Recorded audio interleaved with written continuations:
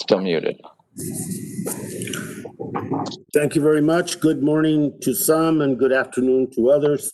The committee should come to order. We are meeting today to consider as many as 19 pieces of legislation. All have been properly noticed and circulated electronically along with copies of timely filed buildings and will be available on the committee repository at docs.house.gov. Late amendments also are circulated electronically. Pursuant to committee rules, members of the committee may submit written opening statements for the record, and I ask that members may revise and extend the remarks in the bills to be considered at this markup and have those remarks included in the record. Without objection, so ordered. Without objection, the chair may also declare a recess subject to the call of the chair. Pursuant to Committee Rule 3I and House Rule 11, Clause 2, I announce that I may postpone further proceedings today on the question of approving any measure or matter or adopting an amendment on which a recorded vote or the ayes and nays are ordered. Documents, amendments, or motion must be submitted to the electronic repository at hnrcdoc@mail.house.gov from a house-maintained email address. Please note, as with in-person meetings, members are responsible for their own microphones, and as usual, members may be muted by staff only to avoid inadvertent background noise.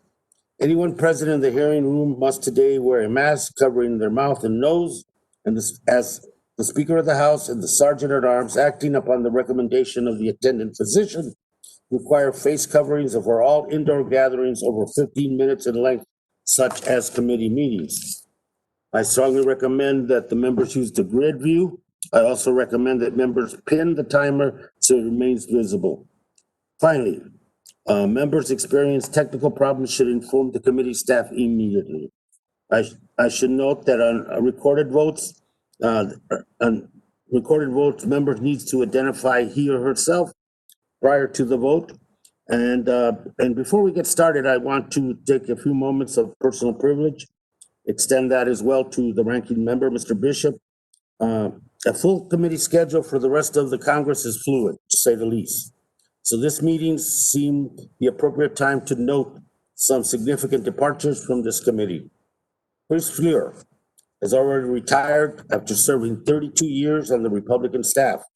Chris filled several roles, including Republican staff director. Most recently, he guided the Republican side on efforts to protect the interests of indigenous peoples in this country. Chris was a dedicated, passionate, but understated professional during his time here. I know members on both sides that relied on his expertise and appreciate his advice and his service.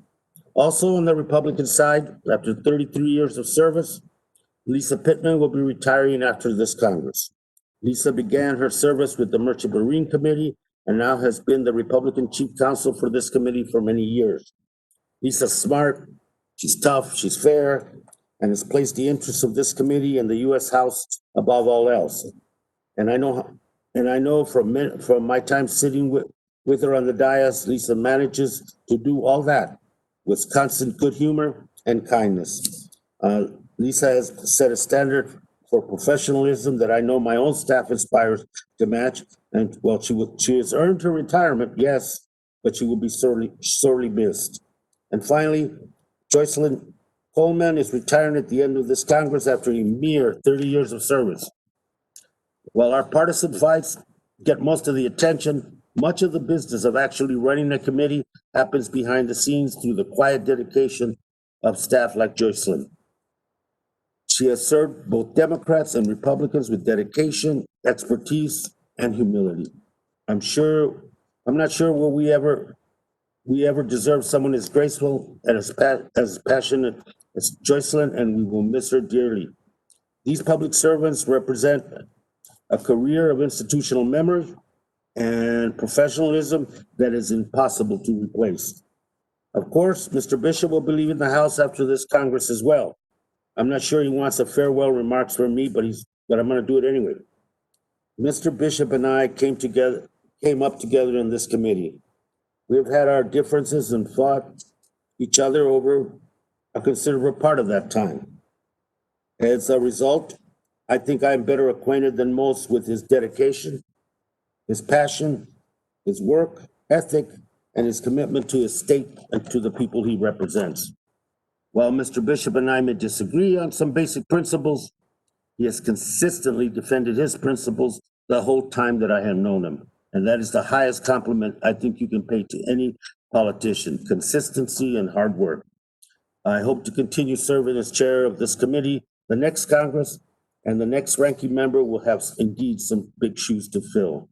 I wish Mr. Bishop and our departing staff very well in whatever comes next for them in their lives, and thank them so much.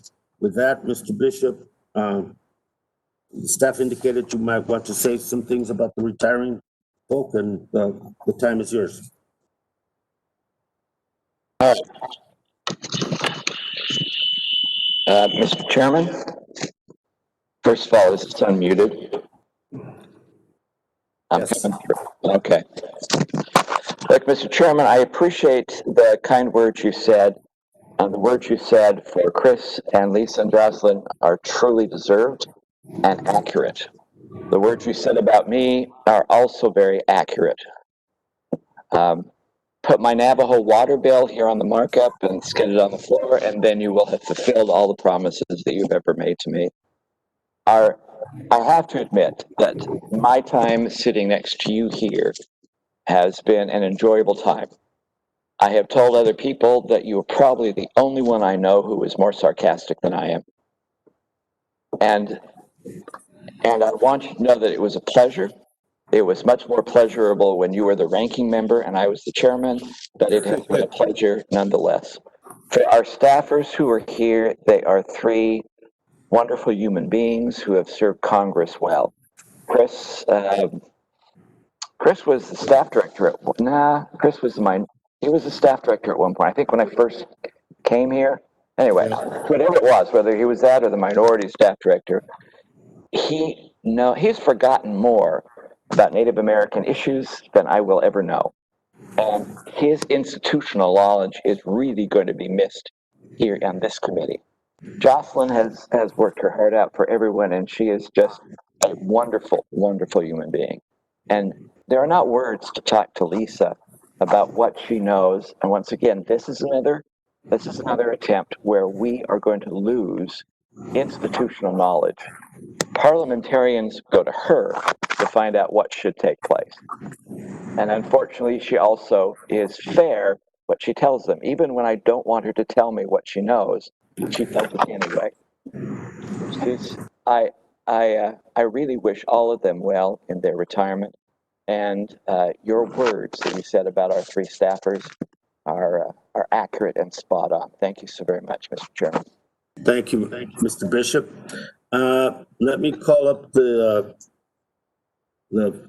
first piece of legislation, HR 733, the Leech Band of Ojibwe Reservation Restoration Act. The item for consideration is HR 33, offered by Representative McCollum.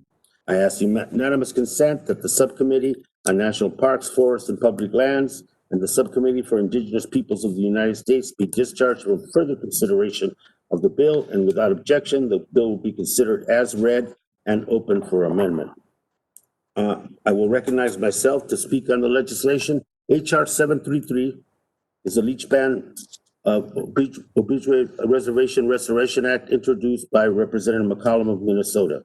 The bill directs the Department of Agriculture to transfer approximately 11,760 acres of federal land in the Chippewa National Forest to the Department of the Interior to be held in trust for the benefit of the tribe. The Leech Band has the largest population of all Minnesota tribe, yet the smallest amount of land available for its use.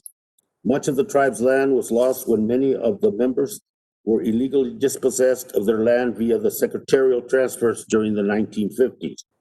The return of this land through HR 733 will assist the tribe in rebuilding its land base, enable the protection of sacred sites, and allow the construction of housing on some of the tracts near the tribe's existing community. I want to commend the tribe for working together with the local electric co-ops on a memorandum of understanding regarding some of the last remaining issues. So this could bring the bill forward to us today in a bipartisan fashion. I urge adoption of HR 733, and I yield back the remainder of my time. Before we consider amendment, does any member wish to be recognized on the bill? Mr. Chair, Stauber from Minnesota. Mr. Stauber, you're recognized, sir. Mr. Chairman, first of all, thank you for welcoming me onto this committee. My district uniquely fits this committee's jurisdiction with vast public lands, more snowmobile and ATV trails than any other district, 5 sovereign Native American tribes, and so much more. As the member of Congress from northern Minnesota, I proudly represent the Leech Lake Band of Ojibwe. And today I am proud to support the transfer of more than 11,000 acres back to the band's rightful control. When Chairman Jackson and Secretary LaRose brought this issue to my attention nearly 2 years ago, I knew this historic wrong had to be righted. The mid-20th century administrative transfer denied Leech Lake those 11,000 acres, adding those parcels of land to the Chippewa National Forest. However, it is crucial this transfer be reversed the right way, meaning electric cooperatives delivering power have the access they need for maintenance. Unfortunately, my colleague from St. Paul, more than 200 miles away from the band, had an oversight in drafting the text of HR 733. This short-sightedness and disregard for all communities in northern Minnesota is unsurprising and has unfortunately become a pattern this Congress. Therefore, I told the band and the rural electric cooperatives that a win-win is imperative. Through a years-long negotiation, I am happy to see a signed memorandum of understanding between Leech Lake and the cooperatives delivering service in the area, which include Beltrami Electric, Lake Country Power, and Crow Wing Power. After receiving and reviewing the memorandum to accompany HR 733, I now support the bill's passage through this committee and urge its swift consideration on the House floor. And I wish to enter the memo into today's record. Thank you, Mr. Chair, and I yield back. Thank you. Thank you, Congressman. Is there any further discussion or debate before we begin the amendment process by any member? Yes, Mr. Chairman, I do. Mr. This is Bishop. Rob. Thank you. HR 733 is another situation where a Democrat is legislating in another member's district without regard for notification or consent. This bill also failed to properly be vetted before introduction and movement by the majority.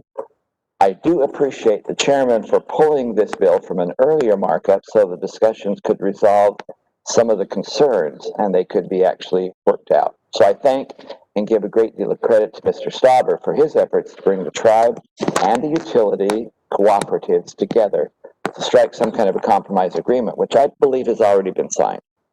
I do however, have concerns, deep concerns regarding the enforceability of this document, but appreciate the willingness of all the parties and Mr. Stauber to try and seek a consensus.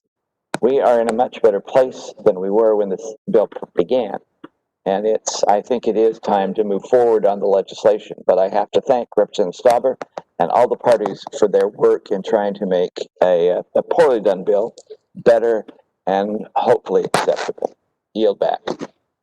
Thank you, Mr. Bishop, and let me join in thanking the Congressman, Mr. Stauber, for convening the necessary discussions between the tribe and the co-ops, and which ended up in the production of the memorandum of understanding. Very much appreciated. Anyone else want to be recognized in the legislation? Seeing and hearing none. The question is on adopting the bill and ordering it favorably reported to the House. I will pause so that members in favor can unmute.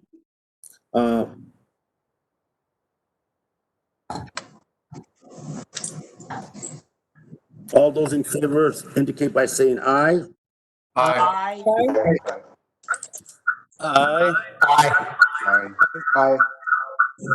Aye. I will, if all members have voted, on this one, members will please mute themselves again, and I will pause so that members opposed can unmute. All those opposed, say no. Thank you. Members will please meet again. In the opinion of the chair, the ayes have it. The bill is adopted and ordered favorably reported. The motion to reconsider is laid on the table. And move on to the next piece of legislation, HR 5598, introduced by Betty McCollum of Minnesota, the Boundary Waters Wilderness Protection and Pollution Prevention Act. I ask unanimous consent that the Subcommittee on National Parks, Forests, and Public Lands and the Subcommittee on Energy and Mineral Resources be discharged from further consideration of the legislation, and without objection, the bill will be considered as read and open to amendment at any point. I will now recognize Chairman Lowenthal to speak on the legislation. Sir, you're recognized for 5 minutes. Ranking member of the committee, they may have you go first, actually. Is that Thank you, Chair Grijalva, for scheduling this markup, including HR 5598, the Boundary Waters Wilderness Protection and Pollution Prevention Act. As chair of the Subcommittee on Energy and Mineral Resources, I am strongly in favor of this legislation and urge my colleagues to vote yes. The Boundary Waters is our nation's most visited wilderness area and was first protected by the Agriculture Department in 1926 before being formally added to the federal wilderness system in the original Wilderness Act of 1964. Protections for the Boundary Waters go back even earlier than that. In 1909, the United States and Canada signed the Boundary Waters Treaty, a commitment from both countries to keep the waters in that area free from pollution. Thanks to these many decades of protection, today's visitors to the Boundary Waters continue to enjoy pristine and crystal clear water, expansive wildlife habitat, and unique recreational opportunities. Yet today, these resources are under direct threat. Shortly after coming into office, the Trump administration made a top priority to unravel years of work and studies, finding that the Boundary Waters could be permanently damaged as a result of copper sulfide mining. Simply put, a copper sulfide mine right next to the Boundary Waters would be an environmental disaster. This is not the same type of mining that people in the region are used to. For this type of mine, it's not a question of will it pollute, but simply when. And once that's started, there will likely be no way to ever stop it. In fact, the Trump administration was so scared of what independent environmental analyses would say that it shut down a Forest Service review on potential mining after nearly 2 years of study and public meetings and thousands of public comments. What we do know is that Representative McCollum's bill, the Boundary Waters Wilderness Protection and Pollution Act, is necessary to ensure that the Boundary Waters, local residents, and visitors do not have to worry about the toxic pollution associated with a copper sulfide mine. I strongly support this legislation and yield back. Does anyone else wish to be recognized in the debate before we begin the amendment process? I do. Go, Sar. Hold on. Mr. Gosar, you're recognized for 5 minutes. Can you hear me, Mr. Chairman? Yes, I can, sir. Okay, thank you again. Once again, we're here again with the majority reciting their favorite mantra. Not this mine, not this place. This legislation would make 234,000 acres in the Iron Range of northern Minnesota permanently off limits to mineral development. Specifically, this legislation is designed to stop the development of the Twin Metals mining project, a promising operation that would have the capacity to generate 180 tons of copper, nickel, cobalt, and platinum group metals over the life of the mine. The facts are, Mr. Chairman, that copper, nickel, and iron mining is the historic lifeblood of the economy of northern Minnesota and has the potential to create thousands of good-paying jobs and can be done in an environmentally safe way. I've had the opportunity to visit this area and can speak to the broad support mining projects have from the local community. From the elected local officials to labor unions, people are eager to see these projects up and running. But as you can see from who the sponsor of this legislation is, it does not have the support from the urban elites in the Twin Cities who represent districts hundreds of miles away from this area. To quote Adam Duwinick, the government affairs director of the North Central States Regional Council of Carpenters, it's really frustrating that people from the Twin Cities try to make decisions on behalf of local communities without being there. In some ways, they're trying to impose their ideology. Legislating in other members' districts has unfortunately become a hallmark of this committee, this Congress. From Alaska to Colorado and even to Arizona, members of this committee have taken it upon themselves to legislate in other members' districts against their strong opposition. My friend from Minnesota, Mr. Stopper, was elected to Congress on the platform of supporting mineral development in northeastern Minnesota. He has a clear mandate from the people of his district to oppose this legislation, and we should listen to him. In addition, HR 5598 is just another example of the myopic, reckless, and hypocritical agenda we have come to expect from our colleagues when it comes to mining. This committee must come to the terms with the fact that our ability to electrify America depends on mining itself. Every renewable energy project and electric vehicle depends on the exact minerals this proposed mining project will develop: copper, nickel, and cobalt.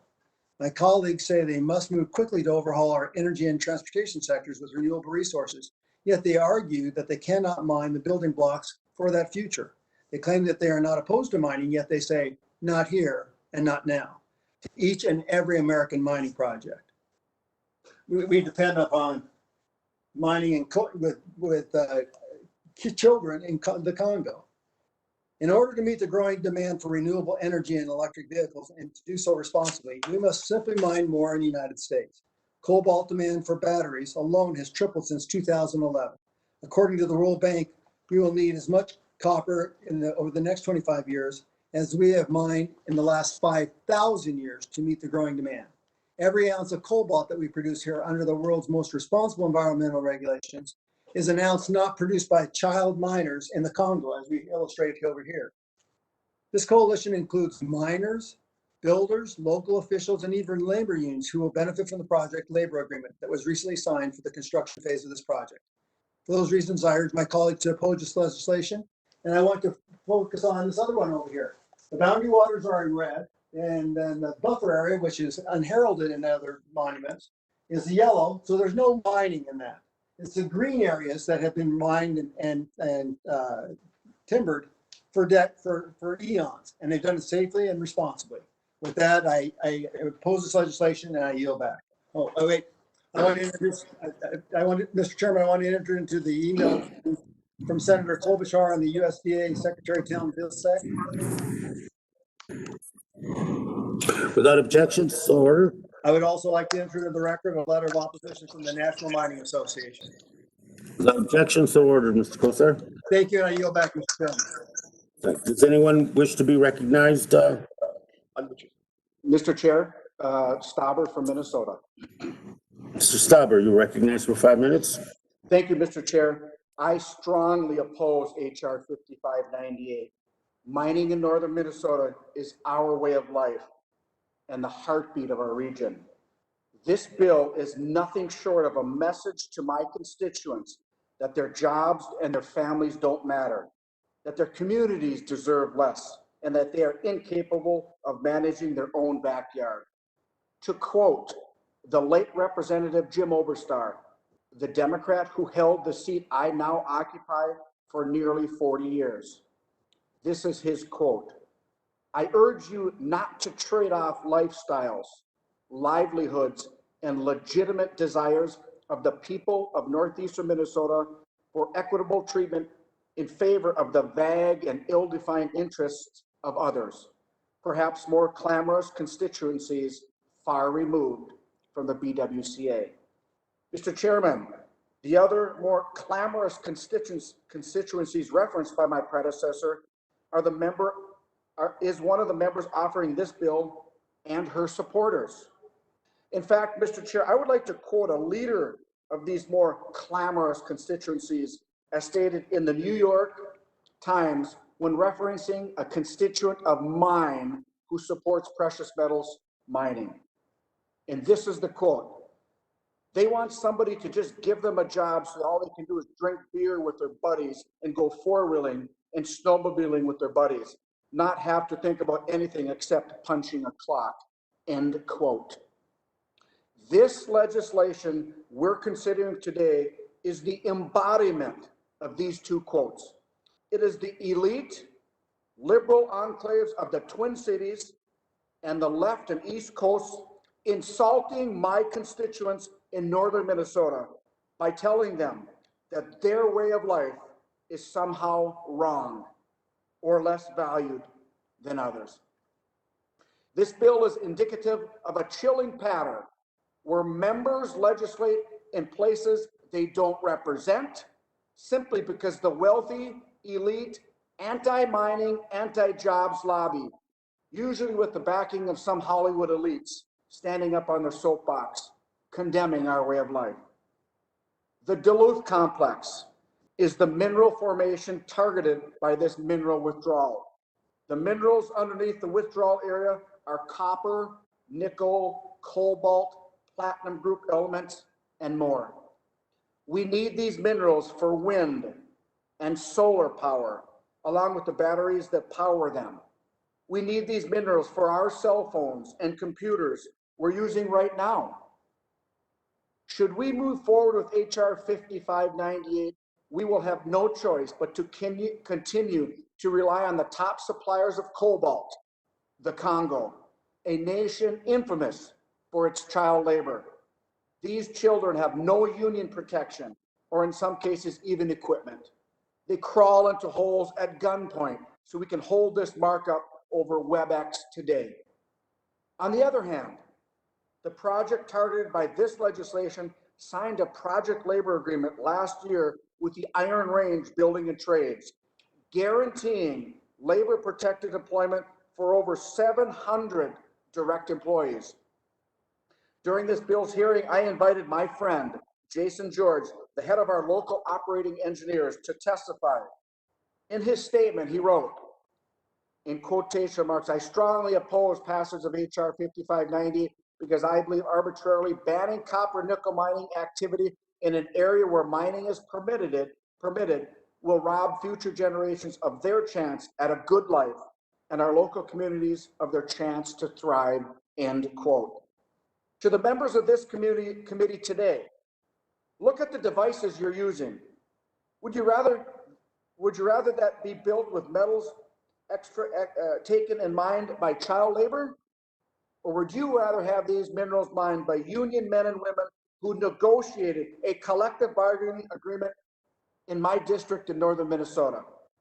Mr. Chairman, I'd like to enter into the record the New York Times article, a summary completed by the University of Minnesota Duluth on the Duluth complex, and the testimony of Jason George from last winter.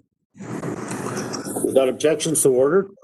Before I close, I would also like to ask, who do you stand with? Those like former Representative Jim Oberstar and myself, or Hollywood and Twin Cities elites who despise my constituents of having a high-wage job and enjoying their lives in northern Minnesota? Thank you, and I yield back. Gentlemen, does anyone else wish to be recognized before we get into the amendment process?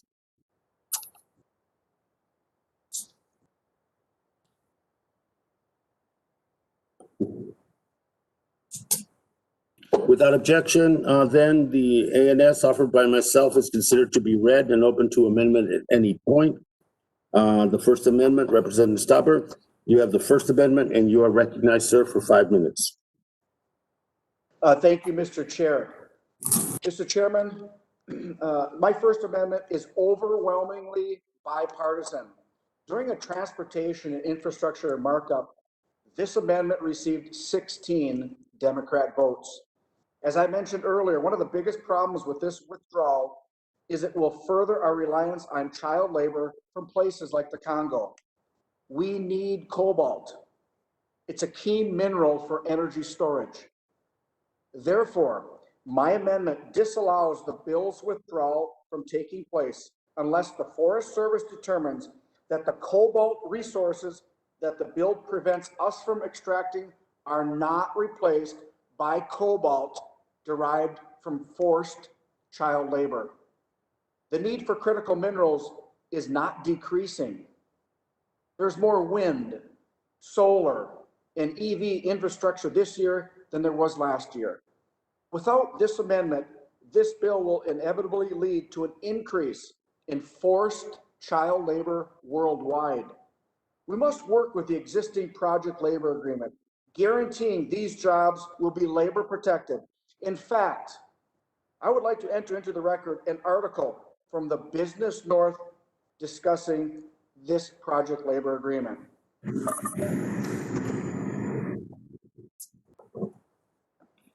Thank you.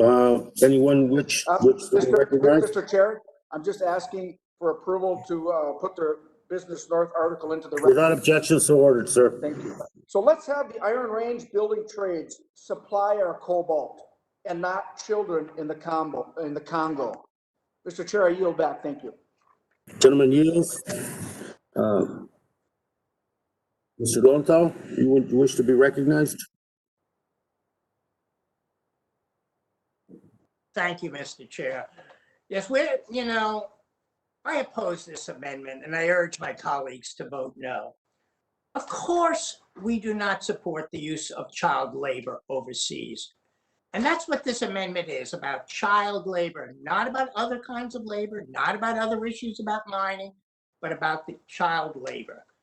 The United States needs to lead the world in the space of responsible mining. And that means adopting the toughest possible standards for human rights, for tribal sovereignty, and for the environment. We should be pushing others around the world to do the same, clearly. But we don't have to destroy one of our own pristine wilderness areas in order to fight illegal child labor practices. That is a false trade-off.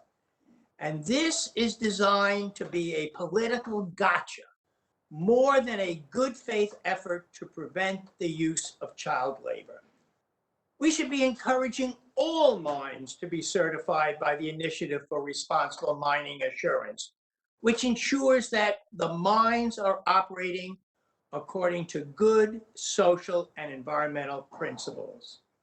And I think that should be extended to domestic mines as well.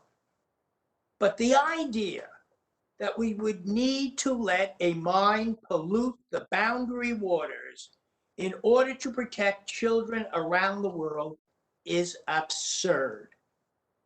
I urge my colleagues to vote no, and I yield back.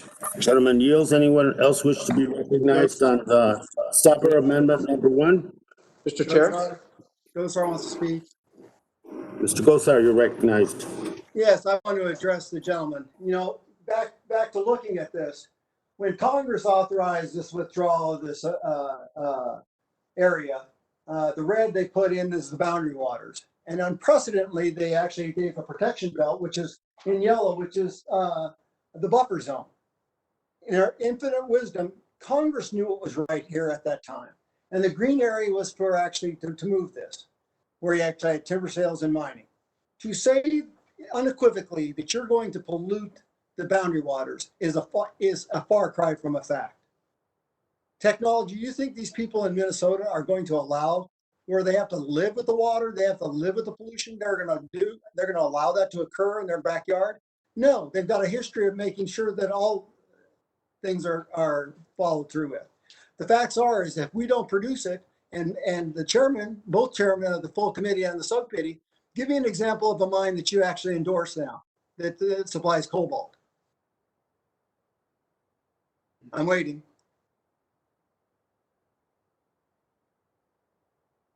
Does the chairman or subcommittee chairman, full committee actually endorse it? Mr. Gosar, if you're yielding back and you're done with your No, I'm 5 asking a minutes. question. I'm asking a question. We say that we're for mining, but we're not here. So I'm asking both the chairman of the subcommittee and the full committee, what are our mine that mines cobalt that you're actually supporting? Mr. Gosar, continue with your comments. I'm not going to engage in the questions, neither Mr. Well, I Lopez. mean, so the ability not to say means that you're against mining altogether. And that therefore we are looking at child labor. This is very similar to blood diamonds. You know, we have to make sure that we're being exemplary aspects. We do mining better than anybody else in the world.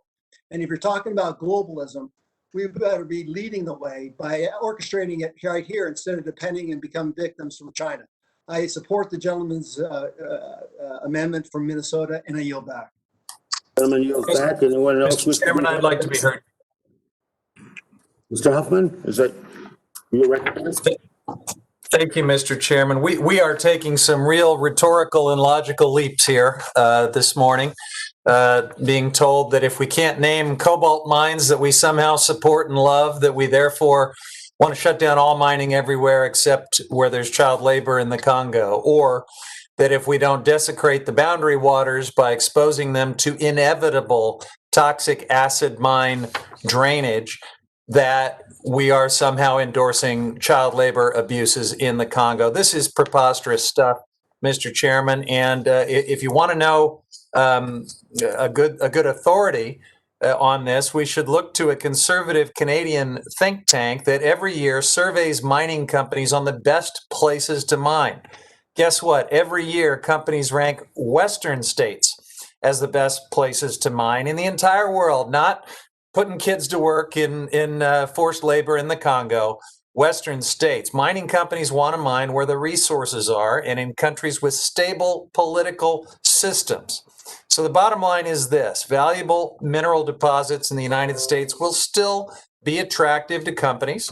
They just don't have to do them in highly sensitive places where they wreck America's most visited wilderness area, like in Minnesota.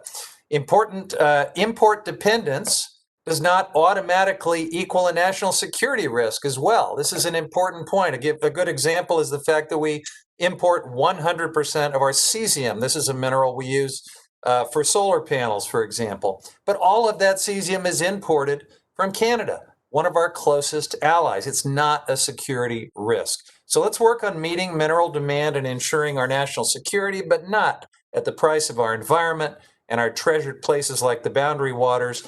And let's not dignify these preposterous false choices that were being given this morning. I yield. Gentleman yields. Anyone else wish to be Mr. Chair? recognized? Mr. Chair? Sir, gentleman's recognized. Mr. Chair, Congressman Stauber from Minnesota. This is the district that I represent. And my colleague just talked about, both of them talked about, it's a false choice. Let me tell you, you talk to those children and the parents in the Congo, I'm sure they wouldn't say it's a false choice to force their kids and children into labor. And my colleague just mentioned Canada. He must be fully aware that just north of this area is a gold mine in Canada and other mining happening. Mr. Stauber, you've been recognized already once on this part of the debate on your amendment. So you don't. I disagree with my colleagues that are against this amendment. Thank you, Mr. Chair. Mr. Chairman, Mr. McClintock, you're recognized. You're muted, sir.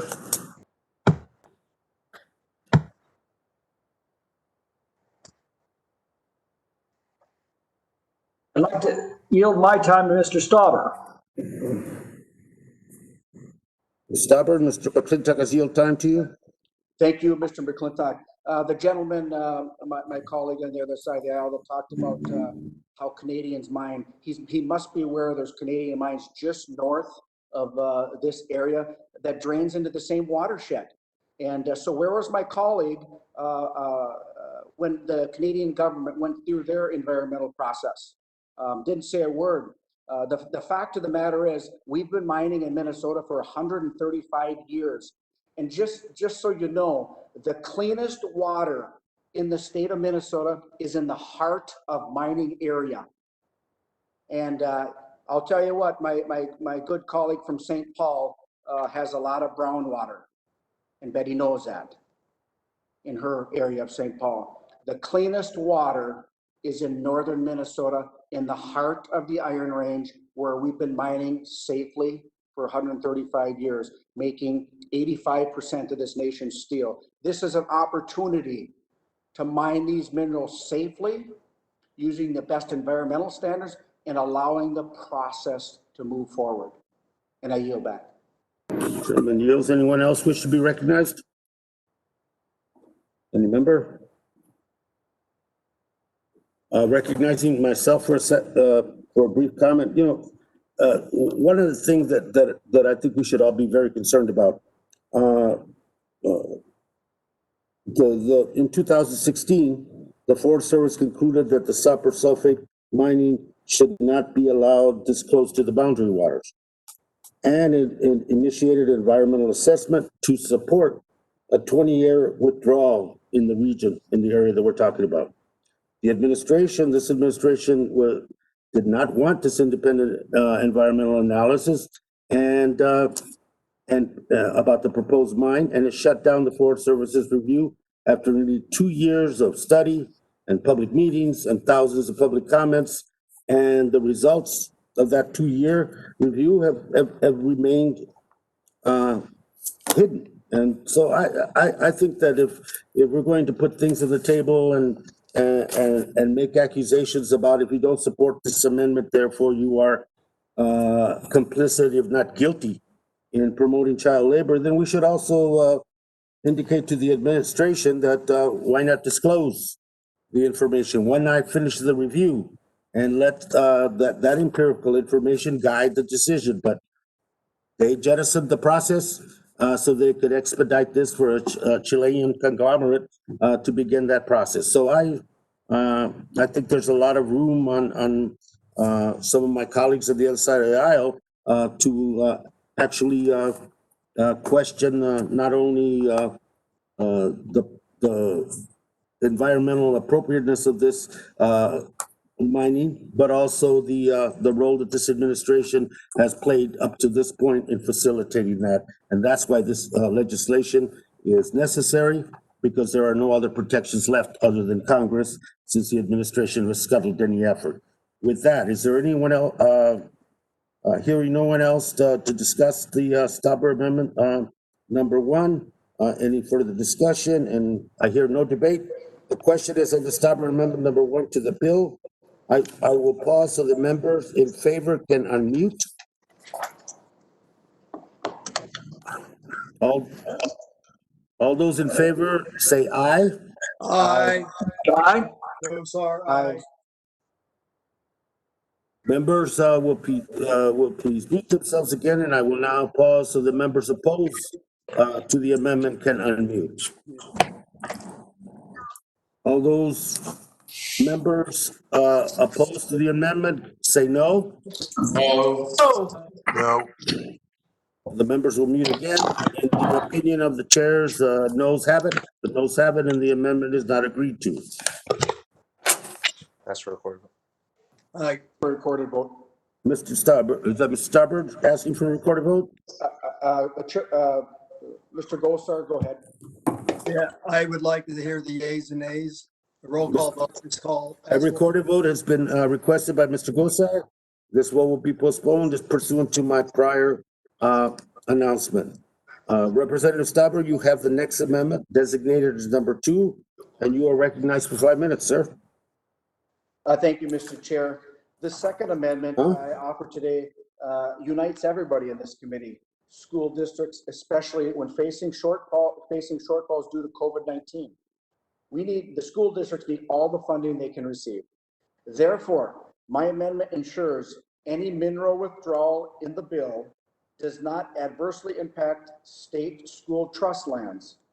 As the members from New Mexico know, even lands adjacent to the withdrawal area that generate revenue can be adversely impacted, let alone these within the withdrawal area. Mr. Chairman, all of Minnesota's more than 862,000 school children receive revenue from mining.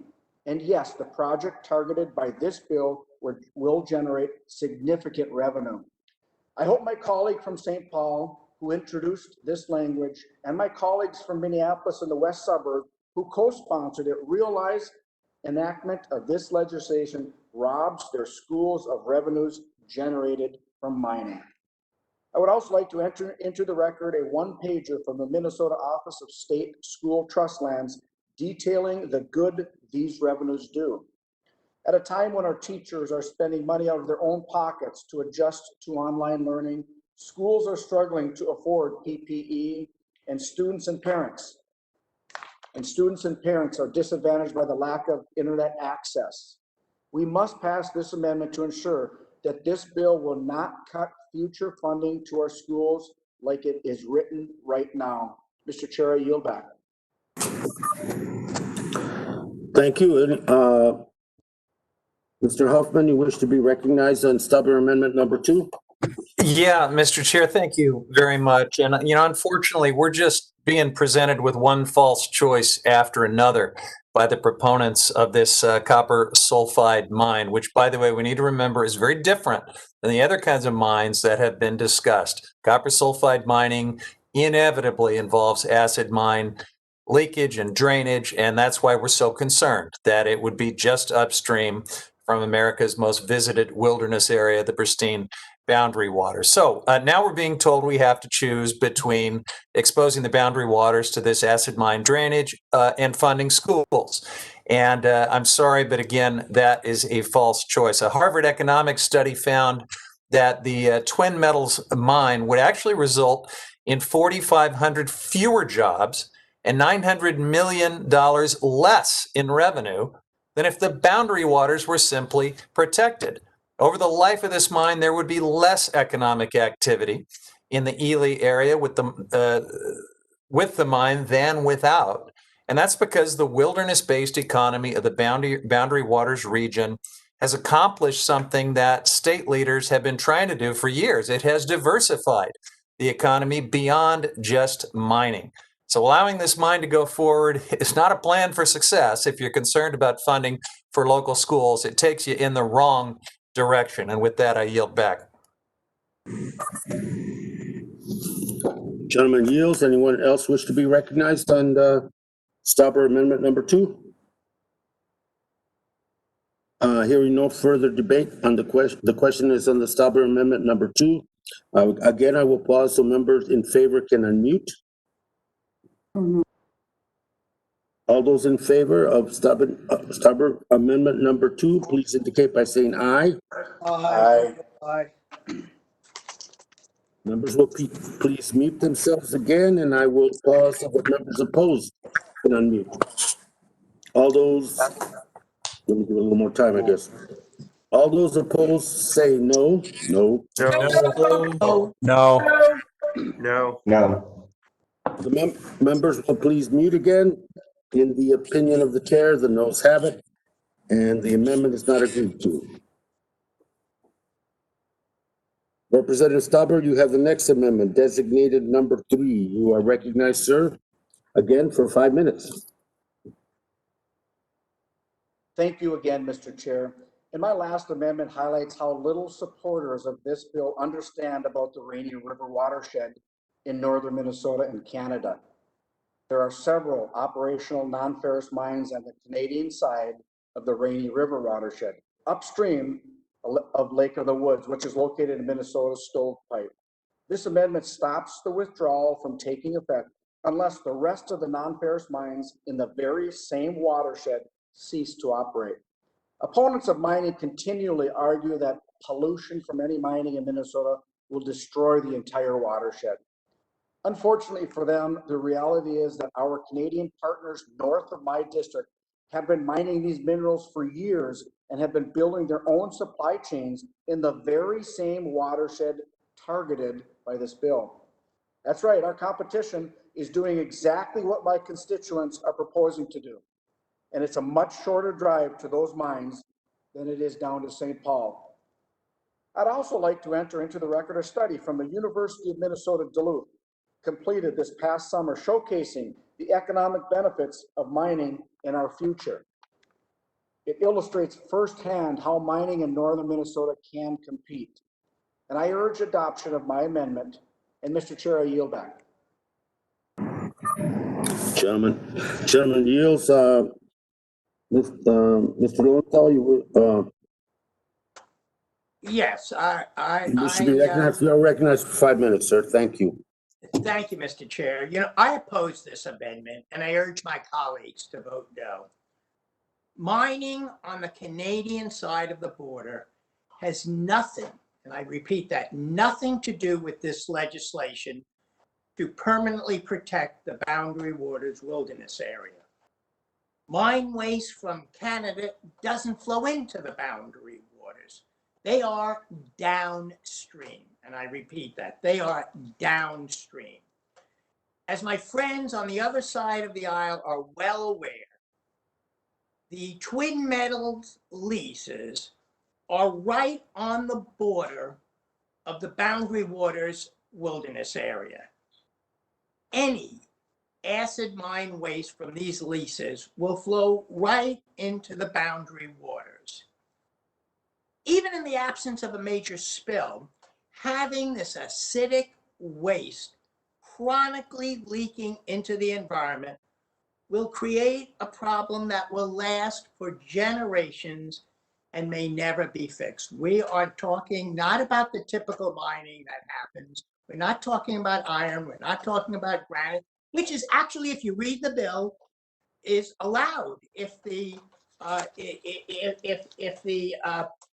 chief of the Forest Service says it's not going to impact the well-being of the boundary waters. It is we're talking about acidic waste that can't be stopped and is destructive to the environment and may never be able to be fixed, as we know. And studies of this acidic waste indicate that it can't be fixed. So this is a perfect storm for destroying the boundary waters, which is the most pristine wilderness area that we have in the United States. It's not worth the risk. I urge my colleagues to vote no on this amendment. And as I point out, we are not against mining. Northern Minnesota has a long history of mining. The bill, if you read the bill, is not against mining. We are talking about copper sulfide mining that has acidic waste that can't be stopped, and it always leaks. I yield back, and I urge my colleagues to vote no on this amendment. Gosar would like to speak. Mr. Gosar, you're recognized on the amendment number 3. Yes. Mr. Stubber. Once again, I'm going to enter in a colloquy with my good friend from Minnesota. But I want to go first to the accusations. Once again, this map shows everything.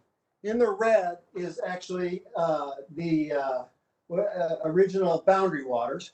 And you see a buffer that encapsulates all the way around it.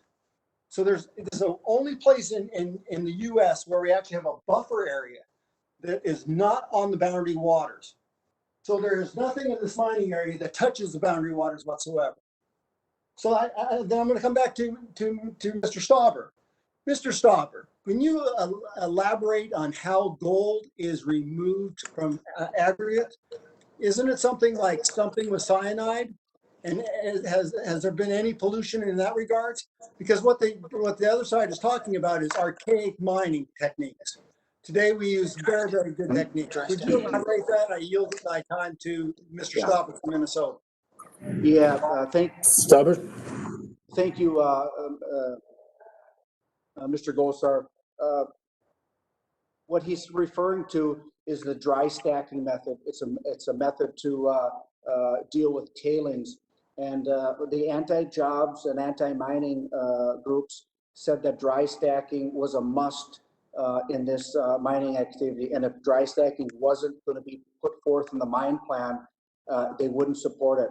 And in the mine plan of operation, dry stacking was put forward. And then the anti-mining, anti-jobs folks moved the needle and now say that's not good enough. Using 21st century technology, we can do it. And by the way, for my colleagues in other states, this is where I live. This is where I work. This is where I raise my family. And this is where I recreate. I will never allow polluting any waters where I live. And I yield back. Gentleman yields. Mr. Gosar, you yield? Yep. Mr. Gosar yields. Anyone wish to be recognized on Stubber Amendment number 3? Recognizing myself for just a brief comment. The latest polling that was done on the people of Minnesota in July of 2020 showed that almost 69% of the people of Minnesota want the boundary watershed permanently protected from sulfate ore mining. And the only study in 2012, a study of U.S. copper mines across the country, found that 13 out of 14 sulfide ore copper mines, 92%, that water collection and treatment failures significantly harmed water quality in the regions in they were located. So, and I think Mr. Lowenthal said something about the legislation. I think it's important. The prohibition, there's no prohibition on mining per se. Does not limit taconite or iron ore mining anywhere in the state of Minnesota. It does not affect sulfide ore mining projects outside the Rainy River drainage basin, and does not interfere with state mineral leasing, state environmental regulations, or state permitting process. State lands, including the Minnesota School Trust lands, are not involved in this withdrawal. So I mention that because I think it's important to get a sense of what the populace in Minnesota feel, and a track record dated as it is, 2012, of the consequences of this type of mining on the water quality in regions. With that, Mr. Chair. who seeks recognition? Mr. Chair, this is Stauber. I just want.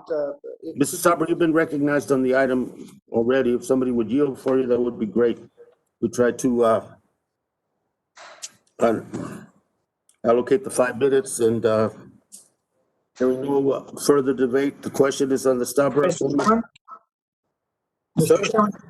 Yes, I'd like to Mr. McClintock? yield my time to Mr. Stauber.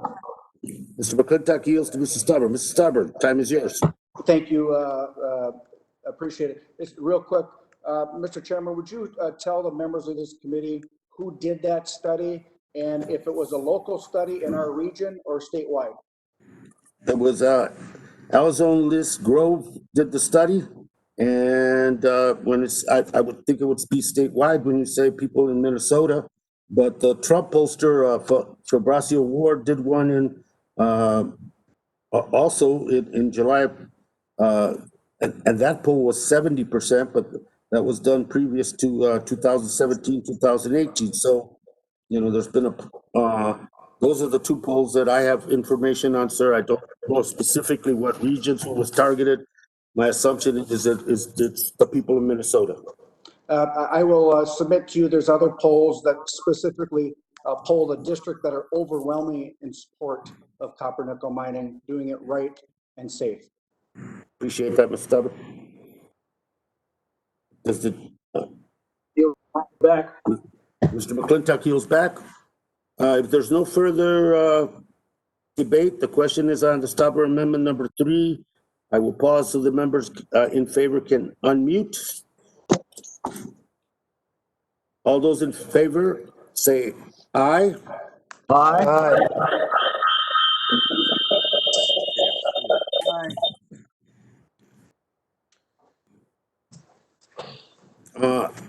Sounded a little like. I asked for a recorded vote. Let me ask for the other vote before you do that, Mr. Gosar.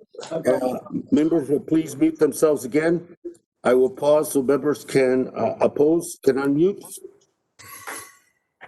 All those opposed indicate by saying no. No. No. Members mute again. In the opinion of the chairs, the noes have it. The amendment is not agreed to. Mr. Chair, I ask for a recorded vote. Mr. Gosar requests a recorded vote, and this will be postponed pursuant to my prior announcement. Representative Gosar, you have the next amendment. Thank you, Mr. Chairman. Can you Designated number one, the 5 minutes, sir, you're recognized. hear me, Mr. Chairman? Yes, I can, sir. Okay, this is a simple amendment that will add to the exemptions from the mineral withdrawal included in this legislation, any material used in the manufacturing of electric vehicles and electric vehicle batteries. As we saw just last week, the governor of California announced that all cars sold in his state must be electric by the year 2035. Knowing that many of my colleagues on this committee represent the state of California, I would think they would want to ensure that an area which is home to promising deposits of materials necessary to produce electric vehicles would not be made off limits from producing these materials. In fact, as I said in my opening statement, every renewable energy project and electric vehicle depends on the exact minerals this proposed mining project will develop: copper, nickel, and cobalt. I, like many of my colleagues, recognize the opportunity that exists in renewable energy development, which is why I'm the sponsor of bills such as the Public Lands Renewable Energy Development Act, which prioritizes renewable energy production on public lands and makes it much more achievable. I, however, must continue to challenge my colleagues on the Democratic side to recognize that these renewable energy technologies are not achievable over the long term if we continue to make off-limit large deposits of materials we need that can be produced responsibly here in the United States, as this bill does. This amendment will ensure that this bill does not hinder our ability to produce the materials we need for our energy future. I ask my colleagues to support it. Once again, let's go back to the map. Boundary waters, no-go. Buffer, protection, no-go. Green has been always used. It's a go. It's been done responsibly. It can be done continually. And in Mr. Stauber's back door, Minnesotans pride themselves in doing it right, keeping the cleanest water in the area, as he stated. With that, Mr. Chair, I yield back. Gentleman yields. Anyone wish to be recognized on the pro-California amendment of Mr. Gosar? Mr. Chairman. Mr. Levitt? Well, thank you, Chairman Gahalva. I appreciate the opportunity to work with Mr. Gosar on the bill he just mentioned, Public Land Renewable Energy Development Act, but I do oppose this amendment, and I urge my colleagues to vote no. I am incredibly proud, first and foremost, that in California, we are leading the way on zero emission vehicles. And as Mr. Gosar correctly stated, recent executive order that by 2035, all new car sales will be zero emission vehicles. Essentially, what that does is implement a bill that I've been working on with my colleague, Senator Merkley, for the Zero Emission Vehicle Act across the country. Little slight differences, but similar idea, which is to drive down the cost of electric vehicles as much as we can, to reduce harmful carbon pollution, and to dramatically improve public health. But I think it's important to acknowledge that we can't push EV technologies forward while ignoring the negative impacts that mining has on communities, on water, and the environment. It goes back to what my colleague, Representative Huffman, was discussing with regard to a false choice. I think clean energy and electric vehicles are only as clean as the methods we use to produce them. So we have to be extremely conscientious about that. And the proposed Twin Metals mine is a direct threat to the pristine water, clean air, and healthy forest ecosystem of the boundary waters. And allowing this mine to go forward just isn't worth the risk to this very treasured, very special place. So again, I encourage my colleagues to oppose this amendment. Thank you, Mr. Chairman. Yield back. Thank you, Mr. Levin. Gentleman yields. Anyone wish to be recognized on Gosar amendment number 1? Hearing no further debate, the question is on Gosar amendment number 1. Again, if the members in favor would please unmute. All those in favor indicate by saying aye. Aye. Aye. The members will please mute themselves again, and I will pause so the members opposed can unmute. All those opposed indicate by No. saying no. No. No. No. No. Members, please mute again. In the opinion of the chairs, the noes have it, and the amendment is not agreed to. Mr. Chair, I ask for a Chairman. recorded vote. This is Gosar. Mr. Gosar, I ask for a recorded vote. the gentleman has requested a recorded vote, and the vote will be postponed pursuant to prior announcement. Representative Graves, you have the next amendment designated number 1, and you're recognized, sir. You got a little time to relax. Okay. Thank you, Mr. Chairman. Can you hear me? Yes, sir. Thanks. Mr. Chairman, this is Graves number 1, and the very simple amendment. What this does is it bars the withdrawal of areas unless and until there is a local referendum to actually determine what the local residents want. And Mr. Chairman, the amendment is, the referendum is not binding. It's just something that would be taken into consideration by the secretary to make an informed decision. And so just to be clear, it's Ellie, Babbitt, and Winton. These are the 3 communities, and there would be a local referendum among the communities just to provide another data point to the secretary to actually make a decision on the withdrawals. It's not dictating. It is, again, just a data point to help inform the decision.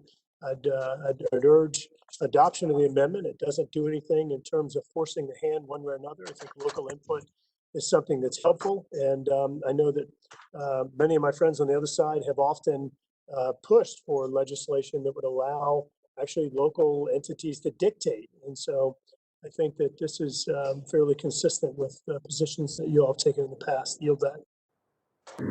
Gentleman yields. Mr. Chair? Mr. Aye, Lowenthal. Mr. Lowenthal, you're recognized. Thank you, Mr. Chair. I oppose this amendment and urge my colleagues to vote no. This is a more complicated, and there's a lot going on with this amendment, so I'm just going to limit my statement to a few points. First of all, this referendum idea is simply unworkable. And with that, the idea, and I think it's important, about local opinion on this issue, I'd like to point out 2 polls that were recently done. One, a poll from Fabrizio Ward, which is a firm that was founded by Republican pollsters, showing that in Minnesota's 8th congressional district, sulfide ore copper mining near the boundary waters is opposed by a 17-point margin, with 56% of the respondents expressing opposition and only 39% expressing support. Statewide opposition is even more dramatic if we look at it. In a recent poll by ALG Research, which was just completed in July of 2020, 62% of Minnesotans oppose the mine, while only 23% support it, a ratio of nearly 3 to 1. Even Republicans in Minnesota oppose this mine by, granted, a smaller amount, but they oppose this mine by a 3-point margin. The mine is wildly unpopular in Minnesota, and it's also opposed by a strong margin among the residents of this region. The people in the congressional district support protecting the boundary waters, not a mine right on its border. I would point out that we have numerous letters of support for this bipartisan legislation from local residents, from tribes, from businesses, including, give you some example, the group Kids for the Boundary Waters, the Minnesota Chippewa Tribe, the Minnesota Conservation Federation, Minnesota Trout Unlimited, Sportsmen for the Boundary Waters. The amendment is presenting a false choice. Communities don't have to choose between jobs, promoting renewable energy, and preserving pristine environments like boundary water. The wilderness-based economy of the boundary waters and that region has accomplished something that state leaders have been trying to do for years. Diversify the economy beyond just mining and generate a tremendous amount of income. Allowing this mine to go forward just isn't worth the risk to this treasured special place. I urge my colleagues to vote no on this amendment, and I yield back. Any further discussion on the amendment? Chairman yields. Mr. Chairman, Congressman Stauber here. Congressman, you're recognized, sir. Thank you very much. I support my colleague's amendment. The cities of Ely, Winton, and Babbitt would overwhelmingly support this mine without question. As I said, I live here and I'm on the boots on the ground. You can put whatever poll you want, and you know you can write polls to skew it to your advantage. But let me tell you something. These blue collar, middle class union jobs, we deserve to have good paying jobs and mine these minerals that the good Lord put in our earth. And I want to remind my colleagues that Congressman Jim Oberstar, who served in Congress for 40 years, he was so far ahead of his time when he said, do not take our livelihoods away if you're going to make this wilderness. And what he was talking about was timber harvesting and mining these minerals that we are richly blessed with, and minerals that we need and can help with our supply chain dependency. And I yield back. Gentleman yields. Anyone else want to be recognized for the discussion on the amendment, Graves number 1? Gosar. Mr. Gosar, you recognized, sir. Yeah, I just want to point out, we're throwing polls out right and left, and how good were the polls in 2016? They were off. Because when you poll somebody, you can always get the results you want by the way you offer the question. I'll give you another reference. In Arizona, Mr. Chairman, our home state, the question was asked of Arizona residents about the withdrawal of the Grand Canyon, territory of about 1 million acres next to the Grand Canyon. And they overwhelmingly, 70% said that they were for the withdrawal. But when the question was asked fairly, saying, listen, you can have both, they overwhelmingly said they voted for keeping it the way it is. So it goes both ways here. Now, the gentleman from Minnesota, I want to ask you a question on the money that's driven from recreation. Is it all or none? It doesn't seem like that's the case here. We can have our cake and eat it too. Number 2 is, the jobs that come with mining, are they low-paying jobs like most of the tourism-type jobs are? Because when I was there, the residents of Ely were very emphatic, saying, listen, we need these jobs as a core because we can't carry on with just the tourist-type jobs because they're lower paying, they're not incentive-driven, they don't have benefits. And that's what I'm very concerned about, because as I understand and talk to these companies and these unions, they're very well paid. They have benefits.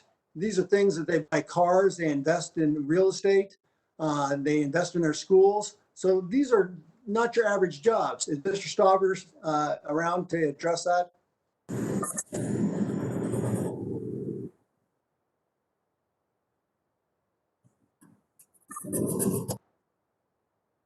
Well, Stubber, Mr. Gosar has yielded to you.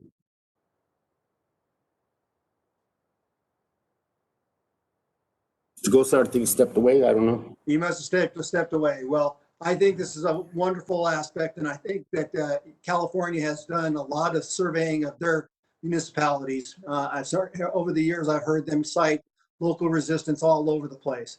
So I think this is a wonderful amendment. I think it gives a quantitative directive that people are not are bound But when they cast their vote, which we all think is sacred, it is a more duplicative and more substantial verdict about where these people that have this in their backyard feel. So I support the Graves Amendment and would yield back. Thank you very much, Mr. Gosar. Let me recognize myself for a second.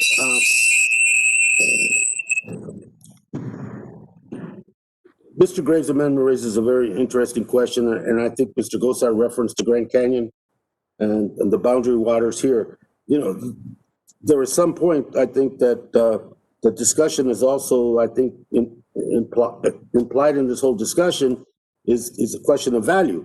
The value of a Grand Canyon, a Yellowstone, a boundary waters have not only localized, somewhat provincial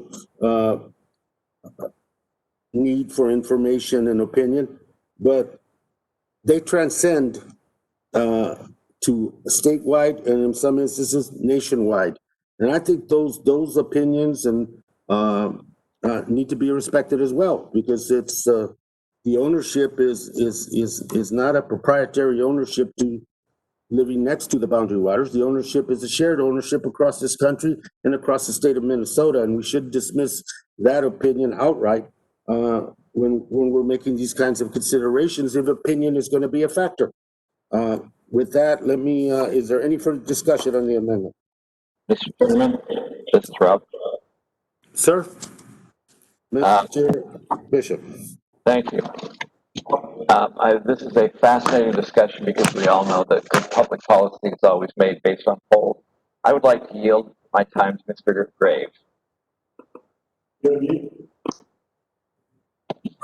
Mr. Chairman, my friend from California, Mr. Lowenthal, cited a couple of polls. I just wanted to inquire as to who commissioned those polls.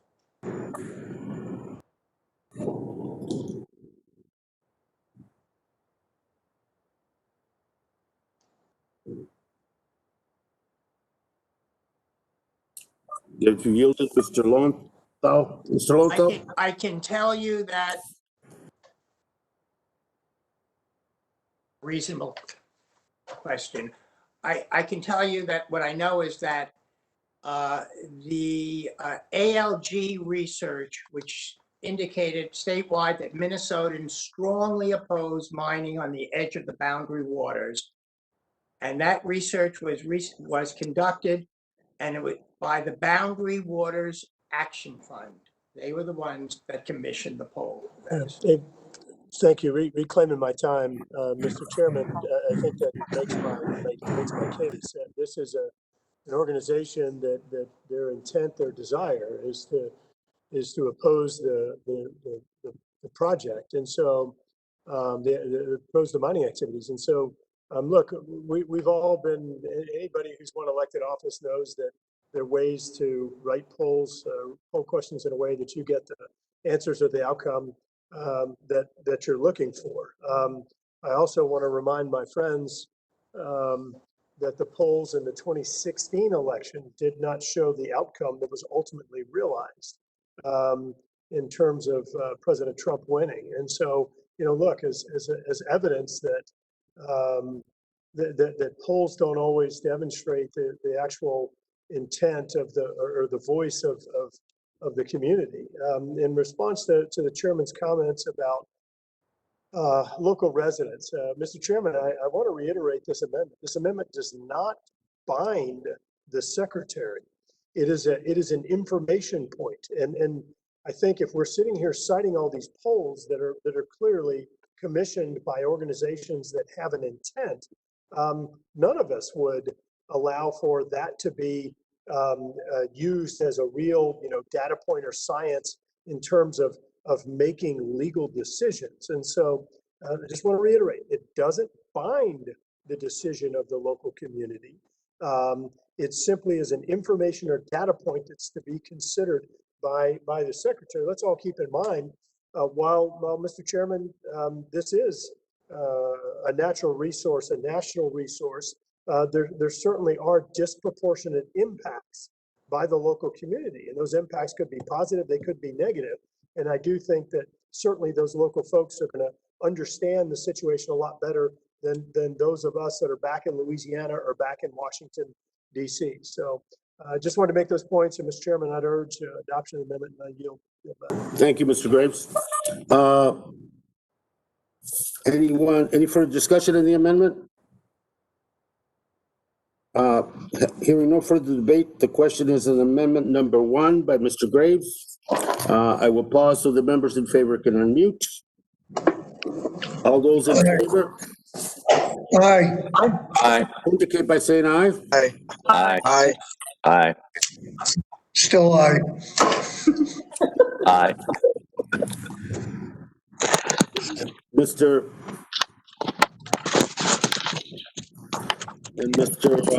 Bishop's distinctive voice voted 3 times, sir. Who's counting, right? Members will please mute themselves again, and I will pause so that members opposed can unmute. All those opposed say no. No. He's muted. No. Members will please mute again. And the opinion of the chair is the noes have it. The noes have it. The amendment is not agreed to. Yes, sir. I request a recorded vote. I didn't hear. Here, Mr. Graves requested a recorded vote. Okay. A recorded vote has been requested. This will be postponed pursuant to my prior announcement. Mr. Chairman, just a point of information. Thank you. Yes, Mr. Bishop? Yeah, obviously, don't the votes of those who actually are in the committee hearing count triple what the rest of you who are hiding count? Yes, maybe hiding, but ready to pounce, Mr.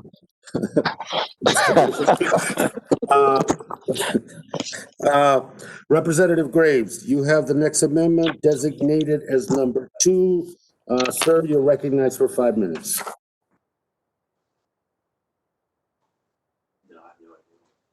Thank you, Mr. Chairman. Mr. Chairman, this is amendment number 2. But once again, a pretty simple amendment. It simply inserts text that says that the removal has undergone state and federal environmental review and is consistent with state and federal environmental laws. I think that under the base text of the bill, there could be some it's sort of a pre-decisional type approach where it's determining an outcome without actually going through the scrutiny of many environmental laws that I know many of you hold in very high regard, and of course I do as well. And so once again, just asking for that type of information to provide a data point to make an informed decision rather than doing something that otherwise would be considered pre-decisional.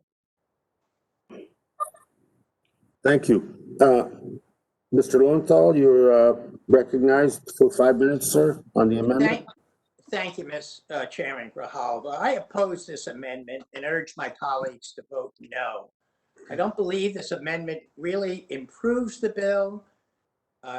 Instead, it removes the requirements to specifically protect water quality, air quality, So they're gonna have limited. and healthy forest habitats in areas around the Boundary Waters Wilderness. But I want to thank the gentleman, and I think he from Louisiana, because for his endorsement of bedrock environmental statutes like the National Environmental Policy Act, NEPA, and the Endangered Species Act. And I'm glad that he raised about environmental protection. But let's look at the facts. In 2016, the Forest Service concluded that copper sulfide mining should not be allowed this close to the Boundary Waters. And at that point, they initiated an environmental assessment to support a 20-year withdrawal in the region. Now, let's talk about this assessment. This assessment had been going on for a number of years.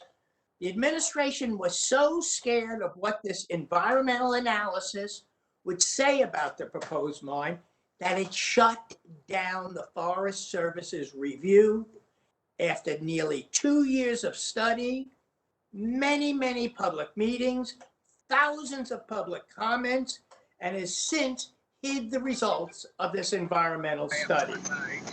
On top of this, Secretary of Agriculture Sonny Perdue promised Representative McCollum in sworn congressional testimony that the study would be allowed to continue. He broke that promise. This study has been hidden, stopped. The environmental review that you have asked for has stopped by this administration.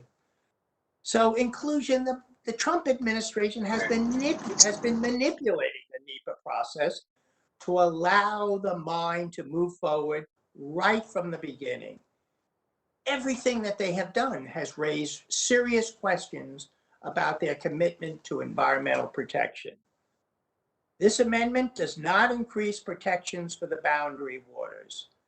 Instead, let's make sure that the administration releases the environmental study that it had been studying for over 2 years with the community.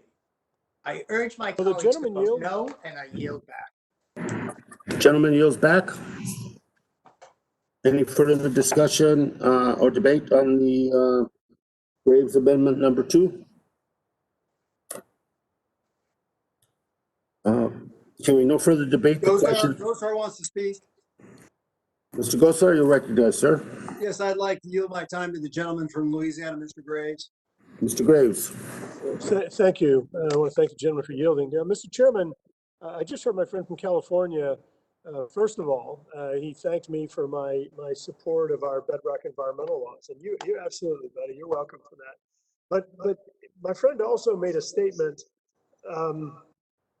where he said that this amendment would remove the consideration or looking at the impacts on air quality and water quality. I'm a little baffled by my friend's comments. Is my friend from California suggesting that under existing environmental laws such as NEPA, that air quality and water quality are not considered? Because if that's the case, I sure would perhaps like to do legislation with him where we could codify that exclusion, where air quality and water quality considerations are not part of a NEPA review, and therefore defer back to what I believe is a better approach, is allow our state environmental laws in many cases to take precedent. So I guess I'd love to work with my friend from California on that legislation and codifying his understanding of environmental laws that exclude consideration of air quality and water quality in environmental impact statements, environmental assessments, or other implementation of federal environmental laws.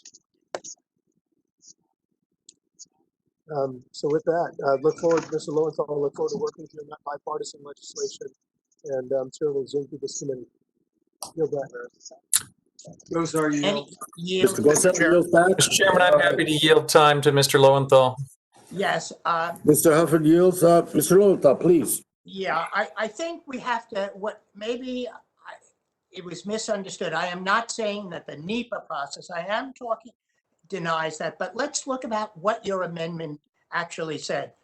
Your amendment said, Amendment 2, strike lines 17 through 19 and insert determines that the removal has undergone state, federal environmental review and is consistent with state and environmental laws. And I applauded you for dealing with state and standing up. But what were lines, what did you withdraw?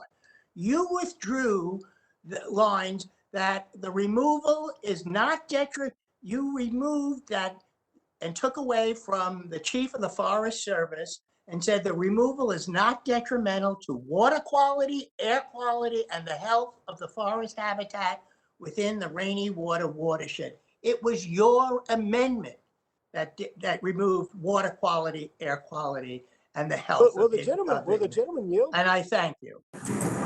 And I yield back. Mr. Huffman, you yield back. Mr. Huffman yields.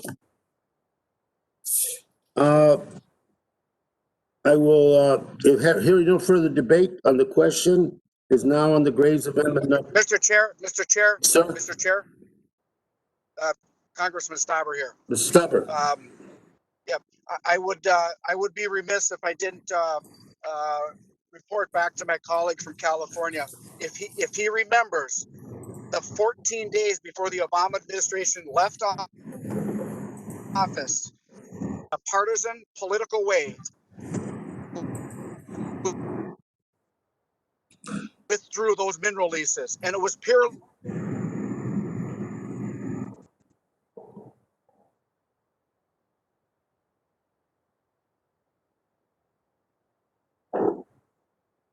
Mr. Stauber, it's kind of hard because you're in a vehicle. It's kind of hard to get the full context of what you're talking about, to say the least.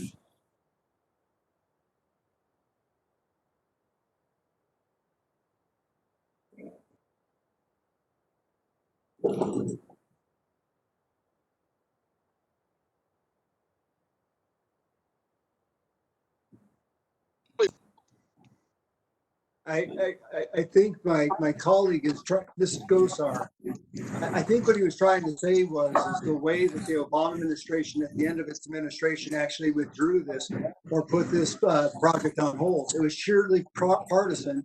And really, you're going to go through this process through a normal NEPA regardless of that. So it was a needless hurdle. It was done politically, expediently by the Obama administration. And I think that's what my friend from Minnesota is stating. Thank you for the interpretation, Mr. Gosar, because it was difficult to hear Mr. Stauber in the vehicle. I will now, is there any, hearing no further debate? On the question is on the Graves Amendment number 2 to the legislation. I will pause for members in favor so they can unmute.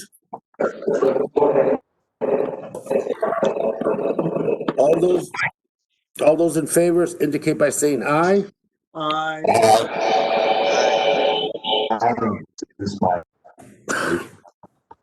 Members could please mute themselves again, and I will pause so that members opposed can unmute. All those opposed indicate by saying no. No. No. In the opinion of the chair, the noes have it. The noes have it. The amendment is not agreed to. The ANS to HR 5598. Roll call vote. You, Roll call vote, please. Mr. Gosar heard. A roll call has been called on the Graves Amendment number 2. As this vote postponed pursuant to prior agreements. The ANS to HR 5598 and the final passage votes will also be postponed as per prior directions. I'm now calling up the measure HR 1964, the item for consideration, HR 1964 offered by Representative Butterfield. I ask unanimous consent that the Subcommittee for Indigenous Peoples of the U.S. be discharged from further consideration of the legislation, and without objection, the bill will be considered as read and open to amendment. I will now recognize myself to speak on the legislation. HR 1964 will extend federal recognition to the Lumby tribe of North Carolina and make its members eligible for the same services and benefits provided to members of other federally recognized tribes. Federal recognition is the formal establishment of a government-to-government relationship between the United States and a tribal nation. Its importance to tribes cannot be overstated. Official recognition allows a tribe to establish a homeland and to take that land into trust to be protected for future generation. This in turn allows the tribes to manage its own resources and gives them control over local jurisdiction and taxation issues. Recognition is also entitles tribal people to distinctive benefits, including eligibility to participate in many federal programs, including programs for healthcare and education. In other words, recognition is necessary for a tribe to fully exercise its sovereignty and to protect the health, safety, and welfare of its members. Federal recognition also means respect. It's a recognition of and respect for the tribe's culture, heritage, and traditions. Respect for their ancestors, victories, and struggles, and the recognition of their people's place in the history of this nation of ours. That's why enactment of this legislation is so vital to the Lumby people. With approximately 60,000 members, the Lumby tribe is the largest tribe in North Carolina, as well as the largest tribe east of the Mississippi River.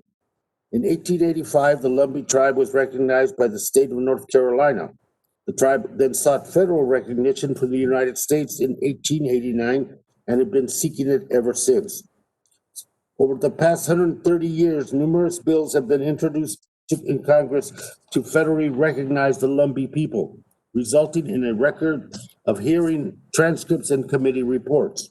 In addition, numerous studies have been undertaken in academia on Lumby ancestry, and reports have been requested and filed by the Department of Interior on the tribe's validity. All of these documents consistently conclude one thing: the Lumby people are indeed a distinct, self-governing Indian community that has been continuously and undeniably present in the Robeson County area. In 1955, the Lumby tribe again sought federal recognition. Unfortunately, this was during the era that was known as the termination era, when the U.S. government sought to terminate relationships with tribal governments and force the assimilation of indigenous people into mainstream American society.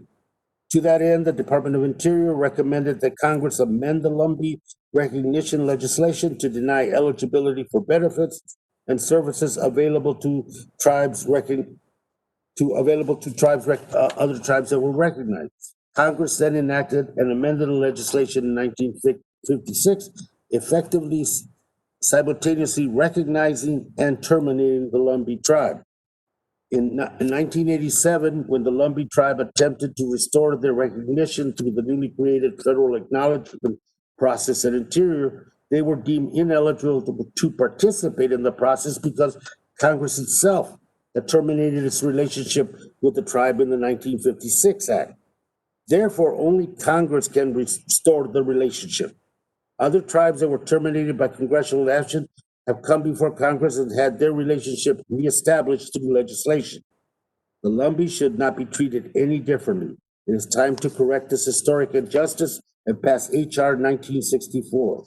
Sovereignty, self-determination, and self-governance is way overdue that these rights be extended to the Lumby tribe of North Carolina. And with that, I yield back. Before we consider any amendments, does any member wish to be recognized on the legislation?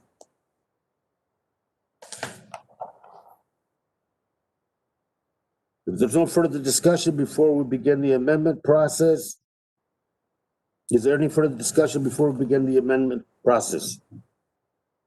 Without objection, the ANS offered by myself is considered as read and open to amendment at any point. Are there any amendments to the legislation? If there are no amendments, the question is on adopting the ANS. I will pause so members in favor can unmute. All those in favor say aye. Aye.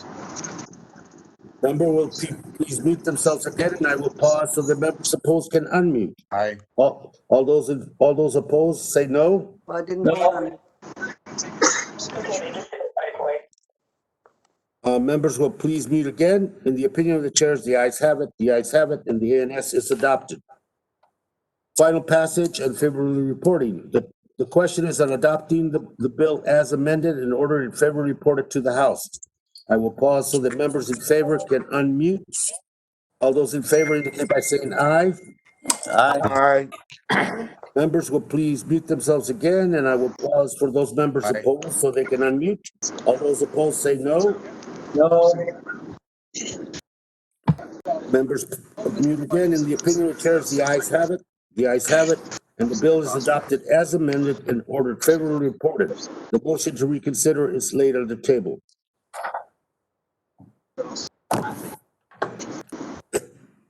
Now we move to HR 3225.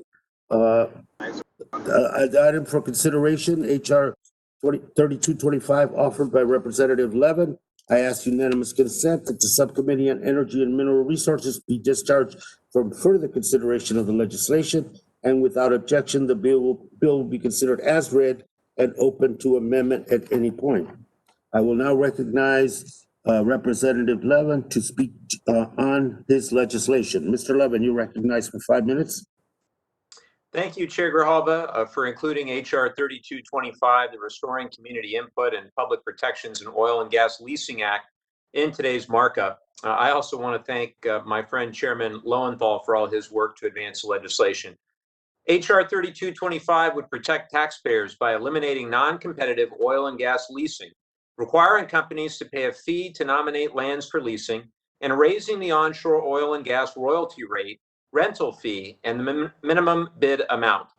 Currently, our oil and gas leasing program provides a sweetheart deal for the oil and gas industry at the expense of the American taxpayer.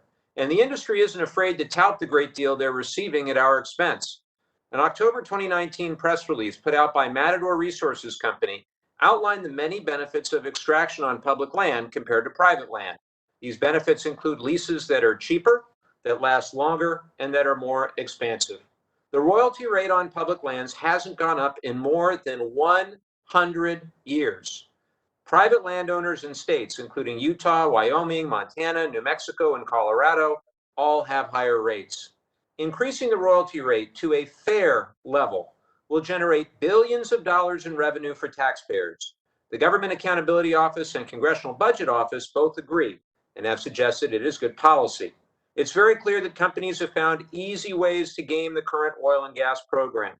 A November 2018 New York Times article described how a London-based oil and gas company secured the drilling rights to more than 60,000 acres of federal land at bargain basement prices by nominating them for sale and then scooping them up via a non-competitive lease.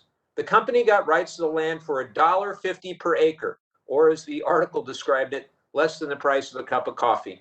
A surge in lease sales under the Trump administration has made these giveaways possible. When more acreage is put up for sale, more acreage is available non-competitively after it doesn't receive a bid. As a result, the oil and gas industry is sitting on more than 11 million non-producing acres of public land. These policies have real consequences. It's much more difficult for that land to go to other important uses like recreation and conservation. The status quo cannot continue. We need to ensure that taxpayers get a fair return. While the Trump administration enacts these policies to support industry, it also has abandoned communities impacted by oil and gas development by cutting them out of the land management decision process. HR 3225 seeks to address the administration's actions by encouraging public participation in the leasing process. It requires the federal government to proactively work with state agencies, private landowners, local governments, tribal communities, and other stakeholders. Oil and gas drilling can be detrimental to nearby communities. It degrades air quality, can pollute local water sources, and can have long-term impacts on residents' health. To force these consequences on communities without adequate engagement is beyond irresponsible. It's just plain wrong. The Trump administration continues to undermine community consultation requirements as it seeks to blow up NEPA, most recently with its proposal to roll back the rules for oil and gas drilling on U.S. Forest Service lands. That proposed rule excludes the public from the process that determines which lands are managed by the agency and which will be open for oil and gas extraction. It's an echo of the efforts we're seeing all across resource agencies under this administration, and it's unacceptable. Ultimately, the current system is rigged for the benefit of the oil and gas industry to the detriment of most Americans. My legislation begins to change that. However, you may hear my colleagues across the aisle inaccurately claim that some of the common sense fixes in my bill are too difficult, unworkable, or detrimental. For example, they may say that shortening lease terms from 10 years to 5 years does not give companies enough time to work through the Bureau of Land Management's red tape. I would respond that the long lease gives companies more time to collect information about surrounding resources, thus incentivizing them to start production later. That is a timeline that favors industry over the taxpayer. My colleagues on the other side may also say that eliminating non-competitive leasing will hurt taxpayers by reducing revenue. I would respond that the CBO only found 3% of non-competitive leases issued between 1996 and 2003 were developed by the end of their primary term.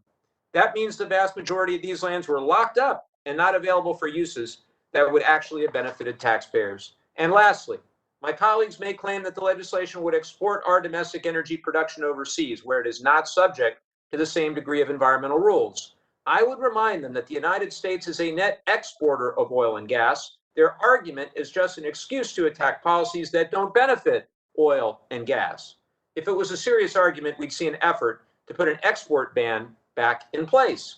We'd also see widespread support on the other side of the aisle for the efforts like those being implemented in the state of California to reduce oil consumption through deployment of more fuel-efficient cars and trucks. Instead, we see attacks on efforts to increase efficiency. With all of this in mind, I urge support for my Restoring Community Input and Public Protections in Oil and Gas Leasing Act. Let's fight giveaways to the oil and gas industry and restore fairness for the American taxpayer. Thank you, Mr. Chairman. Thank you, sir. Gentleman yields. Any, Mr. Gosar, Mr. Gosar, you're recognized to speak to the legislation. thank you, Mr. Chairman. I claim time in opposition to HR 3225, a bill that is designed to make oil and gas leasing on federally owned land more difficult and to reduce domestic energy development. This bill raises the royalty rates for onshore leasing from 12.5% to 18.5%, raises rental fees to $3 for the first 2 years of a lease and $5 in all following years, and imposes fees to submit areas of interest for upcoming lease sales. The Secretary of Interior may also raise any of these fees or rates at any time without input from the public. Now, while my colleagues, as he stated on the other side of the aisle, will argue that this will generate additional revenues to the Treasury and the states, in fact, these proposed policies will drive investments away from our federal lands. Rather than ensuring that the taxpayers receive their fair share from the extraction of federally owned hydrocarbons, revenues will fall as companies will likely opt out of doing business with federal government altogether. This legislation would also codify several Obama-era mineral leasing policies, including master leasing plans, that one size fits all. The end result of these policies was clear. By the end of the Obama administration, the BLM managed the lowest number of leases since 1985. Total lease acreage decreased by over 40%. Applications for permits to drill took way too long and averaged 257 days. 166 million acres of federally owned lands were off limits for development, and production on federal land lagged far behind the growing production on state and privately owned lands. If my colleagues are serious about supporting counties through increased revenue from oil and gas, they should focus on common sense reforms to the Endangered Species Act and the National Environmental Policy Act that Republicans on this committee have put forward. These reforms would unlock our public lands, create jobs and economic opportunity for people we represent, while also ensuring environmental standards are followed and the beauty of our public land is protected, as well as the critters. Mr. Chairman, the natural gas revolution we have experienced over the last decade has driven down our carbon emissions and created thousands of jobs around the country. At a time when this committee should be focused on protecting these jobs, we are instead here today looking at ways to destroy them. Regulations that this bill imposes do nothing to drive down the demand for oil and gas. So they will only draw us back to the days of dependence on foreign countries to power our country. We can see how this policy plays out right before us right now by looking at the state of California, a state that imports the majority of its natural gas from foreign countries and currently has a hard time keeping the lights on for its citizens. In fact, they were 5,000 megawatts short over the summer and had to buy increased energy from Arizona and other states nearby. Returning to the days of foreign energy dependence is not sustainable for the economy of this country and our long-term energy security. I call on my colleagues on this committee to oppose this legislation, and with that, Mr. Chairman, I yield back. Gentleman yields. Before we consider amendments, does any other member wish to be recognized Yes, on the bill? Mr. Chairman. Mr. Lowenthal. Yeah, I'd like to be recognized to You're support. recognized, sir? Yes, to support Representative Levin's Restoring Community Input and Public Participation in Oil and Gas Leasing Act. I think the bill is very important and necessary to ensure that communities and taxpayers get a fairer value back from development on our public lands and it restores their rights to participate in the process through a meaningful comment period.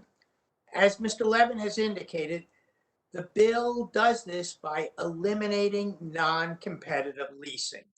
It increases the national minimum bid as well as raising the onshore oil and gas royalty rate from 12.5% to 18.5% for all new oil and gas leases.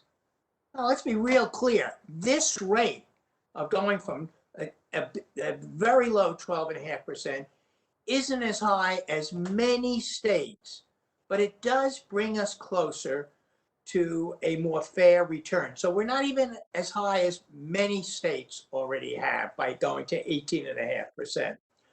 Over the last 3.5 years, the administration has steamrolled community involvement in energy projects by shortening public comment periods and public participation in this process.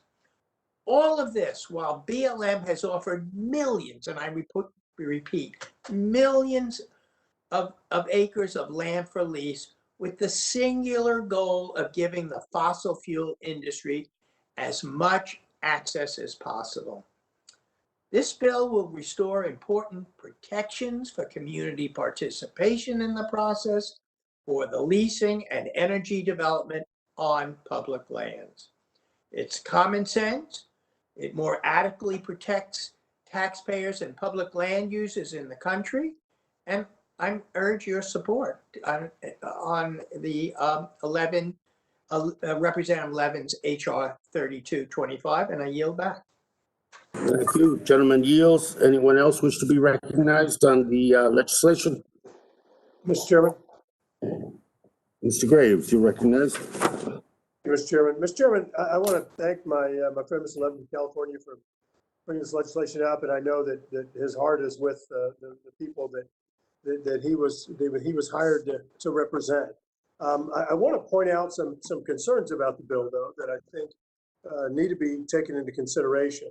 Number one, by putting a shorter lifespan on the lease, what that's going to cause, and look, again, I don't think this is his intention, but I think it's absolutely a consequence, having been involved in energy operations. What you're going to do is you're going to cause the operator to try to extract even faster, which is going to cause safety issues, which then puts your community in jeopardy. So I know it's not his intent, but we saw similar efforts back years ago when there was in the aftermath of Deepwater Horizon, and I think it's something that needs to be taken into consideration. Number two, so the gentleman states that, and I believe I heard my friend Mr. Lowenthal bring this up as well. So they state that you think that there need to be a fairer return for taxpayers, and so that by raising royalty rates, you're assuring a greater return to taxpayers. Well, I'd ask the question: if the car that you currently own cost 30% more, would you have bought it? And I can tell you right now, I wouldn't pay 30% more for any car that I own. And so what's going to end up happening is that you're going to result, as a result of charging higher royalty rates, as opposed to letting the bid process do what it does, effectively going through an auction, you're going to cause a lower volume in production, which then is going to actually provide less return to taxpayers. And I believe that these dollars would be implicated by the Mineral Leasing Act. And so I believe that the state of California would share 50% of the revenue. And so, I wonder, just thinking about the other 49 states, would California be willing to consider the existing revenue and the projected revenue and then the realized revenue and effectively reduce their percentage? Because I think you're going to have a reduction in income coming back to taxpayers, coming back to the general treasury. And again, I understand that that's not, I don't think anyway, it's the gentleman's intent, but I do think that would likely be an outcome of this legislation. Lastly, and my friend Mr. Levin did note this, but you know, we've talked about this virtually every energy bill that comes up in the committee. That when you stop production of conventional fuels, it does not result, and we've had Democrats and Republican witnesses verify this, it does not result in a change in demand. It doesn't say, okay, well, I guess we're not producing energy in California, so now we're going to just go ahead and convert to an electric vehicle. What happens is it increases our dependence upon foreign imports. And of course, my friends, state of California has increased their dependence upon Saudi Arabian oil year after year. And I know that it's not his intention or anyone else's to further contribute to that and further become dependent upon foreign energy sources. So I say it again. Look, I get it, Mr. Levin, and I totally respect you and your efforts to represent your constituents and ensure environmental protection. And I know that you're a big advocate, and I respect you for your advocacy for renewable and energy resources and pushing for a greater renewable portfolio. You and I, as you know, we don't always see eye to eye on that, but I do respect you for what you do, and I do believe you're trying to represent your constituents. But I also believe that the provisions of this bill will actually, in some cases, do the opposite of what I think you're advocating for. So I've got some amendments that I urge further consideration of this bill. Any further discussion before we consider amendments?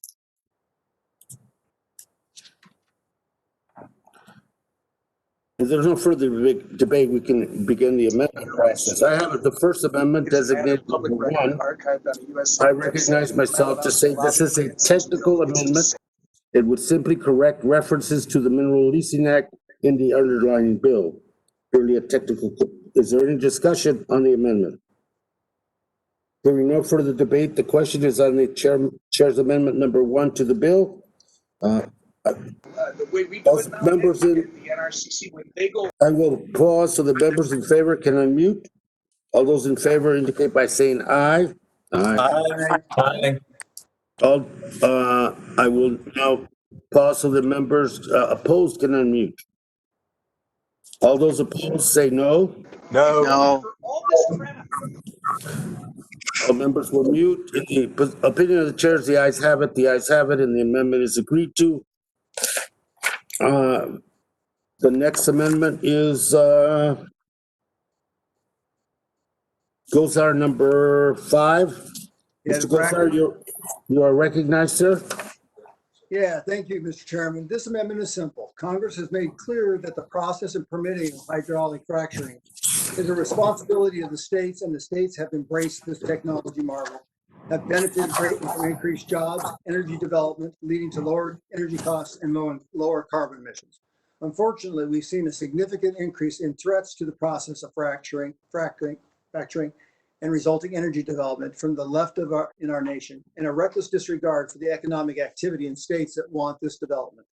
As we see presidential campaigns actively working to ban federal oil and gas leasing and fracking on federal lands, we need to protect those states who sees this development as not just important, but critical to their way of life. This amendment is simple. It would prohibit a federal fracking ban proposed by any administration from taking place in a state which does not approve of that ban. A recent report showed that a federal leasing ban would result in, 1, an increase of oil imports by 2 million barrels per day by 2030, a decline in GDP by 700 billion by 2030, roughly about 1 million peak job losses, with more devastating impacts to Wyoming and to New Mexico would lose over 5% of the total jobs in each state, and CO2 emissions increased by a 5% increase by 2030. There is no question that a federal lands fracking ban would have similar impacts, which is why it is so important. Our colleague, Representative Torres Small, whose district includes a big part of the oil-rich Permian Basin and is home to nearly all of New Mexico's crude production, said this summer that stopping energy development would be devastating to New Mexico's economy. Specifically, to quote her, quote, "New Mexico has always benefited from the energy production in its southeastern corner. and we should continue to be a net energy exporter while taking on real impacts of climate change. However, I was troubled by the conclusion that we should cease all new oil and gas productions on federal lands. This is out of touch with the reality on the ground here in New Mexico. End of quote.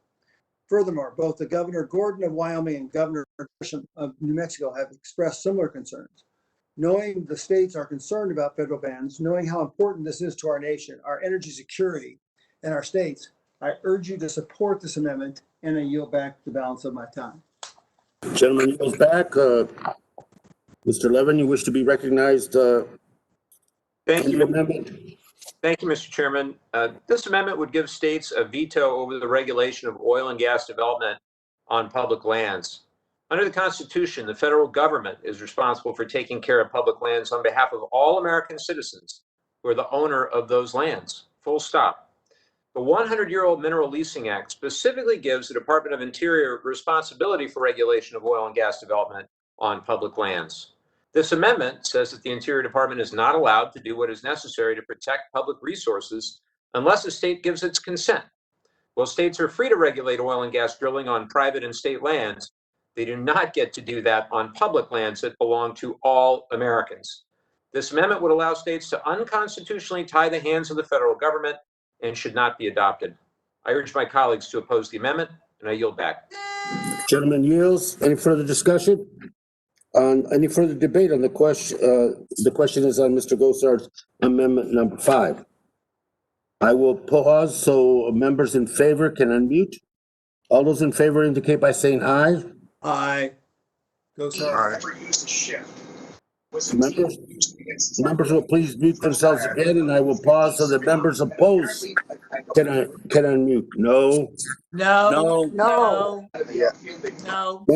Members mute again. In the opinion of the chairs, the noes have it. The noes have it. The amendment is not agreed to. Mr. Chair, I ask for a recorded vote. Mr. Gosar requested a recorded vote. We are going to recess at this point. I know that votes have been called and reconvene after we're all completed with that process. With that, let me go.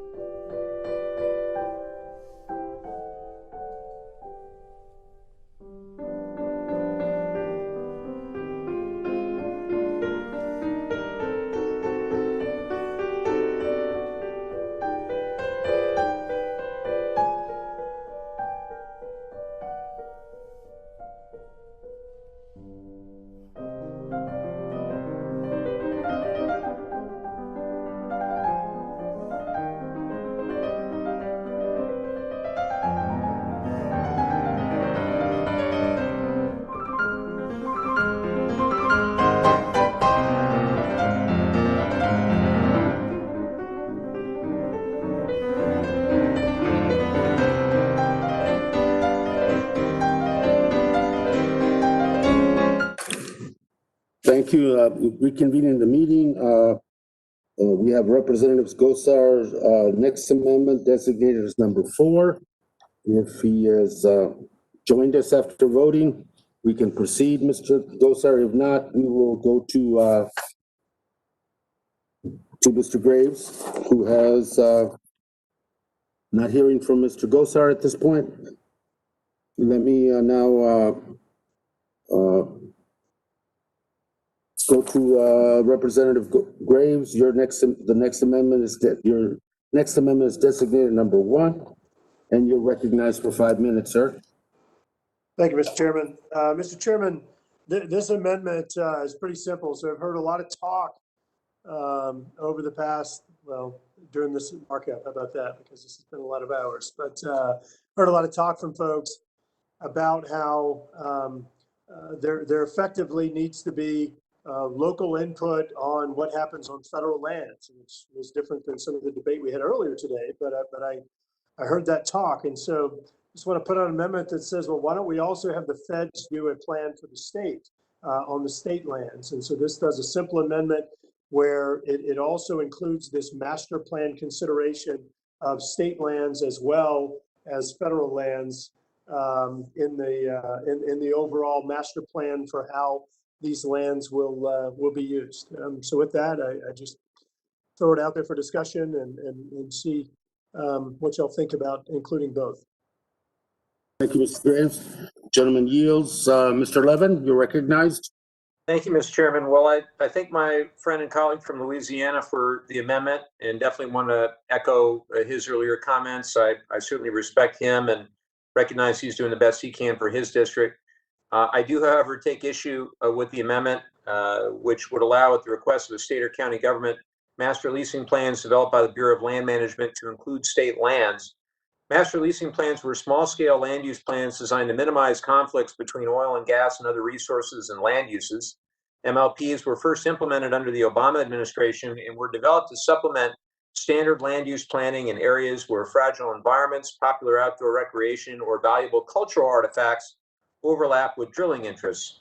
I appreciate my colleagues' desire to incorporate state lands into MLPs and believe it is an interesting proposal that may have legitimate merit and might lead to more rational planning.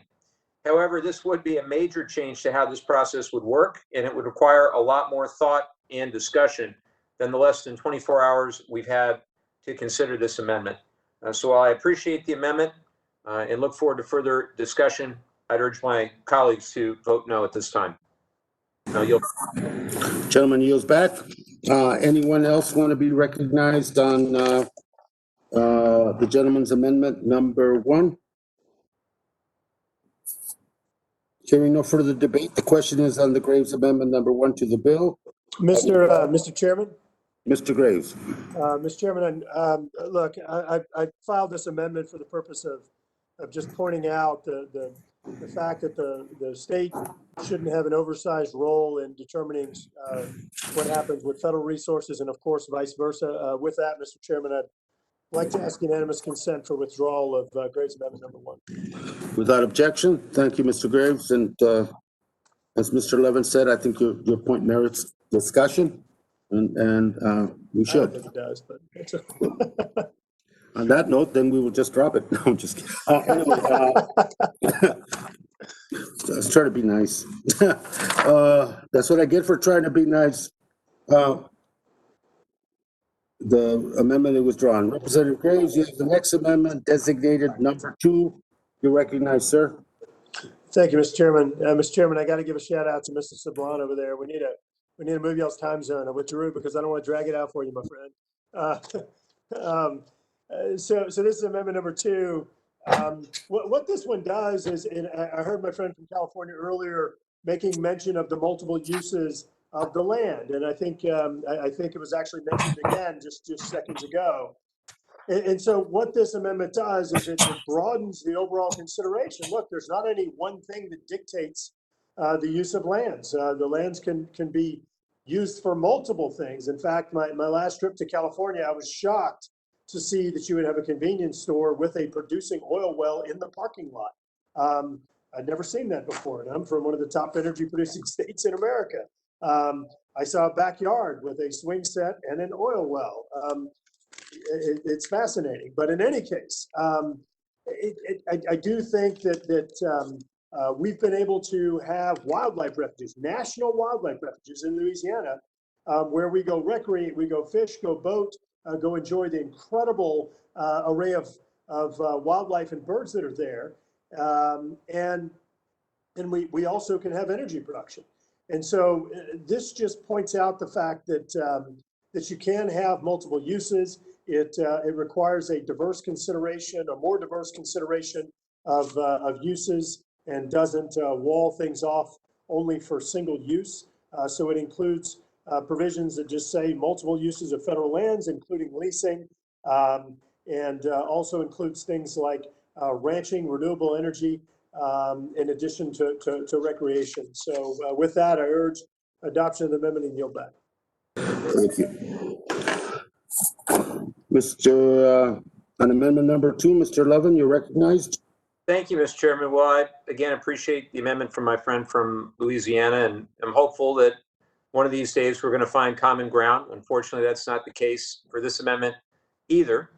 This amendment would alter the factors and considerations the Interior Secretary weights when deciding whether to adopt and implement a master leasing plan. And as I've already mentioned, MLPs were designed to reduce conflicts between public land users and the numerous types of resources that exist across our public lands. As an example, in 2016, BLM approved the first MLP in Utah, which was intended to guide oil and gas development in Moab and reduce conflicts between mineral development, outdoor recreation, and conservation. The central purpose of the Moab MLP and MLPs in general was to reduce conflicts. Unfortunately, my colleague's amendment would remove this core goal of avoiding conflicts, which undermines the entire purpose of these plans and would result in more land use conflicts. With that, I encourage my colleagues to vote no on the amendment, and I yield back.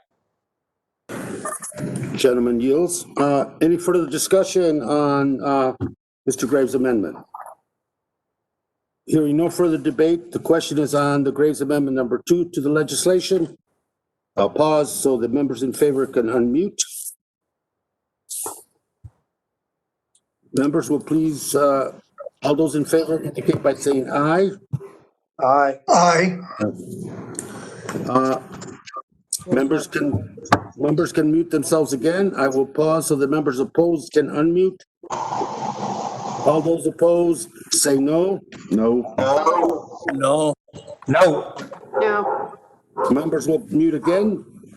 In the opinion of the chairs, the noes have it, and the amendment is not agreed to. Representative Graves, you have the next amendment designated as number 3. Mr. Chairman, amendment number 3 has it brings up a topic that we've discussed over and over again. I think there have been multiple bills that have been passed through this committee over the past 2 years that have been brought, I think, with the intention of pushing a renewable energy portfolio and the intention of reducing emissions, but the real outcome is that global emissions would go up. And not to pick on any one state, but I do want to remind my friend from California that I think, sorry, Mr. Levin, I think that you all have, if I recall correctly, the 8th worst emissions growth in the United States. And this is while the state has been aggressively trying to force an energy portfolio that's more diverse, that it includes more renewables, but the outcome appears to be different than the intended goal.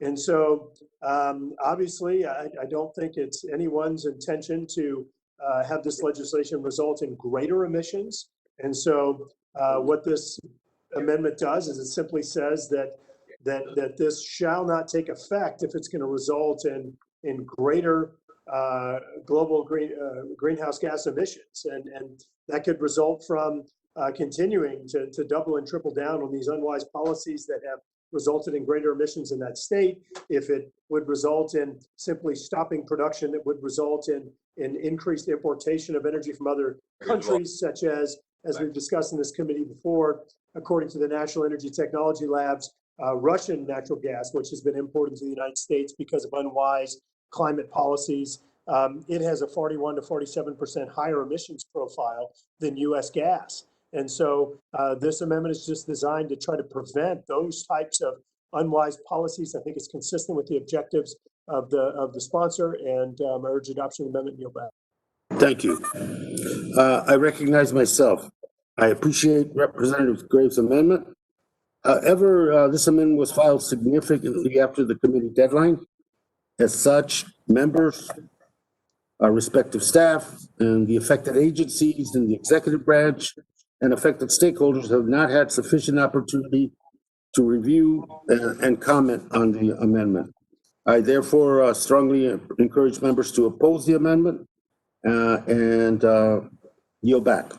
Does any other member seek recognition before we put this to a vote? Hearing no further debate, the question is on the Graves Amendment number 3.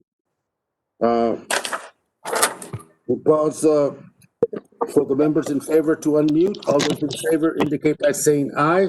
Aye. Members will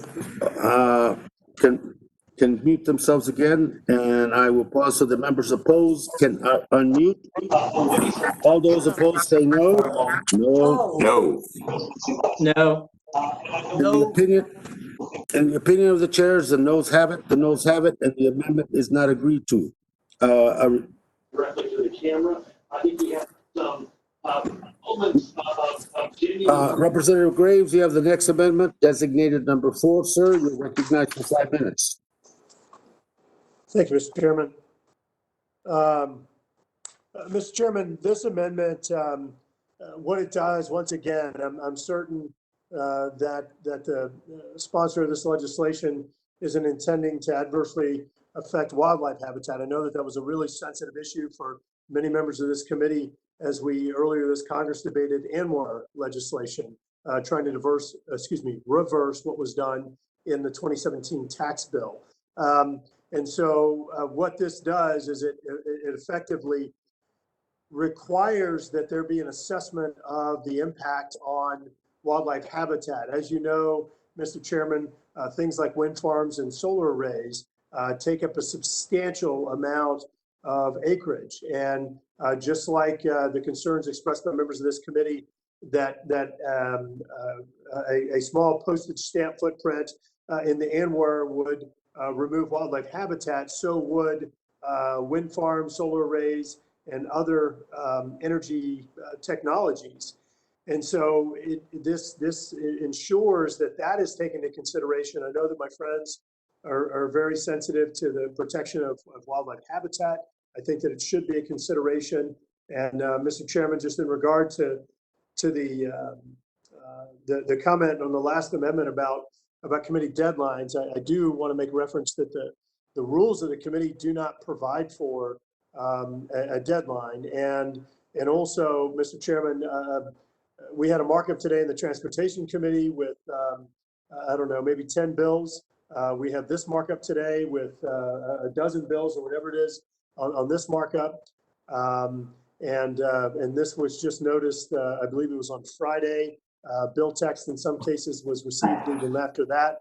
And so I apologize that we're unable to drop everything and focus on this as soon as the text is sent to us. But as you similarly juggle many issues, including constituent meetings, and we're still recovering from a hurricane at home. We're trying to do the best job that we can, and this is within the confines of the rules. I think this is a very simple amendment, as was the last one, and I'd urge adoption. Thank you, Mr. Graves. I recognize myself. Again, appreciating the representative's amendment and work, and no reflection on the work for the amendment, but the amendment was filed significantly after the deadline, and the deadline being that members, our staff, and affected agencies and affected stakeholders would have an opportunity to review and comment. And for that reason, I strongly encourage members to oppose the amendment. Does any other member seek recognition before this vote? Hearing no further debate, the question is on Mr. Graves' amendment number 4 to the legislation. Let me pause. The members in favor can unmute. All those in favor of the amendment indicate by saying aye. Aye. Members will please mute themselves again, and I will pause so that members opposed can unmute. All those opposed say no. No. In the opinion of the chair, the noes have it. The noes have it, and the amendment is not agreed to. Mr. Chairman, Yes, sir. I would like to request a recorded vote on. Gentlemen, pursuant to prior notification, a recorded vote has been requested and will be postponed. Mr. Graves, you have amendment number 5. Mr. Chairman, I'm not sure, but I feel like I'm seeing a trend here. This is amendment number 5, and what this one would do is similar to the 2 previous amendments. It requires that the Secretary of the Interior, in consultation with the Secretary of Energy, review this law and the plan that is established according to the law or according to the legislation, and would not allow it to move forward if it would result in I think contributing to the blackouts and brownouts that are occurring in the state of California right now. Mr. Chairman, I know that all of us on this committee share concerns about sensitivity to the environment. One recent example of the power outage that has resulted from this, in my opinion, overly aggressive move in trying to implement these climate policies that aren't informed by science or evidence. Just recently, with the power shutdown, you had, I think it was 50,000 gallons of raw sewage dumped into water bodies.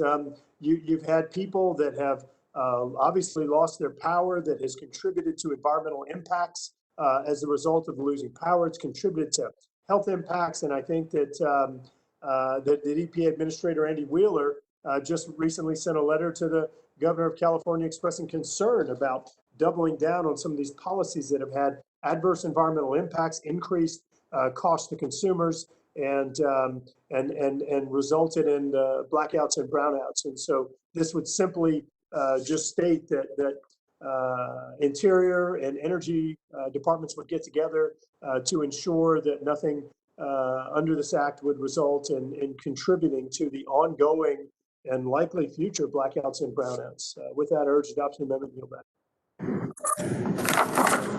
Thank you, Mr. Graves. And to repeat, I won't repeat the same opposition in terms of timing and ability for others to have input into the legislation, into the amendment.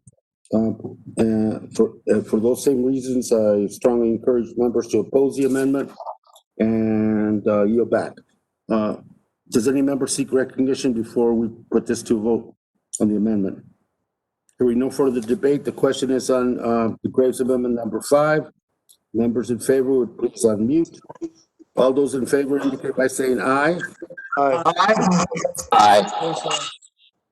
Members, please mute themselves again, and I will pause so that members opposed can unmute. All those opposed say no. No. In the opinion of the chair, the noes have it. The noes have it, and the amendment is not agreed to. Amendment number 6, Mr. Graves. Time Thank is you, Mr. yours. Chairman. Mr. Chairman, I've just gone through and done 3 amendments. One of them it's literally a 1-line amendment, and it just said that this bill will not result in a net increase in global greenhouse gas emissions. I did a second amendment, 1 line, that said that it would not result in a loss of wildlife habitat. I did a third amendment that said it will not result in blackouts and brownouts. All 3 of these amendments so far have been 1 line each, very focused, very clear, objective. And Mr. Chairman, I would hope that these are all issues that whether Republican, Democrat, flaming liberal, or rock hard conservative, I'm hoping that these are all issues we would share. I got to tell you, I'm really somewhat baffled by the suggestion that that this takes additional time to contemplate or consider. These are very simple, very, very simple policy issues that I think are in the best interest of all Americans, and I think consistent with positions that Republican and Democrat members of this committee have taken in the past. And so I got to tell you, it's disappointing to me anyway that that this committee is not taking 30 seconds to read the amendment and to think about the impacts. This amendment number 6, very simply, again, it is a one-line amendment, and I'm going to read it to you. The act and the amendments made by this act shall not be effective until the Secretary of the Interior, in consultation with the Department of Energy, determines that the act and the amendments to the act will not result in an increased reliance on energy from other states in a manner that would result in increased energy costs for citizens of the energy or the electricity exporting state. With that, Mr. Chairman, I will yield my time to any member of the committee that has a question about the amendment or would like for me to expand upon the explanation of what this amendment's impacts are. And if there are any questions, I'll yield to you and then I'll close.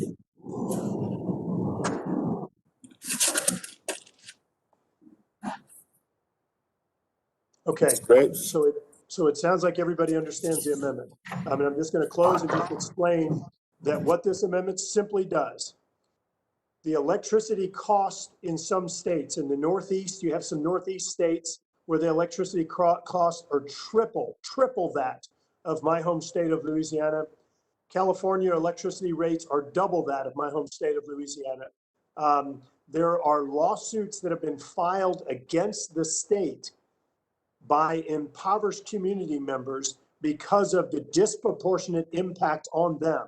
I don't think there's anybody on this committee that has it out against the poor or has a desire to have them pay higher electricity rates, or cause higher electricity rates in adjacent states because a policy carried out in one state is causing increased reliance upon importing electricity from an adjacent state or energy from another state. And as a result of that increased demand, driving up costs, for example, if California is doing something and it requires an increase in importation of electricity from Nevada folks shouldn't have to pay higher electricity costs because of California policies, and neither should Californians. So that's the intent. I urge adoption and I yield back.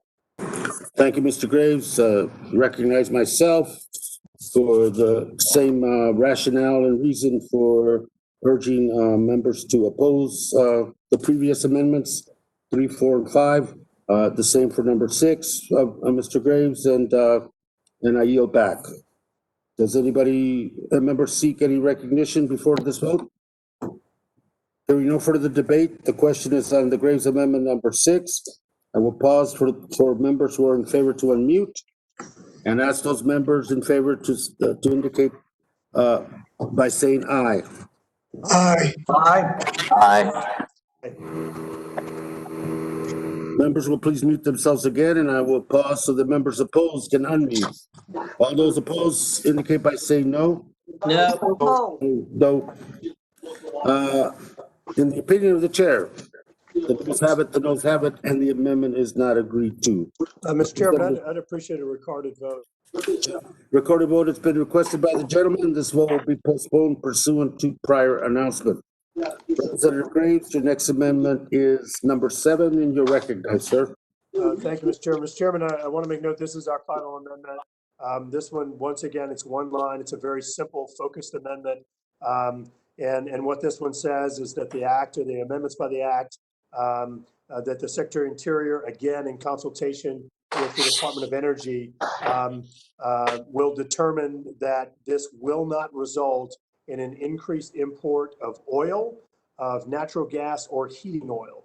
Mr. Chairman, in previous experiences in America, and I made quick reference to this earlier, as a result of energy and climate policies that I think were not really informed by science or evidence, it was embarrassing, but the United States and New England, they had to import natural gas from Vladimir Putin, to the point to where Vladimir Putin was trolling the United States on Twitter because the energy policies carried out by some states were so ill-advised that they couldn't even provide the energy resources to heat the homes in the winter of some of the New England states, which obviously put lives at risk. It first resulted in the additional consumption or burning of home heating oils, which of course has greater emissions. It secondly required the importation of Russian liquefied natural gas, which here we are paying Vladimir Putin to come back and challenge us militarily and all of the other games that he likes to play across the world, inserting himself and causing conflict or trying to stir things up. We've seen it in Venezuela, Syria, and other places, and in fact, just off the shore of our own coast and the East Coast and Alaska and elsewhere. Also, as I mentioned earlier, Russian gas has a greater emissions profile, 41 to 47% higher emissions. This makes no sense from a climate perspective. It makes no sense from a national security perspective, economic perspective, jobs perspective, you name it. Makes no sense. I know it's not my friend's objective, anyone on this committee's objective, to increase our reliance upon the importation of foreign energy. So this amendment very clearly, very simply, just codifies a position that I think I've heard other members of this committee state, that this bill will not result in further dependence upon foreign sources of energy such as oil, heating oil, or natural gas. Mr. Chairman, I think it's a very simple amendment with that. I will, I'd be happy to yield to any committee member my time if folks don't understand or have a question about this amendment. Yeah, Mr. Graves, I have a question. I know you must have been an oversight when you listed all of the bad things that Vladimir Putin is doing when you didn't mention interfering in our election, but I think you meant to include that, right? Because the intelligence community's made it clear that he's putting his thumb on the scale to help President Trump once again. Did you mean to include that? Oh, I want to thank my friend for bringing that up. And actually, I have talked about that for years now. Right. Strong concerns. I think that the Senate Intelligence Committee reports are really just amazing in regard to the depth they go into, the awful tactics. And one of the main tactics of Vladimir Putin was sowing discord in the United States. Look at us today. We've had political parties hijack our own government to where we're doing stupid political things rather than doing what's in the best interest of the American citizens.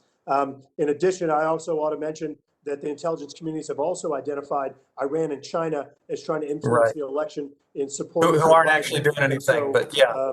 Influencing the election in support of Joe Biden. And so obviously all of these foreign countries are interfering, and it doesn't make sense for us to continue relying upon China for our supply chain for rare earth, giving them money and creating jobs in China and having them come back and directly challenge U.S. interests in the United States, in the South and East China Seas, around the world, and those of our allies. So I want to thank the gentleman for bringing up those issues. I think he's very important issues, and I appreciate you pointing out what the void that I clearly left, and I appreciate you giving me a chance to fill that. Any other questions? Mr. Chairman, no. I have a question for Mr. Graves, but you only got like 40 seconds, and this is a legitimate one, 40 seconds left. So I think I'll let you run it down, and I'm going to ask for time and then get a question. Mr. Chairman, if there are no other questions from members of the committee, I'd be happy to yield back. Any other questions? Mr. Chairman, I think it's a very simple amendment. I urge adoption, and I yield back. Thank you. Mr. Bishop, sir. Thank you, sir. And maybe I could ask Mr. Graves, who just went off the screen, as soon as I started talking. Thanks a lot. I appreciate that. Now, there is one question I definitely had. The supposition that people have made is that this will not have an impact on cumulative energy production from the United States. However, I can't read this bill without thinking that it will have that kind of impact. So that's why I was intrigued by your amendment, which simply says that there needs to be some way of actually evaluating that in reality. So if I got this right, it means that we are tasking the department to come up with the understanding, do the data, come up with the act, that if indeed this is increasing imports, which increase the cost and puts us at a greater position of insecurity vis-a-vis other countries, if that is in fact what happens, there needs to be some kind of mechanism, some kind of vehicle in which we could identify that and then take action upon that. Now, am I right in assuming that is the ultimate goal or purpose of this particular amendment? You've also said other issues in there that was very clear, that if we're actually going to increase energy by Russian tankers, that's a much more dangerous, less environmentally sensitive, less productive way of doing things. But having that mechanism, is that the basis of what you were trying to do? And I will yield to the gentleman from Louisiana if he'd like to respond to that. Mr. Chairman, that's exactly what this amendment does. Mr. Chairman, excuse me, Mr. Ranking Member, Mr. Future I Chairman. like it better the other way. To the Ranking Member, I think that you've raised a really important issue. You know, you remember back at the very beginning of COVID, you had Saudi Arabia, you had Russia, and other nations under this umbrella of OPEC Plus that effectively were conducting economic warfare on the United States. They were trying to heap on top of this pandemic that's occurring and trying to flood the market with product, trying to kill the domestic energy industry. I think that this bill actually complements the strategy of Russia, of Saudi Arabia, and others, which makes me scratch my head, because why would Americans be out there complementing the strategy, contributing to the strategy of those countries? This amendment is targeted, it is very focused on trying to prevent exactly what we saw, exactly what we've been talking about, is this increased reliance, this importation of energy from countries like Russia. That's all this amendment does, because we have had witness after witness, we have had scientific evidence, we have data presented to us in this committee showing that when we stop producing energy, all it does is increase our dependence upon imports. I often hear my friends say we need more science, we need more data. Amen, amen. And so that's what this amendment does, and I yield back to the Ranking Member. All right, then reclaiming my time, I thank the gentleman for that answer. And Mr. Grijalva, I will yield back the balance of my time. Thank you, sir. Gentleman yields. Any other members seek recognition on the amendment? Mr. Chairman. Recognize, sir. Thank you. Recognized. Thank you, Mr. Chairman. The underlying legislation that's attempting to be amended is trying to address 100-year-old leases. When we at any time are going to be addressing something that for so long has been artificially held down, then when we address it, it's always going to have the impact that the last 7 amendments are trying to kind of make into an argument. I mean, it's like saying if we had leases on houses held back to 100-year-old rates and we increase it to fair market value rates, are we therefore going to increase the cost of housing and make people more homeless? Well, the answer is yes. And so we can definitely make those arguments, but the fundamental question that we're dealing with here in this legislation, and the reason why I've been voting no on these amendments, is that I want the American people to get fair market value for their public lands.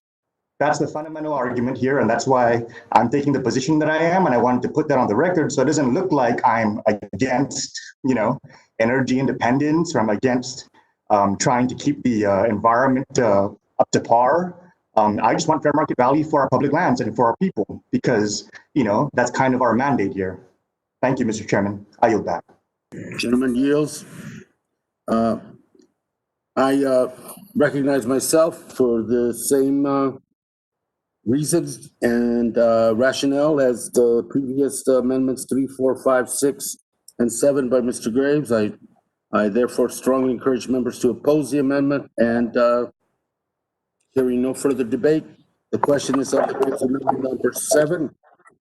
I will pause so members in favor can unmute. All those in favor indicate by saying aye. Aye. Aye.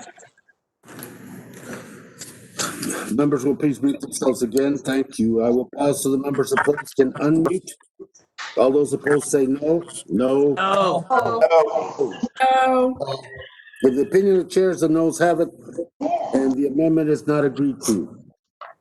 Chairman, Mr. Graves. I request a recorded vote. A recorded vote has been requested. This will be postponed pursuant to prior announcement, and we have now, Representative Gosar, you have the next amendment designated as number 4, and sir, you're recognized for 5 minutes.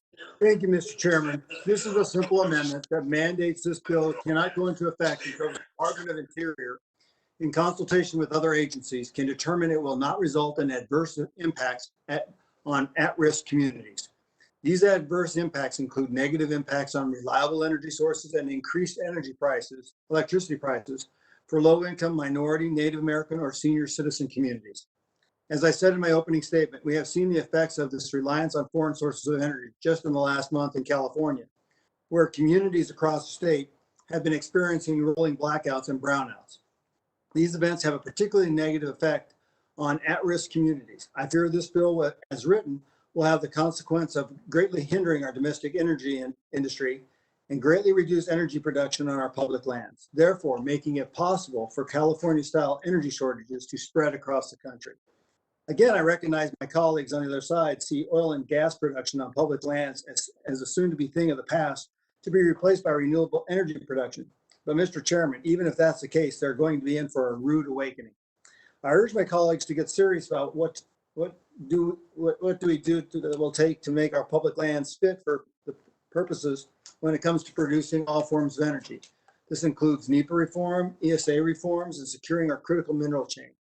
They could even take smaller steps by bringing my bipartisan bill, the Public Lands Renewable Energy Act, off the floor for a floor vote, and even Mr. Fulcher's bill to promote geothermal energy production on federal lands, just to name a few. Sadly, judging by some of the bills we are considering today, this committee was not woken up to this reality.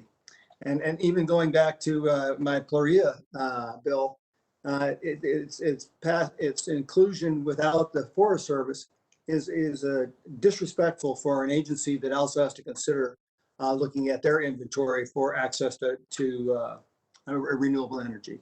It's a sad aspect, and with that, I yield back. Gentleman yields on amendment number 4. Any further discussion on the amendment? Okay, I recognize myself. This amendment would make implementation of the bill conditional on the Interior Secretary determining it would not harm low-income communities, communities of color, Native Americans, or senior citizens. I oppose this amendment because it's not a serious attempt to improve the legislation or protect vulnerable communities from legitimate adverse impacts. Let me offer some perspective from our conversations with these communities over the course of this Congress.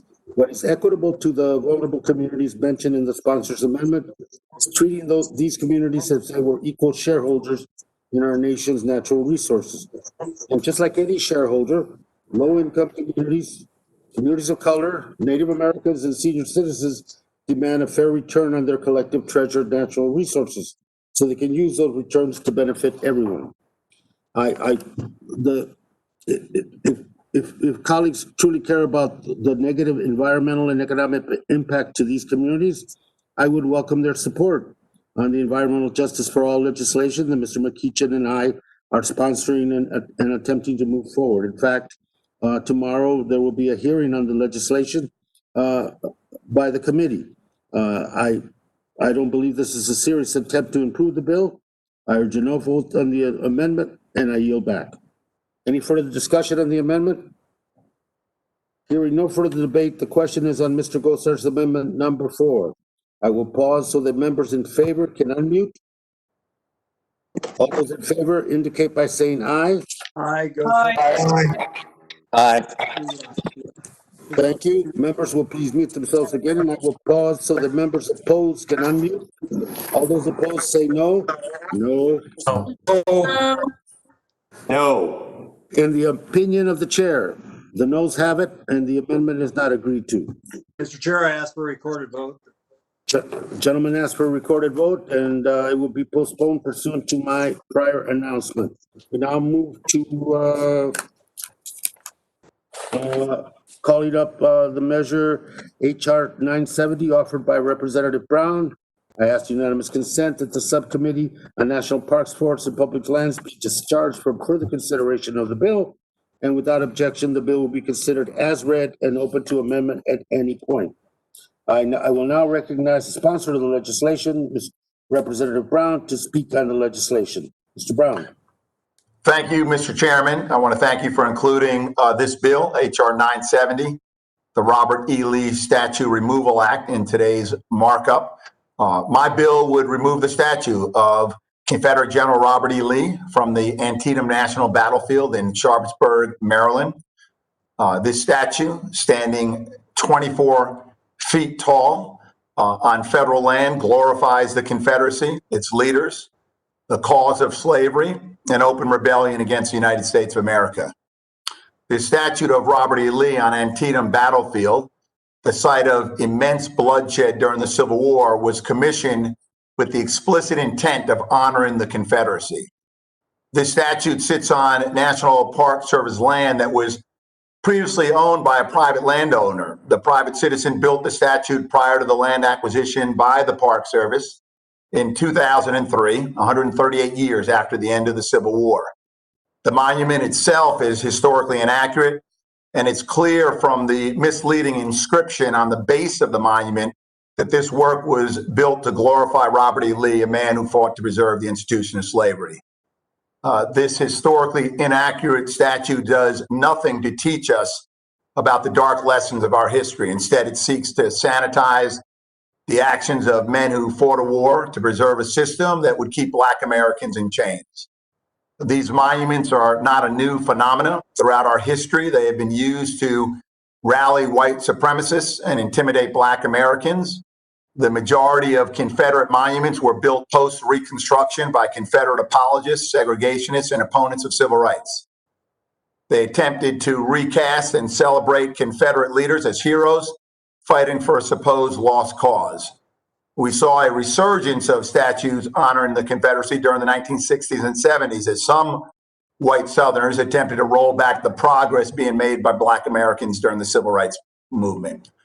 As monuments went up, Black men, women, and children were being lynched. Confederate monuments served as a reminder of the power and intimidation that white supremacists attempted to exert over Black Americans. Reckoning with our shared history and this country's past injustices does not dishonor this nation. It makes us stronger. We must acknowledge that the cause of the Confederacy and the purpose of these statues is not in line with a free nation founded on the promise of equality. There are appropriate settings, such as museums, libraries, and classrooms, where educational materials can be found that will teach future generations of the insidious effort to defend the violent institution of slavery. There's simply no reason why any of our nation's public spaces should have monuments that celebrate those who betrayed their country. There's only one side in the Civil War we should be honoring: the United States. We should honor all those Americans, both the North and South, who fought against those who tried to divide our country and perpetuate a system of systemic oppression and racial subjugation. We should honor figures who helped rebuild this country after the Civil War, marched and protested and died for this country to live up to our founding ideals. It's long past time for the Robert E. Lee statue on Antietam battlefield to come down. Thank you, Mr. Chairman. I yield back the balance of my time. Thank you very much, Representative Brown. And before we consider any amendment, does any member wish to be recognized on the legislation?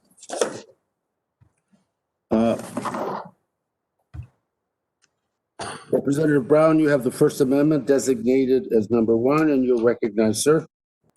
Thank you, Mr. Chairman. My amendment incorporates feedback from the National Park Service and makes an important change to the bill.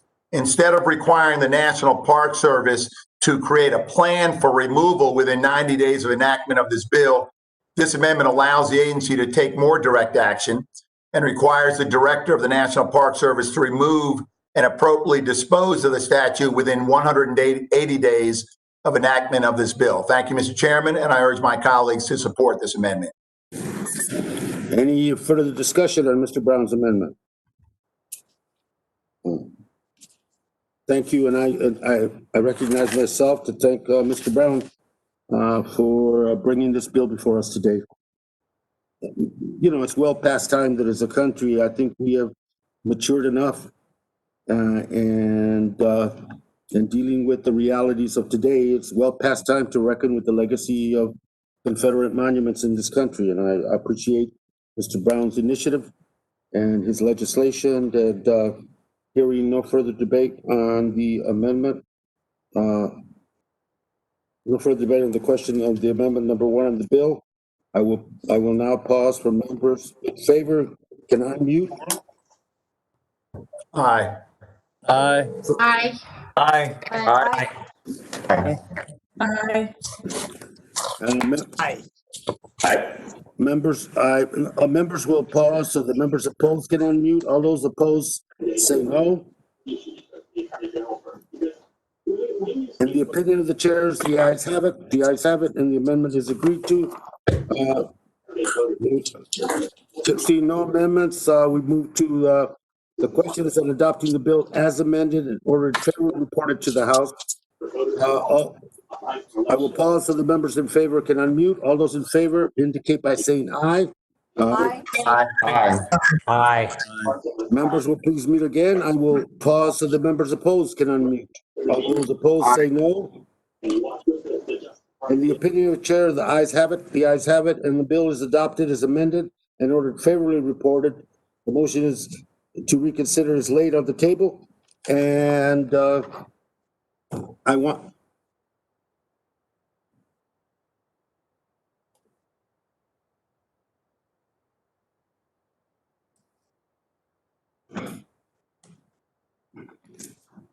We have a little bit of time before the votes are called again. I would like to, if possible, let me consult here with the ranking member, Mr. Bishop, with your concurrence. I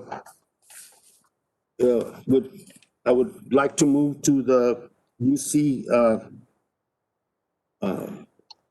portion of the legislation of the bills that we have before us. If we have no objection, we could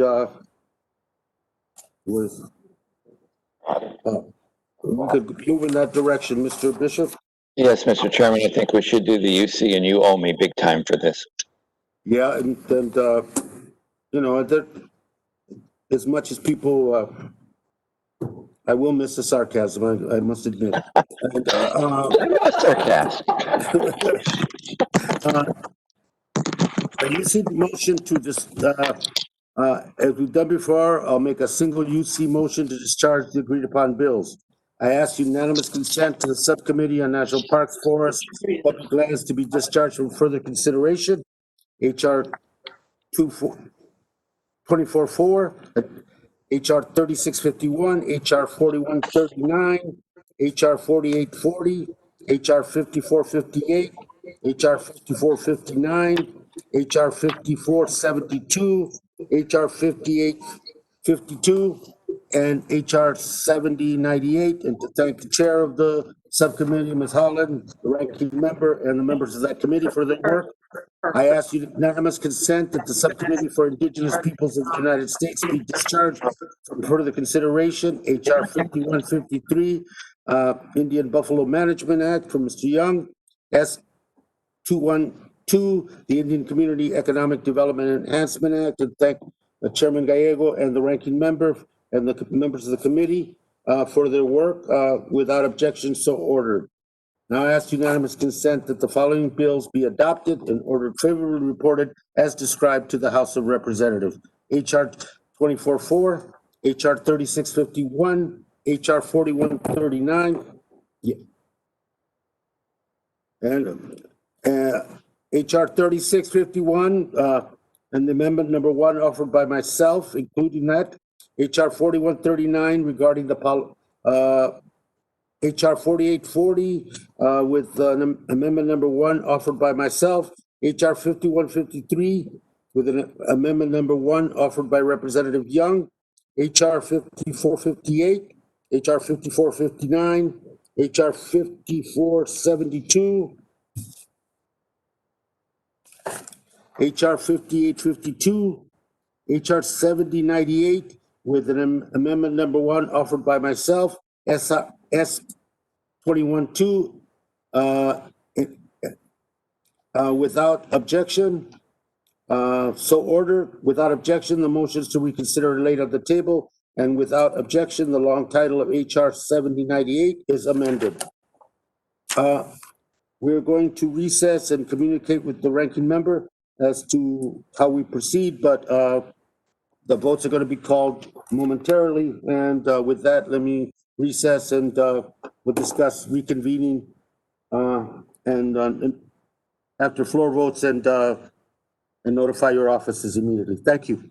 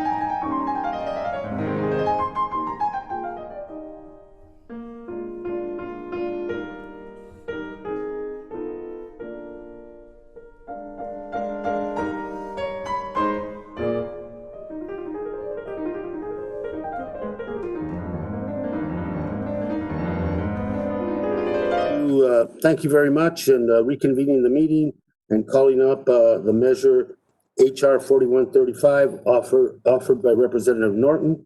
I ask unanimous consent that the Subcommittee on National Parks, Forests, and Public Lands be discharged from consideration of the bill. And without objection, the bill will be considered as read and open to appointment at any point. With that, I will now recognize Chair Holland to speak to the legislation. Ms. Holland? Thank you, Mr. Chairman, and thank you, colleagues. HR 4135 would direct the Secretary of the Interior to permanently remove the statue of Albert Pike, located near Judiciary Square in Washington, D.C., not far from the U.S. Capitol. Before its recent removal by protesters, this was the only statue of a Confederate officer located in Washington, D.C., and for years it has stirred controversy. In addition to being a prominent member of the Confederacy, fighting to tear this country apart in order to protect and retain the institution of slavery, Albert Pike was an alleged member of the Ku Klux Klan. Pike was also involved with the Know Nothings, a political party with an anti-immigration, anti-Catholic platform that was responsible for a 10-year delay in the construction of the Washington Monument after stealing a stone gifted to the United States on behalf of the Vatican. There is no way to argue that Pike's legacy is not one of the insidious racism, hatred, and division, and it's about time that his statue be permanently removed from the heart of our nation. The DC mayor and city council support the removal, and even the Freemasons, the organization responsible for erecting the statue in 1901, support the removal. It should not matter how it came down. We have the opportunity to do the right thing and permanently remove the statue from a prominent outdoor location in our nation's capital. This will not erase or rewrite history. It will simply ensure that the civic art on display in the heart of our public square reflects our values, reflects our conscience, and reflects our future. I want to thank Representative Holmes Norton for her leadership and hope everyone here today can support this bill. And I yield, Chairman. Is there further debate before we begin the amendment process? I have the First Amendment designated number 1. Recognizing myself, my amendment is largely technical in nature and simply provides the National Park Service with clear and direct authority to permanently remove the statue of Albert Pike. The amendment also removes the prohibition on the use of federal funds. Removing this symbol of hatred is a national priority, and the Park Service needs the flexibility to achieve that end, even if it means spending money out of its own budget. Finally, the amendment directs the agency to work with outside partners to find a new indoor setting where the statute can be interpreted in the appropriate manner. These are simple changes that were worked out with the sponsor of the legislation, and I encourage adoption of the amendment. Any further discussion on this amendment? Hearing no further debate, the question is on the chair's amendment to number 1 to the legislation. I will pause so that members in favor can unmute. All those in favor indicate by saying aye. Aye. Aye. Aye. Aye. Members will please mute themselves again, and I will pause it so the members opposed to the amendment can unmute. All those opposed, say no. In the opinion of the chair, the ayes have it. The ayes have it, and the amendment is agreed to. Are there any other amendments to the bill? The question now, seeing none and hearing none, the question is now on adopting bills amended and ordered favorably reported to the House. I will pause so that members in favor can unmute. All those in favor indicate by saying aye. Aye. Aye. Members will please mute themselves again, and I will pause so that members opposed can unmute. All those opposed say no. In the opinion of the chairs, the ayes have it, and the bill is adopted as amended and ordered favorably reported. The motion is to reconsider is laid on the table. With that, let me move on to, thank you, move on to HR 799, the item consideration offered by myself. I ask unanimous consent that the Subcommittee on National Parks, Forests, and Public Lands be discharged from further consideration of the bill. And without objection, the bill will be considered as read and open to amendment at any point. I will now recognize myself to speak to the legislation. HR 799 would authorize a fair market value land exchange between the University of Arizona and the United States Forest Service. This exchange would help the university gain ownership over a parcel of land known as the V Ranch Winter Quarters, on which it currently operates under a special use authorization. In exchange, they would provide the Forest Service with a parcel of land to be included in the Coconino National Forest. The land exchange will allow the university to build facilities on site, including dorms and classrooms, which will support the newly accredited College of Veterinarian Medicine. With these new improvements, students will be able to spend weeks in the field, gaining direct hands-on experience with animal care. The legislation is well supported by the Arizona delegation in both chambers, and both senators are co-sponsors of the companion bill in the Senate. I want to especially thank my colleague, Representative Halloran, who represents this areas for helping me lead the effort and bring the bill before you today. HR 799 is supported by the university and multiple regional cattlemen's associations. It will be an important step towards supporting a new generation of veterinarians in Arizona. I urge my colleague to support the passage of the bill through the committee, and I yield back the remainder of the time. Before we consider amendment, does any other member wish to be recognized on the legislation? If there's no further debate. Yes, I do.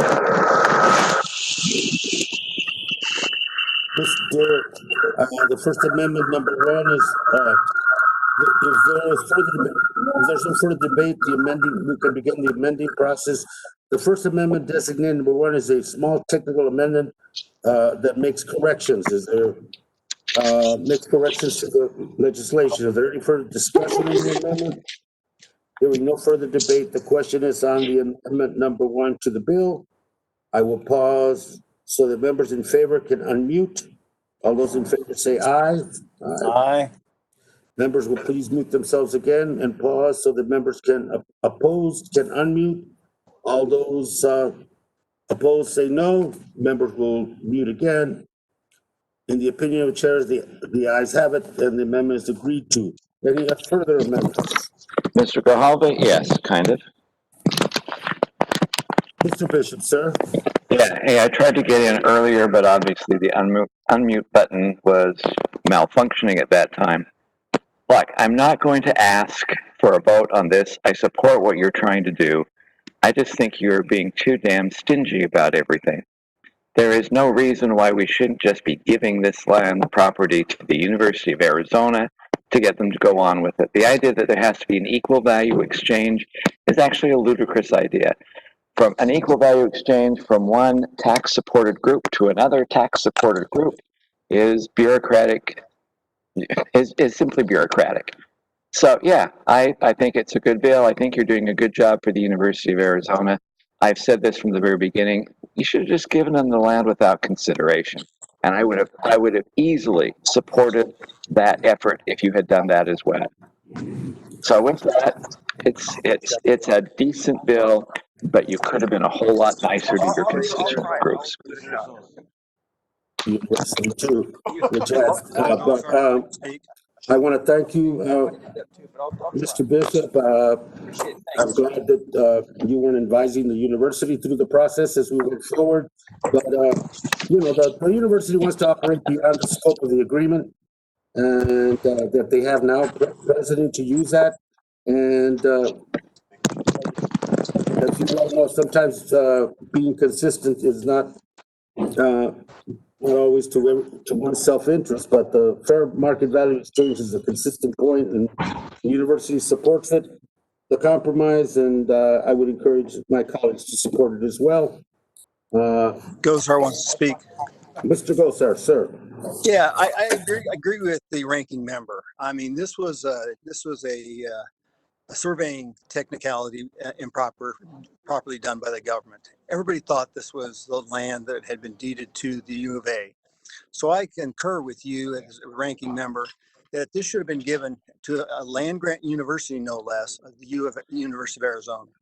I think it's really nitpicky, what we're doing here. I know that the university feels like they have to go along with this because it's the only way they think they can get done, through the chairman this way. So I want to echo, I'm not going to ask for a recorded vote either, but I would like to echo my sentiments with the ranking member. Thank you. Thank you very much, Mr. Gosar, and thank you and the ranking member for not asking for a recorded vote and for pointing out my pettiness. Appreciate it. I would,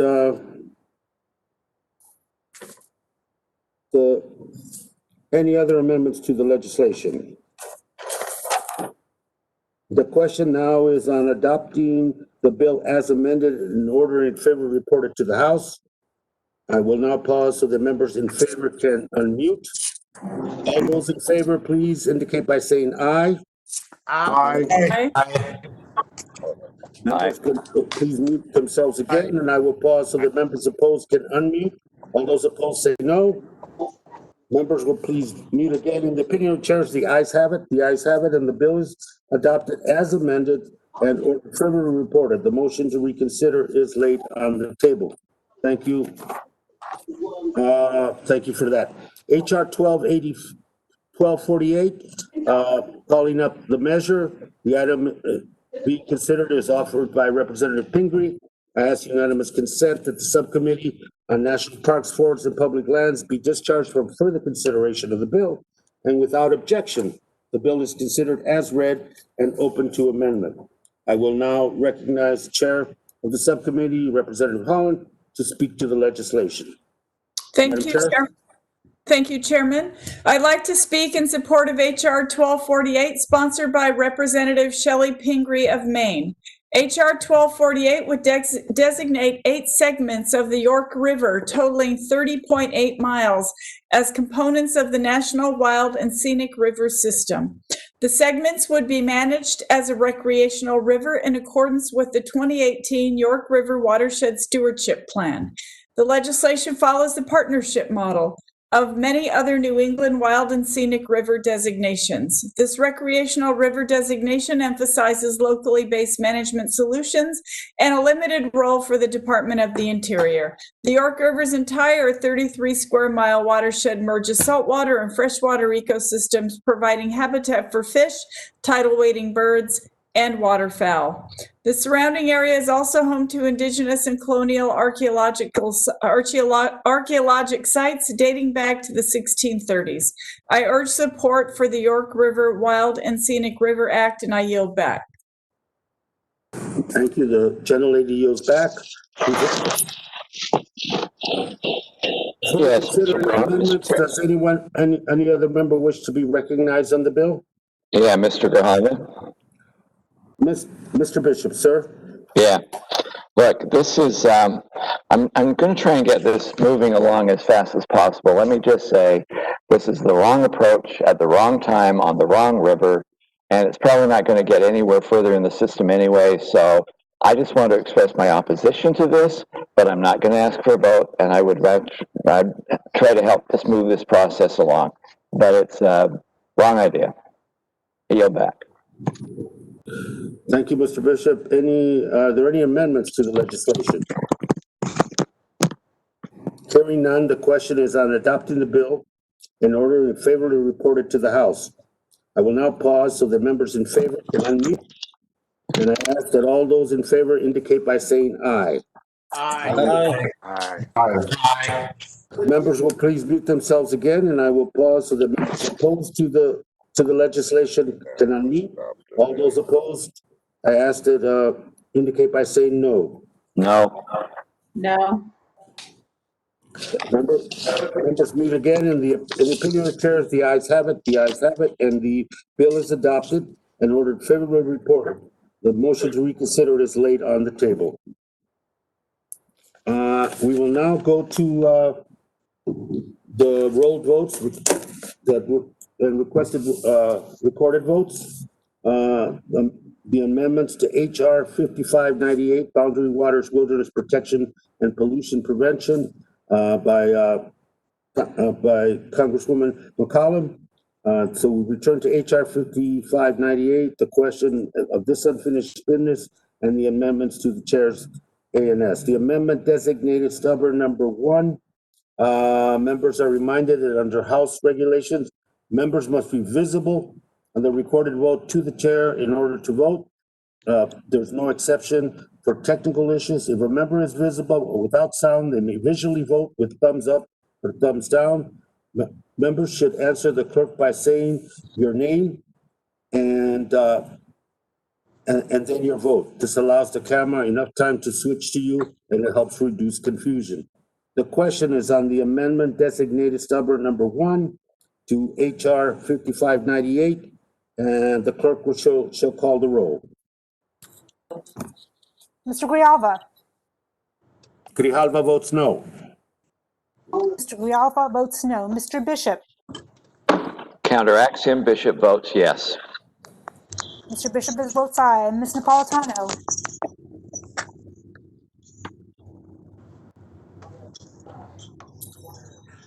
Ms. Napolitano? No. Mr. Young? Mr. Young? Mr. Costa? Mr. Gomert? Mr. Sablan?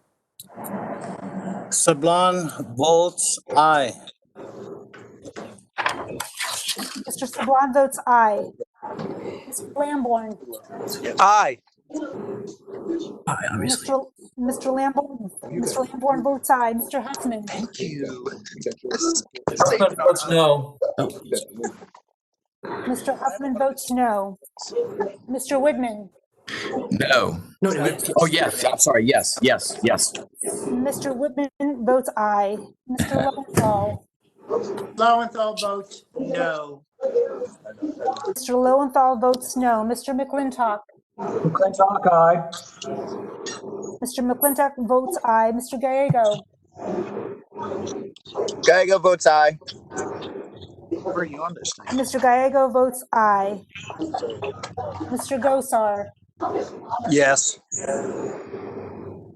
Mr. Gosar votes aye. Mr. Cox? Cox votes no. Mr. Cox votes no. Mr. Cook? Cook votes yes.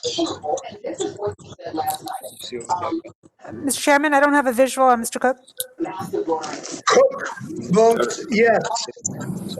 See me now? It's like the one in the post office. If the clerk would, been recommended that the clerk would slow down so that we can, members can have an opportunity to unmute. And also, I think we, Mr. Cox, well, we'll go back to those members that we, Mr. Chair? You can continue, clerk. Mr. Neguse? I don't know. Mr. Westerman? Where are you after Westerman? Aye. No, after Boer.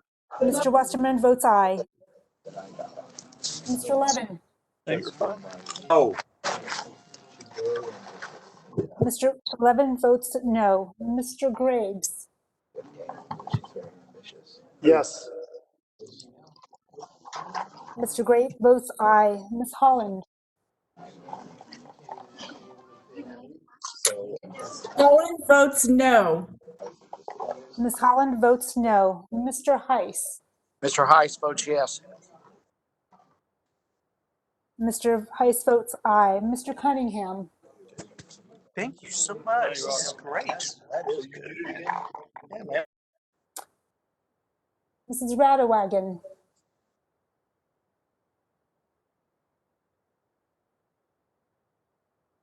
Ms. Velasquez?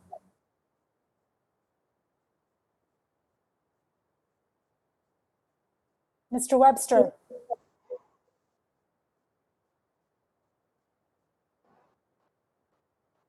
Ms. DeGette?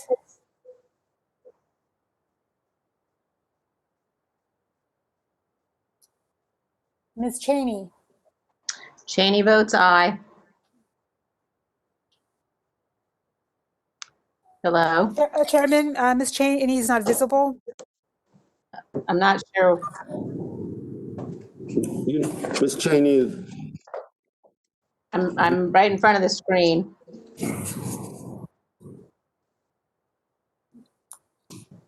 Sorry, Can Ms. you Cheney see is me not now? visible. No. I'm sitting directly in front of the screen. Mr. Clay? Mr. Clay votes aye. Mr. Clay votes aye. Mr. Johnson? Johnson votes aye. Mr. Johnson votes aye. Mrs. Dingle? Miss Dingle votes. Mrs. Dingle, can you repeat?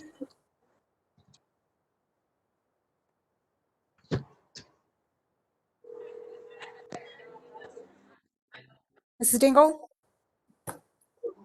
Well, they Miss say they Dingle can't see votes me. no. They say they Dingle can't votes see no. me. Ms. Gonzalez Colon? I did. Ms. Gonzalez Colon votes yes. Ms. Gonzalez Colon votes aye. Mr. Brown? Mr. Brown of Maryland votes no. Mr. Brown votes no. Mr. Curtis? Curtis votes yes. That mic's on. He said that your video's not working. Can he Mr. see me now? Curtis votes aye. Mr. McEachin?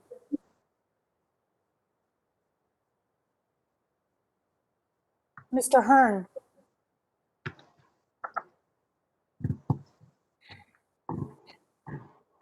Mr. Soto? No. Mr. Soto votes no. Mr. Fulcher? Fulcher votes aye. Mr. Fulcher, I don't have a visual. Fulcher votes aye. Okay, Mr. Fulcher votes aye. Mr. Case? Case votes no.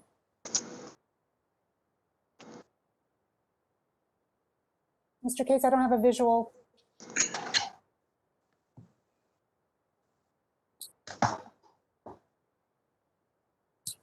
Thanks. If texting is faster, I appreciate it. Mr. Case? And to read and Mr. Case confirm votes aye. because Mr. Sob, oh, Mr. Case votes, No. no, sorry. Mr. Gallego Stauber? have to change their votes at the end. Mr. Stauber votes aye. Mr. Stauber votes aye. Mr. Horsford?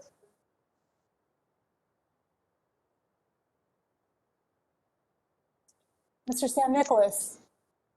San Nicolas votes no. Mr. Sam Nicholas votes no. Mr. Cartwright? Cartwright votes no. Mr. Cartwright votes no. Mr. Tonko? Votes no. Mr. Tonko votes no. Mr. Garcia? No. Mr. Garcia votes no. Ms. Barragan?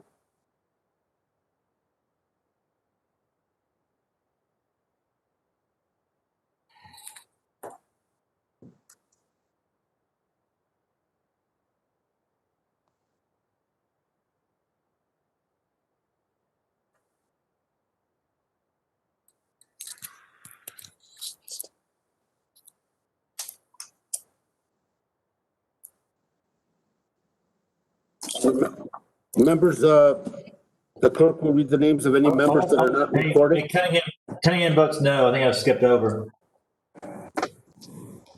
Gohmert votes aye. Ms. Napolitano? We're going to go through the names of people that didn't vote. Okay.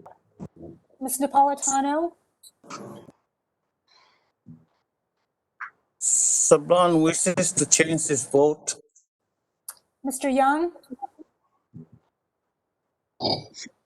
Sublime. Mr. Costa?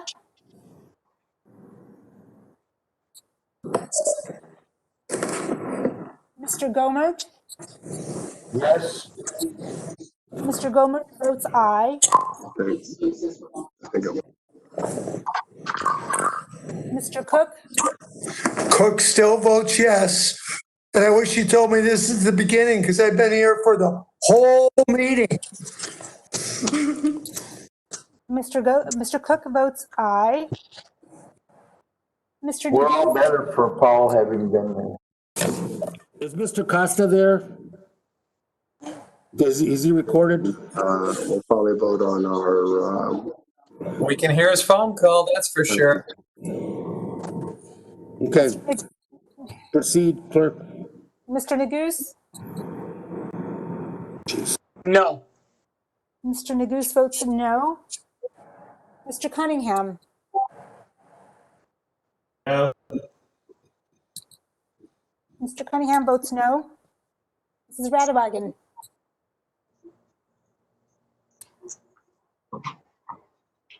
Ms. Velasquez, Mr. Webster,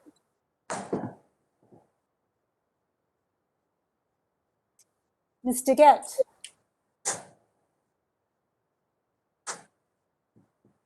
Ms. Cheney, Aye.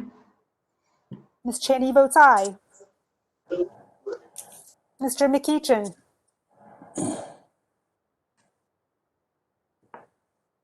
Mr. Hearn,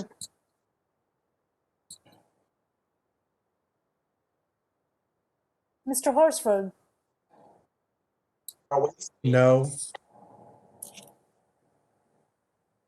Mr. Horsford votes no. Ms. Barragan,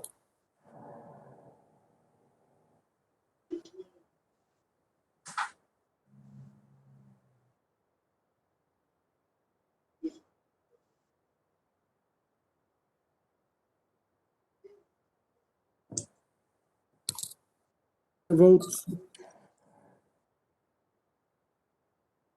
Saban, How's Mr. Sublime recorded? Mr. Sablon is recorded as an aye. Saban votes no.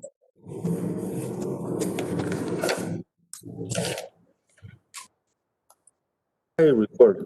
How's Representative Gallego recorded?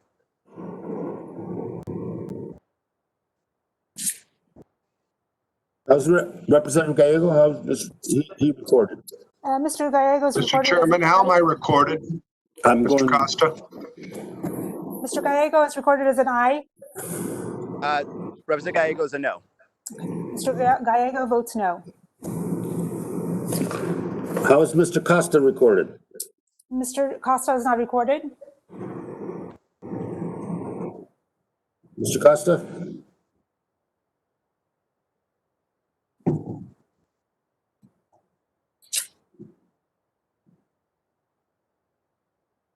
Mr. Costa's a no.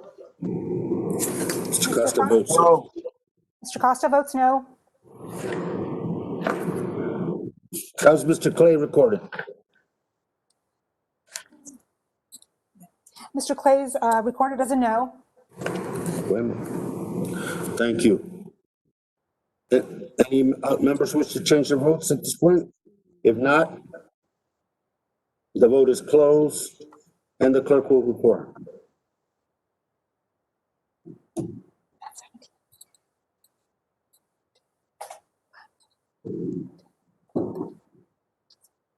Hey, Ann. Hey, you're muted, right?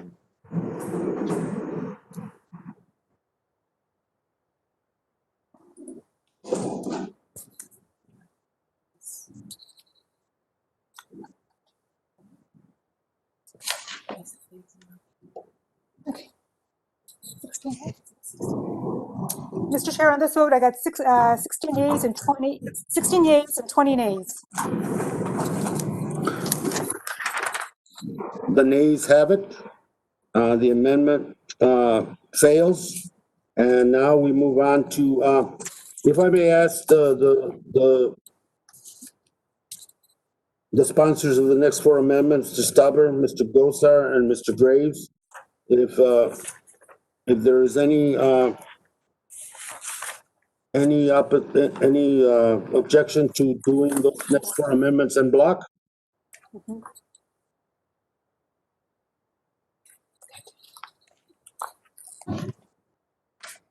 Mr. Stauber, Mr. Gosar, Mr. Graves? What's the position, Mr. Chairman? We're doing all our amendments in block. Yeah, these four that are left on this bill. I'm fine with it. Mr. Gosar I'm fine with it. and Mr. Graves? I'm going to defer to our ranker. Is Mr. Bishop on?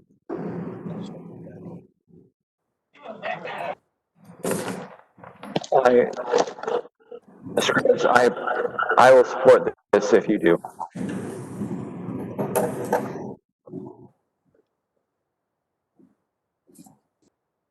Actually, I'm going through reading these. So, Mr. Chairman, I want to make sure I understand.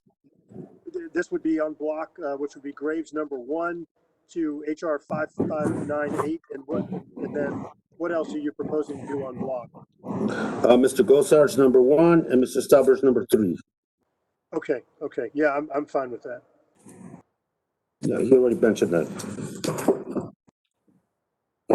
At this point, a recorded vote has been requested, and I appreciate my colleagues agreeing to do the next, the amendment designated Stauber number 3, the amendment designated Gosar number 1, amendment designated Graves number 1, and the amendment designated Graves number 2 en bloc. And the clerk will call the roll. Mr. Grijalva, Grijalva votes no. Mr. Grijalva votes no. Mr. Bishop, Bishop votes yes. Mr. Bishop votes aye. Ms. Napolitano,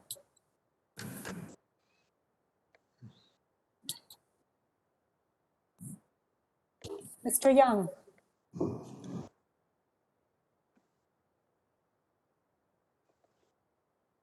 Mr. Costa,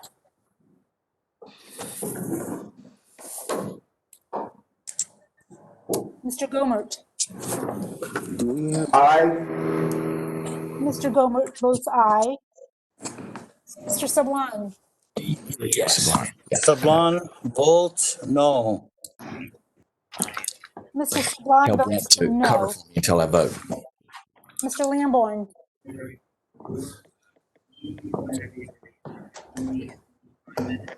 Mr. Huffman, Huffman votes no. Mr. Huffman votes no. Mr. Whitman, Yes. Mr. Whitman votes aye. Mr. Lowenthal, Lowenthal votes no. Mr. Lowenthal votes no. Mr. McClintock,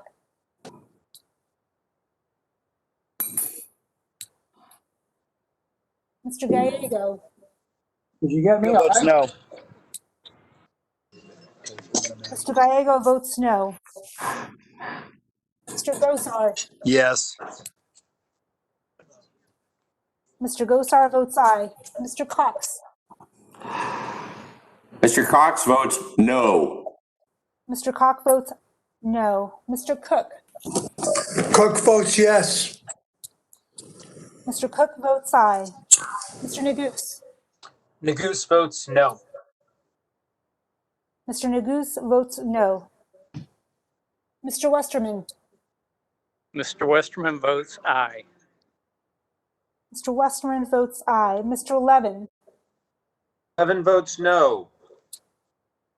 Mr. Levin votes no. Mr. Graves, Graves votes aye. Yes. Mr. Graves votes aye. Ms. Holland, Holland votes no. Ms. Holland votes no. Mr. Heiss, Heiss votes yes. Yeah. Mr. Heiss votes aye. Mr. Cunningham, Thank you, sir. No. Mr. Cunningham votes no. Mrs. Radewagen,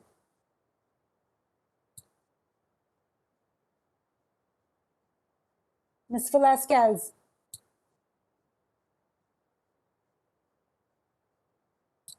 Mr. Webster,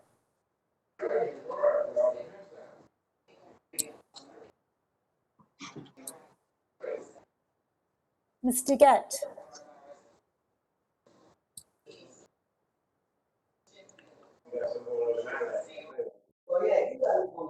Ms. Cheney. Cheney votes aye. Ms. Cheney votes aye. Mr. Clay. Clay votes no. Mr. Clay votes no. Mr. Johnson. Johnson votes aye. Mr. Johnson votes aye. Mrs. Dingle.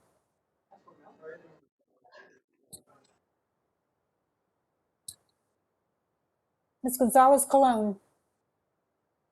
Gonzalez Colon votes aye. Ms. Gonzalez Colon votes aye. Mr. Brown. Mr. Brown of Maryland votes no.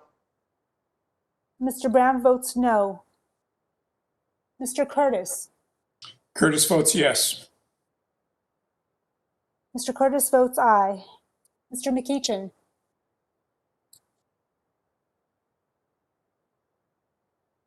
Mr. Hearn.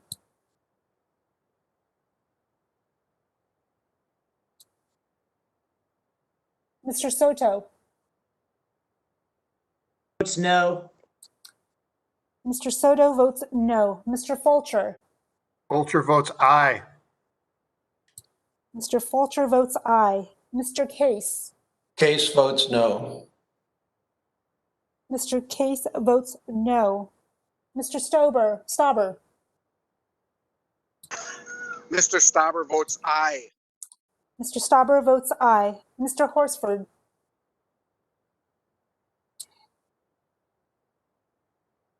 Mr. San Nicolas.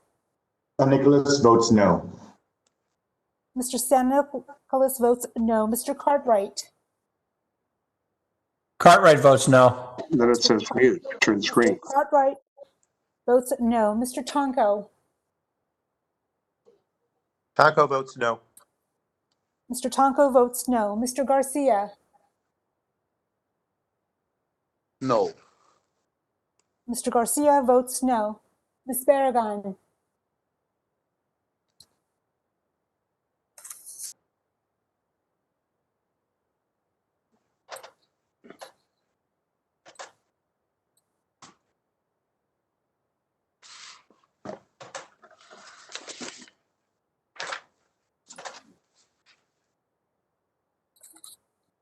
Yeah, the clerk will read the names of any members not recorded.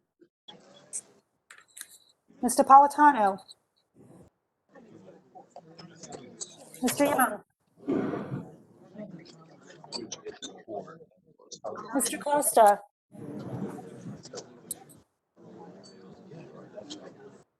Mr. Lamborn. Lamborn votes aye.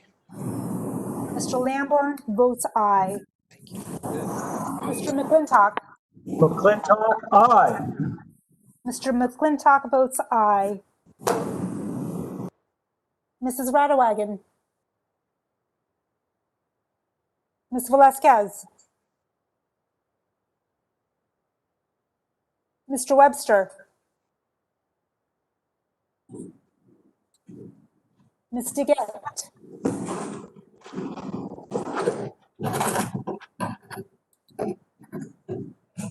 Mrs. Dingle.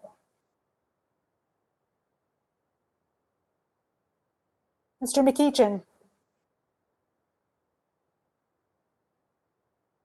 Mr. Hearn.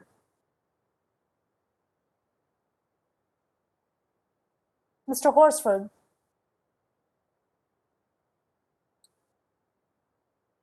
Ms. Barragan.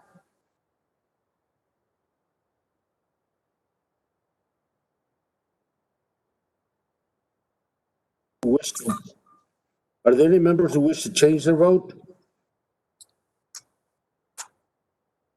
Mr. Chairman, how am I recorded? How is Mr. Costa recorded? Mr. Costa is not recorded. This is which, this is final passage of item, of No. Chairman's bill? No, it is the amendments and on block to the boundary waters legislation, 5598. 5598, Yeah, it's the amendments. the Graves Amendment or Kosar Amendment? You got all of them together, Gosar, Stauber. and Costa, Graves no. Amendment. Okay. Mr. Costa was recorded as a no. Mr. Costa votes no. Ms. Dingle, is she recorded? How's Ms. Dingle recorded? Ms. Dingle is not recorded.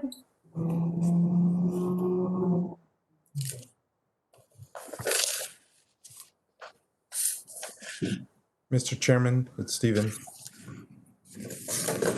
Mr. Hostler, how is he recorded? He's not recorded. I vote nay. Mr. Horsford votes no.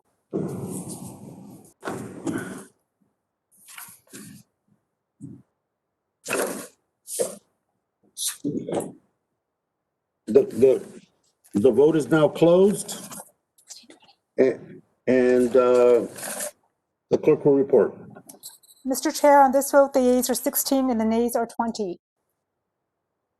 The nays have it. The amendments en bloc fail. And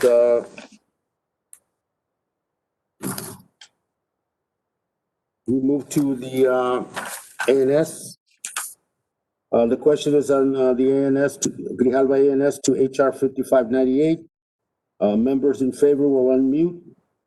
All those in favor indicate by saying aye. Aye. Aye. Aye. Aye. Aye. Members will please mute themselves again. Members opposed will unmute. All those opposed indicate by saying no. No.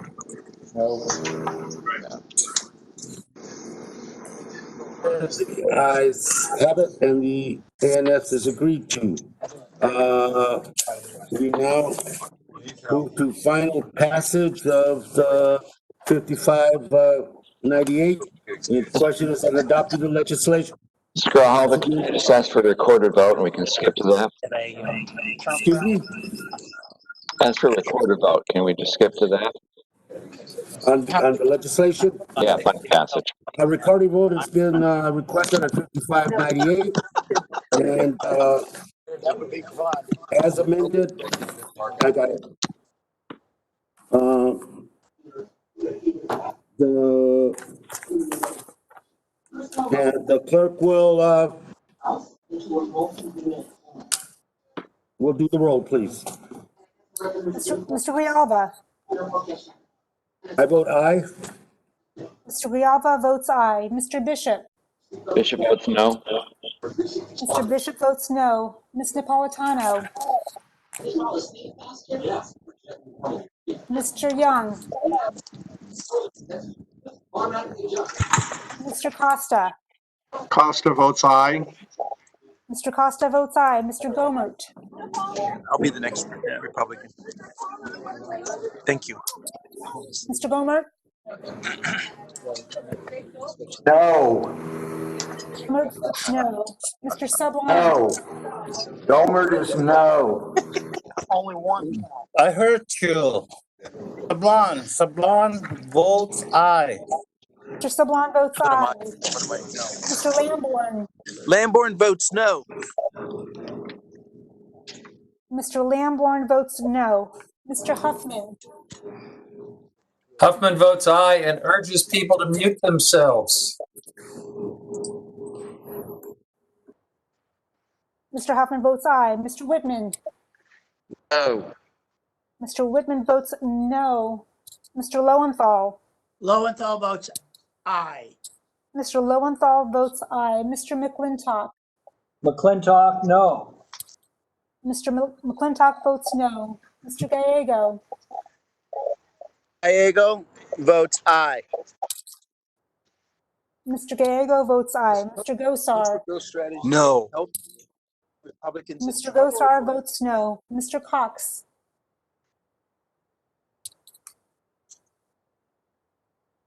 Mr. Cox votes aye. Mr. Cox votes aye. Mr. Cook? Cook votes no. Mr. Cook votes no. Mr. Neguse? Mr. Neguse votes aye. Mr. Neguse votes aye. Mr. Westerman? Westerman votes no. Mr. Westerman votes no. Mr. Levin? Levin votes aye. Mr. Levin votes aye. Mr. Graves?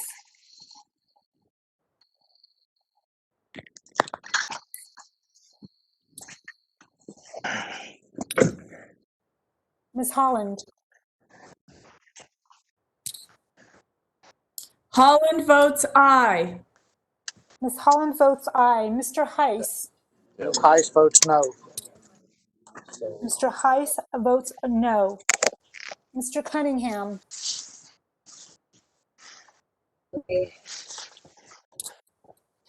Yes. Mrs. Radowagen?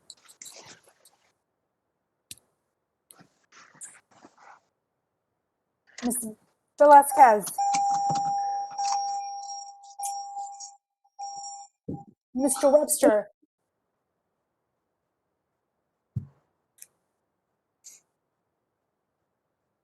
Ms. DeGette?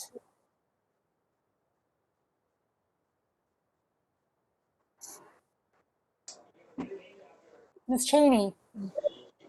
Cheney votes no. Ms. Cheney votes no. Mr. Clay? Clay votes aye. Mr. Clay votes aye. Mr. Johnson?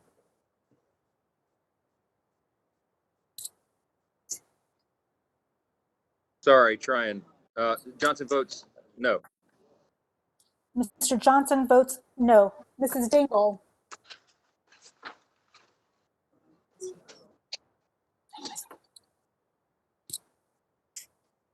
Ms. Gonzalez Colon? Ms. Gonzalez Colon votes no.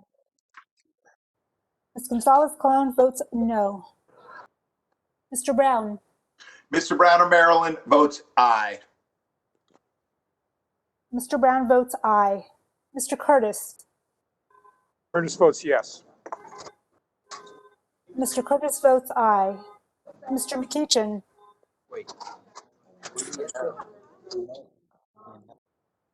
Mr. Hearn?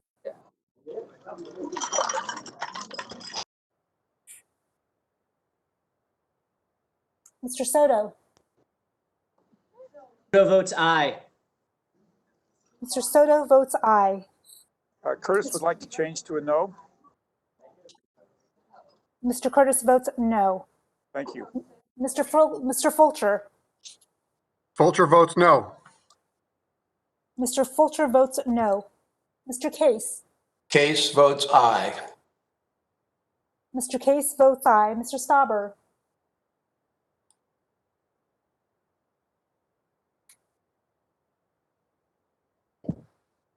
Mr. Stauber votes no. Mr. Stauber votes no. Mr. Horsford? Aye. Mr. Horsford votes aye. Mr. San Nicolas? San Nicolas votes yes. Mr. San Nicolas votes aye. Mr. Cartwright? Cartwright votes aye. Mr. Cartwright votes aye. Mr. Tonko?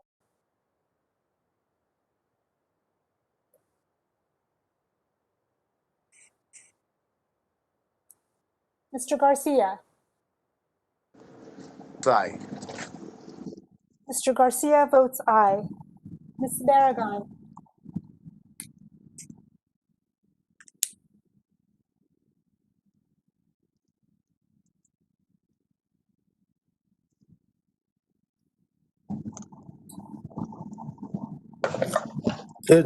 Are there any members who are not recorded? Yeah, Cunningham votes aye. Mr. Cunningham? This is a no. Mr. Cunningham votes aye. Any other members not recorded? Mr. Chairman, Graves is a no. Mr. Graves votes no. Thank you. Are there any members who wish to vote or change, who wish to change their vote? If not, the vote is closed and the clerk shall report. Mr. Chair, on this vote, the yeas are 19 and the nays are 16.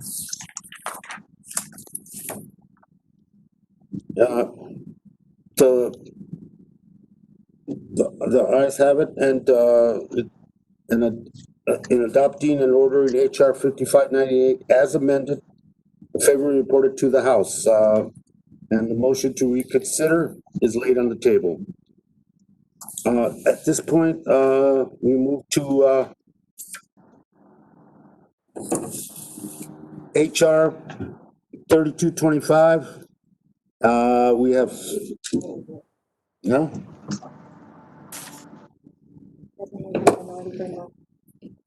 At this point, Mr. Bishop, recognize the minority for the motion.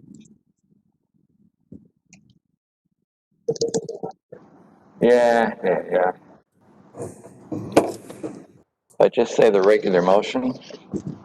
Under Committee Rule 5C, I give notice of my intention to file additional or dissenting views on the bill just considered, and I ask unanimous consent that this notice be extended to all members of the committee and to final all bills being considered by the committee today. Thank you very much, Mr. Bishop. And returning to HR 3225, the question is on unfinished business, beginning with the amendments designated Gosar number 5, Graves number 4, Graves number 6, Graves number 7, and Gosar number 4. Again, with the concurrence of the two members, Mr. Gosar and Mr. Graves, if they are willing to record the vote en bloc, I leave it to your discretion and to the ranking members, or we can do them one by one. Mr. Chairman, I know you're going to shoot me, but I actually want to do these individually. I'm very sorry to all of you. I want to remind you that the White House has rapid testing. There are better ways we can be doing this, but I don't think we should allow this to thwart the legislative process. So we're not trying to squirt. Thank you, Mr. Graves, and just as your president famously said, just stand by. Amendments now. We amendment designated Gosar number 5, and the clerk will call the roll. Mr. Grijalva. Mr. Grijalva votes no. Mr. Grijalva votes no. Mr. Bishop. Bet you like my clicker system right now. Bishop I votes love your yes. clicker system right now. Mr. Bishop votes aye. Ms. Napolitano. Mr. Young. Mr. Costa. Mr. Costa votes no, and I was hoping that I could thank Mr. Graves for his courtesy. I'm disappointed. Mr. Costa votes no. Mr. Goldberg. Regarding that point, no, I'm not. Mr. Sablon. I guess there's some. Sablon votes no. Mr. Sablon votes no. Mr. Lamborn. Lamborn votes aye. Mr. Lamborn votes aye. Mr. Huffman. Because of Mr. Graves' crankiness, Huffman votes no. Mr. Huffman votes no. Mr. Whitman. Aye. Mr. Whitman votes aye. Mr. Lowenthal. Mr. Lowenthal votes no. Mr. Lowenthal votes no. Mr. McClintock. McClintock, aye. Mr. McClintock votes aye. Mr. Gallego. Gallego votes no.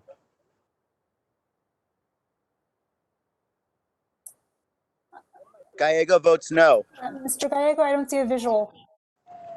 Gallego votes no. The camera's on. Mr. Gallego votes no. Mr. Gosar. Yes. Okay, so I'm gonna go start. Mr. Gosar votes aye. Mr. Cox. Mr. Cox votes no. Mr. Cox votes no. Mr. Cook. Cook votes yes. Mr. Cook votes aye. Mr. Neguse. Neguse votes no. Mr. Neguse votes no. Mr. Westerman. I was mayor of my city and I wanted to finish my term and it was. Aye. Westerman votes aye. Mr. Westerman votes aye. Mr. Levin. Levin votes no. Mr. Levin votes no. Mr. Graves.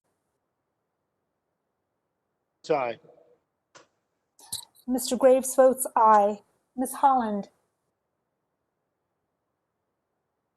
Holland votes no. Ms. Holland votes no. Mr. Heiss. Heiss votes yes. Mr. Heiss votes aye. Mr. Cunningham.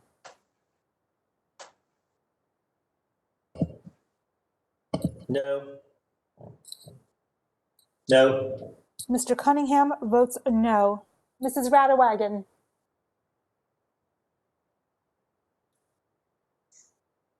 Ms. Velasquez.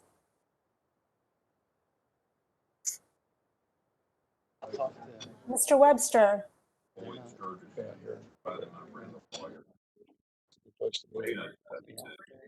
Ms. DeGette.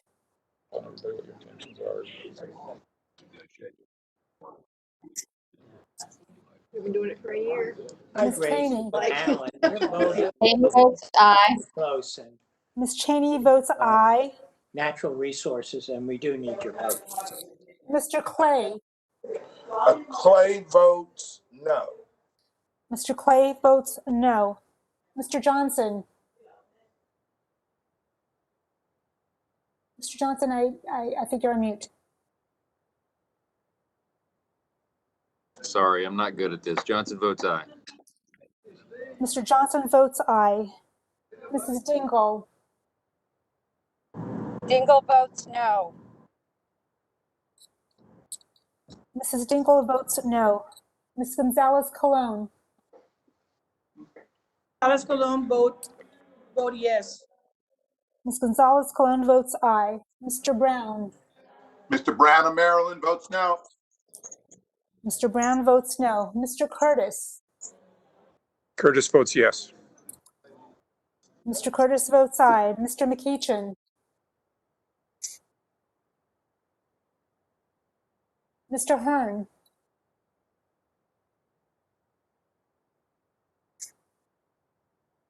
Mr. Soto. Soto votes no. Mr. Soto votes no. Mr. Fulcher. Fulcher votes aye. Mr. Fulcher votes aye. Mr. Case. Case votes no. Mr. Case votes no. Mr. Stauber.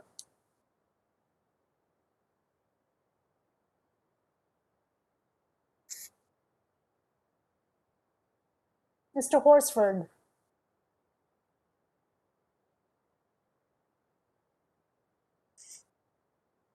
Mr. San Nicolas.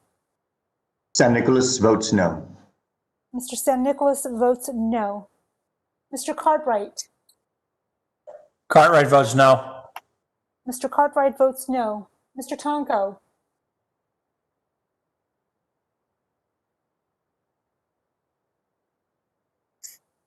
Mr. Garcia. Mr. Garcia votes no. Ms. Barragan.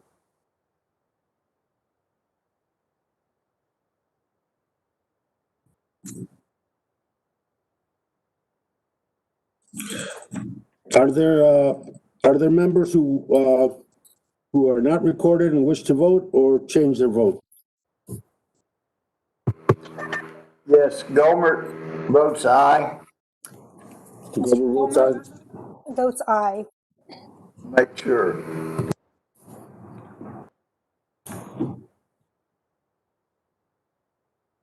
Is there someone else The vote is now closed, and the clerk shall report.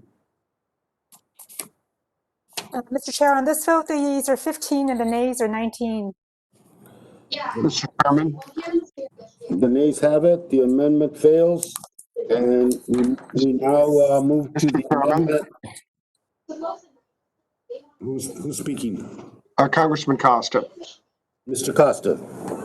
A question to the chair. Would it be appropriate to make a motion that would request that we, with the remainder of the amendments that were suggested as you originally had offered, to put a motion in order to vote them in block, and then if the motion passed, then we would vote the rest of them in block. I just think this is deleterious and a waste of a lot of folks' time. Thank you, Mr. Costa, but Mr. Graves, Mr. Graves and Mr. Gosar have the prerogative. Mr. Graves indicated that he wanted to do them one at a time, and regardless of the motion to do them in block, that would probably cause a longer and more extended debate about that than proceeding through the labor of. I'll obviously take the direction of the chair. Thank you, sir. Thank you. The amendment designated Graves number 4 to HR 3225. The clerk will call the roll, please.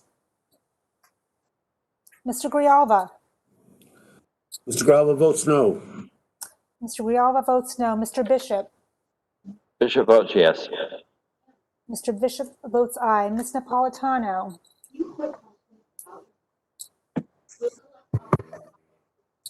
Mr. Young. Mr. Costa. Mr. Costa votes no. Mr. Costa votes no. Mr. Gomert. Gomert votes aye. Mr. Gomert votes aye. Mr. Sublime. Sablon votes no. Mr. Sublime votes no. Mr. Lamborn. Lamborn votes aye.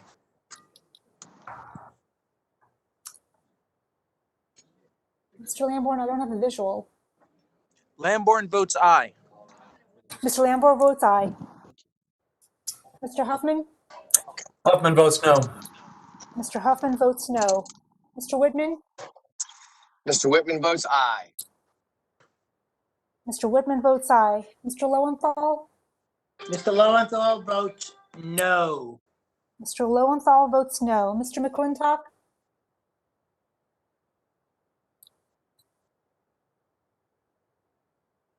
Mr. McClintock? Mr. Gallego? Gallego votes no. Mr. Gallego votes no. Aye. McClintock? Mr. Gosar? Aye. Mr. Gosar votes aye.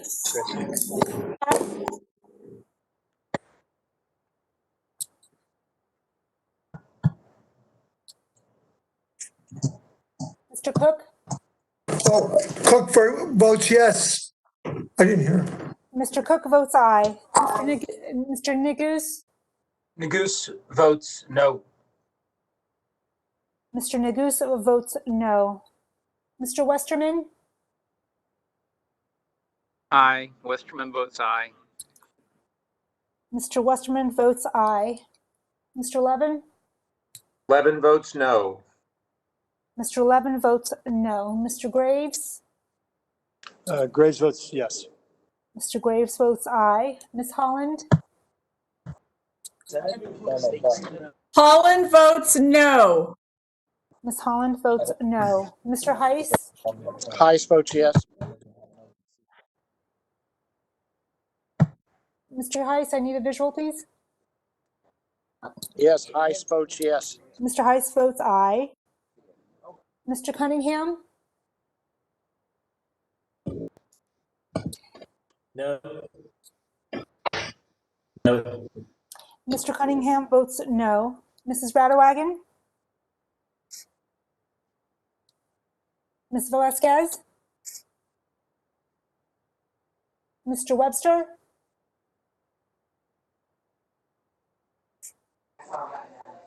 Ms. DeGette?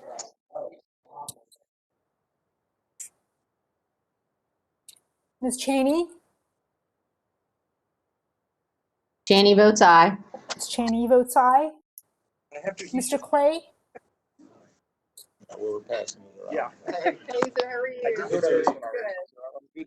Mr. Clay, you're on mute. Clay votes no. I'm sorry. Mr. Clay votes no. Mr. Johnson? Johnson votes yes. Mr. Johnson votes aye. Mrs. Dingle? Dingle votes no. Ms. Dingle votes no. Ms. Gonzalez Colon?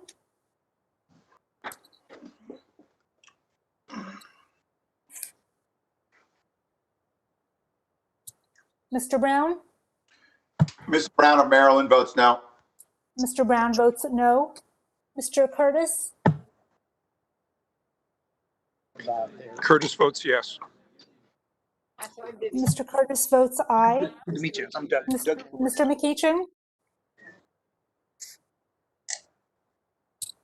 Mr. Hearn?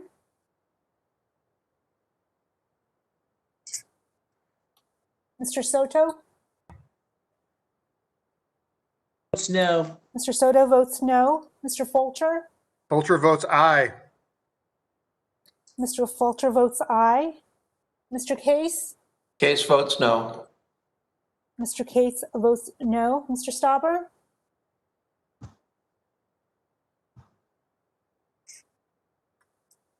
Mr. Horsford?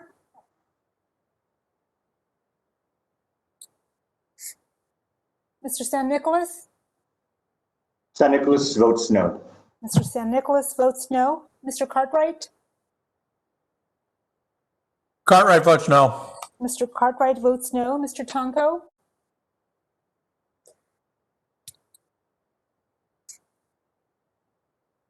Mr. Garcia? No. Mr. Garcia votes no. Ms. Barragan?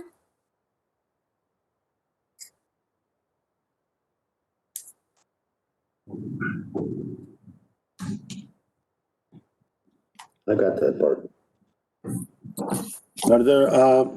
Are there members who wish to be recorded, have not voted, or changed their vote? Mr. Chairman, Gonzalez Colon here, vote yes. Ms. Colon votes aye.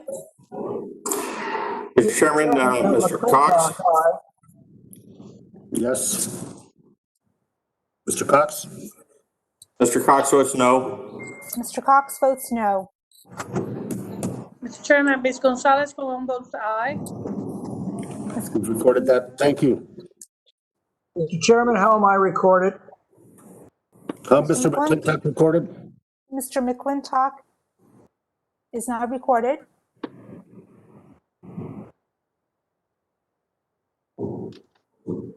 McClintock, aye. Mr. McClintock votes aye.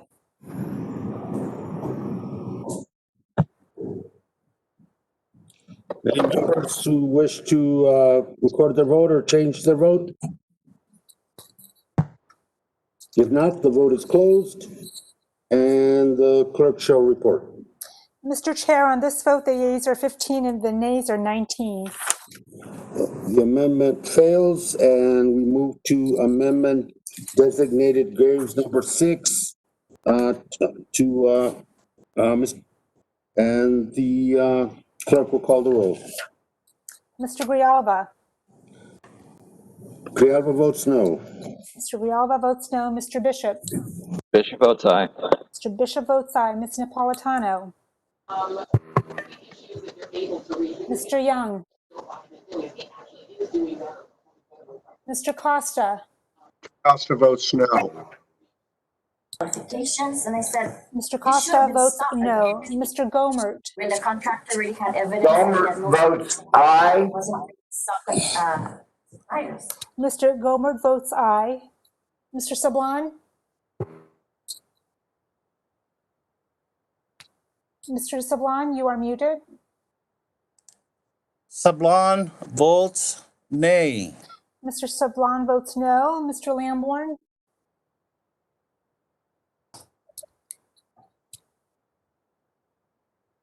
Mr. Huffman? Huffman votes no. Mr. Huffman votes no. Mr. Whitman? Aye. Whitman votes aye. Lamborn votes aye. Mr. Whitman votes aye. Mr. Lowenthal? Lowenthal votes no. Mr. Lowenthal votes no. Mr. McClintock? McClintock, aye. Mr. McClintock votes aye. Mr. Gallego? Votes no. Mr. Gallego votes no. Mr. Gosar? Aye. Mr. Gosar votes aye. Mr. Cox? Mr. Cox votes no. Mr. Cox votes no. Mr. Cook? Cook votes yes. Mr. Cook votes aye. Mr. Neguse?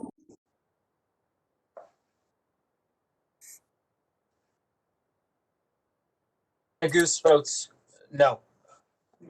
Mr. Neguse votes no. Mr. Westerman? Aye. Westerman votes aye. Mr. Westerman votes aye. Mr. Levin? Levin votes no. Mr. Levin votes no. Mr. Graves? Votes aye. Mr. Graves votes aye. Ms. Holland? Holland votes no. Ms. Holland votes no. Mr. Heiss? Heiss votes yes. Mr. Heiss votes aye. Mr. Cunningham? No. No. Mr. Cunningham votes no. Mrs. Radewagen? Ms. Velasquez? Mr. Webster? Ms. DeGette? Ms. Cheney? Cheney votes aye. Ms. Cheney votes aye. Mr. Clay? Clay votes no. Mr. Clay votes no. Mr. Johnson? Johnson votes aye. Mr. Johnson votes aye. Ms. Dingle? Dingle votes no. Ms. Dingle votes no. Ms. Gonzalez Colon?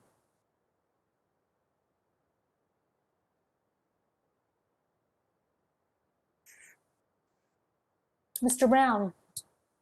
Mr. Brown of Maryland votes no. Mr. Brown votes no. Mr. Curtis? Curtis votes yes. Mr. Curtis votes aye. Mr. McEachin? Mr. Hearn?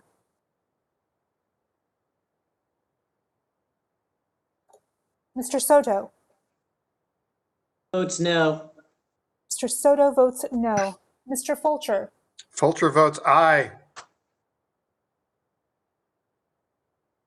Mr. Fulcher votes aye. Mr. Case? Case votes no. Mr. Case votes no. Mr. Stauber?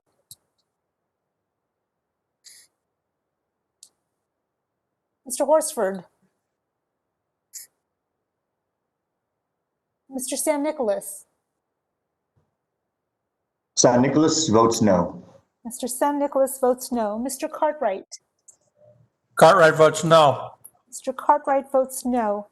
Mr. Tonko? Tonko votes no. Mr. Tonko votes no. Mr. Garcia?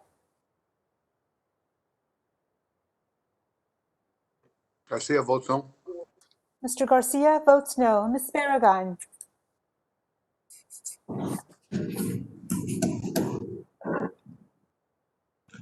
The clerk will, Mr. Chairman, yes. Mr. Chairman, I've been skipped again. Ms. Gonzalez Colon votes yes. Ms. Gonzalez Colon votes aye. Are there members who wish to vote or to change their vote? Is Mr. Lamborn recorded? Is Mr. Lambert recorded? Mr. Lamborn is not recorded. I think he's gone. Lamborn votes aye. Lamborn votes aye. I'm sorry. Can you repeat, please? Lamborn votes aye. Mr. Lamborn votes aye.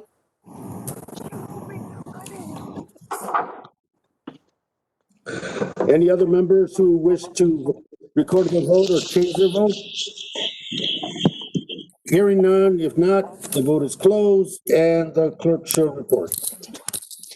Mr. Chair, on this vote, there are 15 yeas and 20 nays.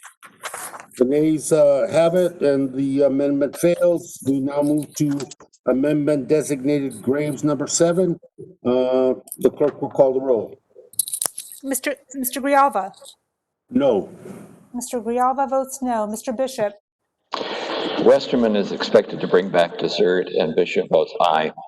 Mr. Bishop votes aye. Ms. Napolitano. Mr. Young. Mr. Costa.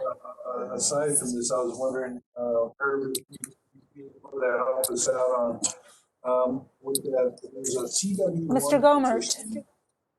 And there was a release last year.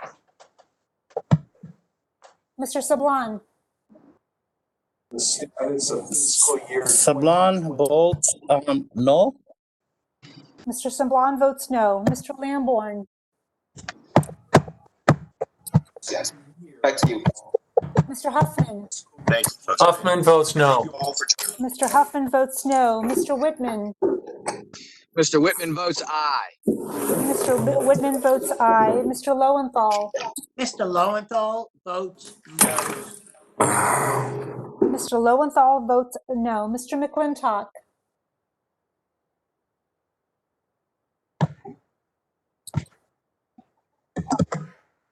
Mr. McClintock. Mr. McClintock votes aye. Mr. Gallego. Gallego votes no. Mr. Gallego votes no. Mr. Gosar. Aye. Mr. Gosar votes aye. Mr. Cox. Mr. Cox votes no. Mr. Cox votes no. Mr. Cook. Cook votes yes. Mr. Cook votes aye. Mr. Neguse. Neguse votes no. Mr. Neguse votes no. Mr. Westerman.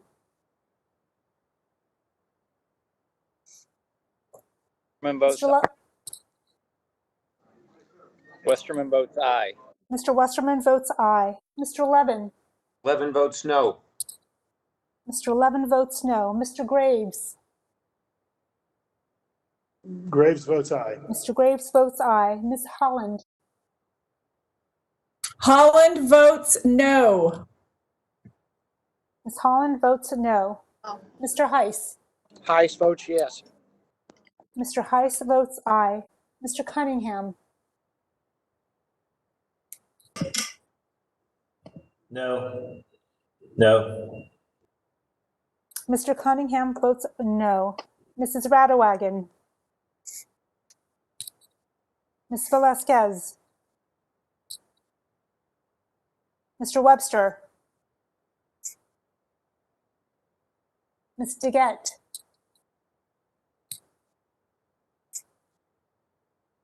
Ms. Cheney. Cheney votes aye.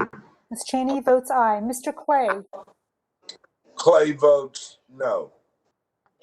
Mr. Clay votes no. Mr. Johnson. Johnson votes Mr. aye. Johnson votes aye. Mrs. Dingle. Dingle votes no. Ms. Dingle votes no. Ms. Gonzalez Colon. Cologne votes yes. Ms. Gonzalez Colon votes aye. Mr. Brown. Mr. Brown of Maryland votes no. Mr. Brown votes no. Mr. Curtis. Curtis votes yes. Mr. Curtis votes aye. Mr. McEachin. Mr. Hearn. Mr. Soto. Votes no. Mr. Soto votes no. Mr. Fulcher. Fulcher votes aye. Mr. Fulcher votes aye. Mr. Case. Case votes no. Mr. Case votes no. Mr. Stauber. Mr. Horsford.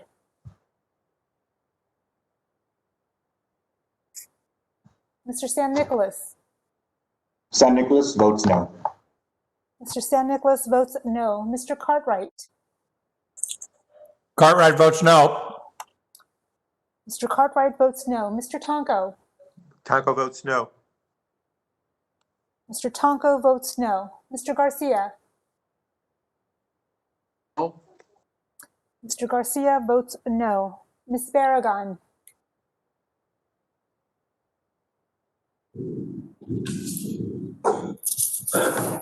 Are there members who wish to vote and are not recorded or change their vote?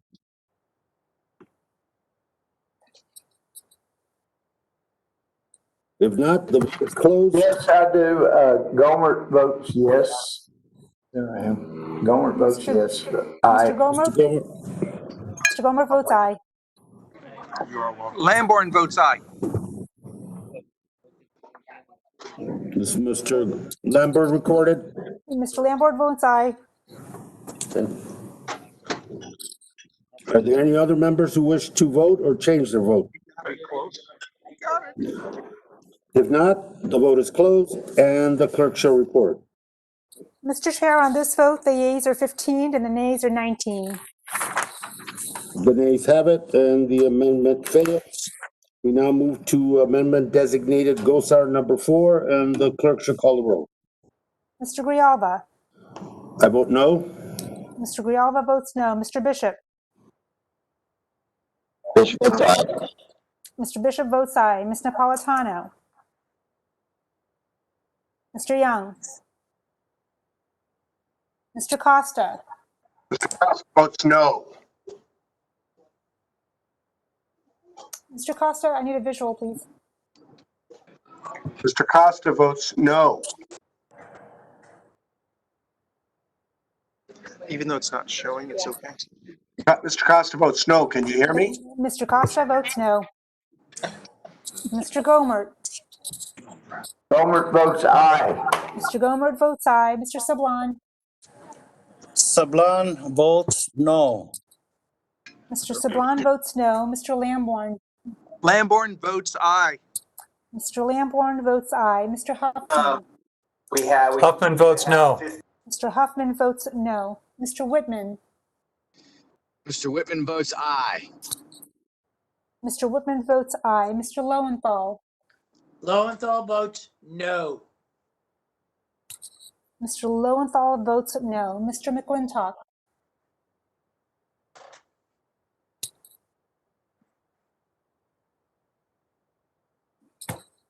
McClintock, aye. Mr. McClintock votes aye. Mr. Gallego. Gallego votes no. Aye. Mr. Gallego votes no. Mr. Gosar. Aye. Mr. Gosar votes aye. Mr. Cox. Mr. Cox votes no. Mr. Cox votes no. Mr. Cook. Cook votes yes. Mr. Cook votes aye. Mr. Neguse. Neguse votes no. Mr. Neguse votes no. Mr. Westerman. Westerman votes aye. Mr. Westerman votes aye. Mr. Levin. Levin votes no. Mr. Levin votes no. Mr. Graves. Graves is yes. Mr. Graves votes aye. Ms. Holland. Holland votes no. Ms. Holland votes no. Mr. Heiss. Yes. Mr. Heiss votes aye. Mr. Cunningham. No. Mr. Cunningham votes no. Mrs. Radawagon. Ms. Velasquez. Mr. Webster. Ms. DeGette. Ms. Cheney.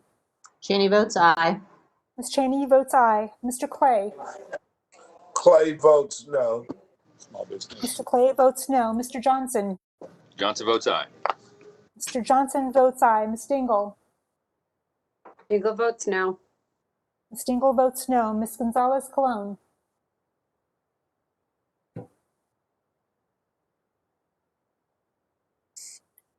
Mr. Brown. Mr. Brown of Maryland votes no. Mr. Brown votes no. Mr. Curtis. Curtis votes yes. Mr. Curtis votes aye. Mr. McEachin. Mr. Hearn. Mr. Soto. Soto votes no. Mr. Soto votes no. Mr. Fulcher. Fulcher votes aye. Mr. Fulcher votes aye. Mr. Case. Case votes no. Mr. Case votes no. Mr. Stauber. Mr. Horsford. Mr. San Nicolas.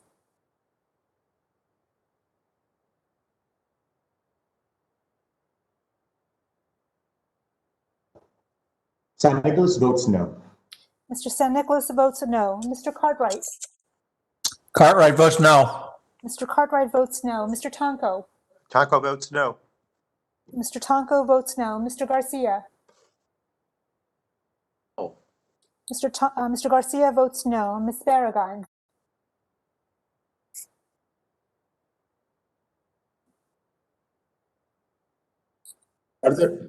Are there members who wish to vote or not recorded or change their vote? Mr. Chairman, Gonzalez Colon votes aye. Ms. Gonzalez Colon votes aye. Any other members?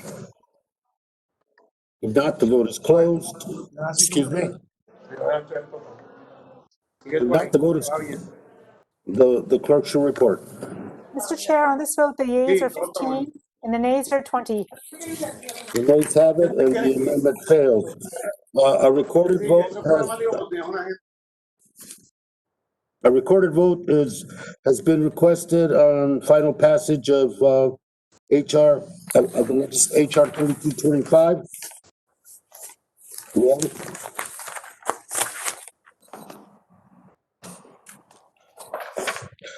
The question in adopting HR 3225, Mr. Bishop, a recorded vote is going to be asked for? Yeah. The question is adopting HR 3225 as amended in order favorably reported to the House.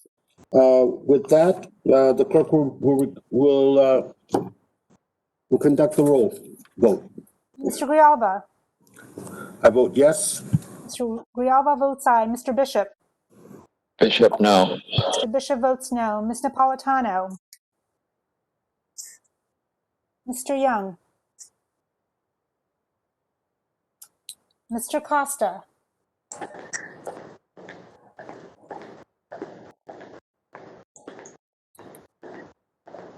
Mr. Gomert. Aye. Mr. Gomert votes aye. Mr. Sablan.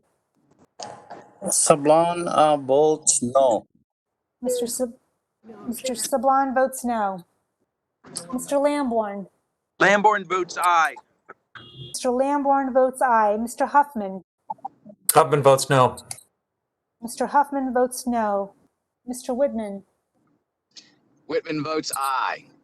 Mr. Whitman votes aye. No, I'm sorry. Whitman votes no. No. Mr. Whitman votes no. Mr. Lowenthal. Mr. Chairman, this is Mr. Lowenthal. Can you exactly restate what we're voting on?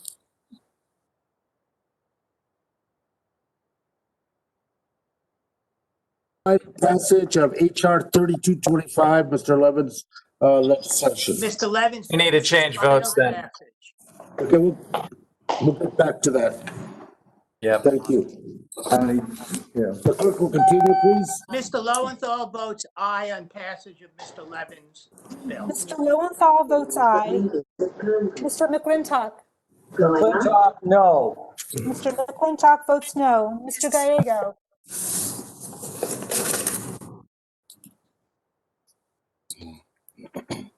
Gallego votes aye. Mr. Gallego votes aye. Mr. Gosar. No. Mr. Gosar votes no. Mr. Cox. Mr. Cox votes aye. Mr. Cox votes aye. Mr. Cook? Cook votes no. Mr. Cook votes no. Mr. Neguse? Mr. Neguse votes aye in favor of Mr. Levin's thoughtful. Mr. Neguse votes aye. Mr. Westerman? No. Westerman, no. Mr. Westerman votes no. Mr. Levin? Votes aye. Mr. Levin votes aye. Mr. Graves? No. Mr. Graves votes no. Ms. Holland? Holland votes aye. Ms. Holland votes aye. Mr. Heiss? Peter. Heiss votes no. Mr. Oh, Heiss Steve, I votes meant. I didn't mean to. no. Okay. Mr. Mr. Cunningham? Costa votes aye. Aye. Mr. Cunningham votes aye. Mrs. Radawagon? Ms. Velasquez? Mr. Webster? Mr. Costa votes aye. Mr. Costa votes aye. Ms. DeGette? Ms. Cheney? Cheney votes no. Ms. Cheney votes no. Mr. Clay? Clay votes aye. Mr. Clay votes aye. Mr. Johnson? Johnson votes no. Mr. Johnson votes no. Ms. Dingle? Dingle votes aye. Ms. Dingle votes aye. Ms. Gonzalez Colon?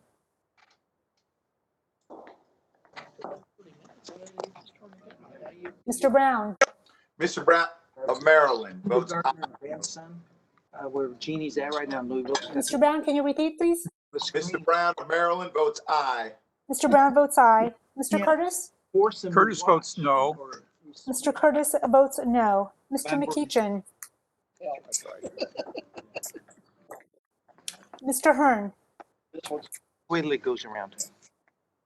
Mr. Soto? Votes aye. Mr. Soto votes aye. Mr. Fulcher? Fulcher votes no. Mr. Fulcher votes no. Mr. Case? Case votes aye. Mr. Case votes aye. Mr. Stauber? Mr. Horsford? Mr. San Nicolas? San Nicholas votes yes. Mr. San Nicolas votes aye. Mr. Cartwright? Cartwright votes aye. Mr. Cartwright votes aye. Mr. Tonko? Taco votes aye. Mr. Tonko votes aye. Mr. Garcia? Aye. Mr. Garcia votes aye. Ms. Barragan?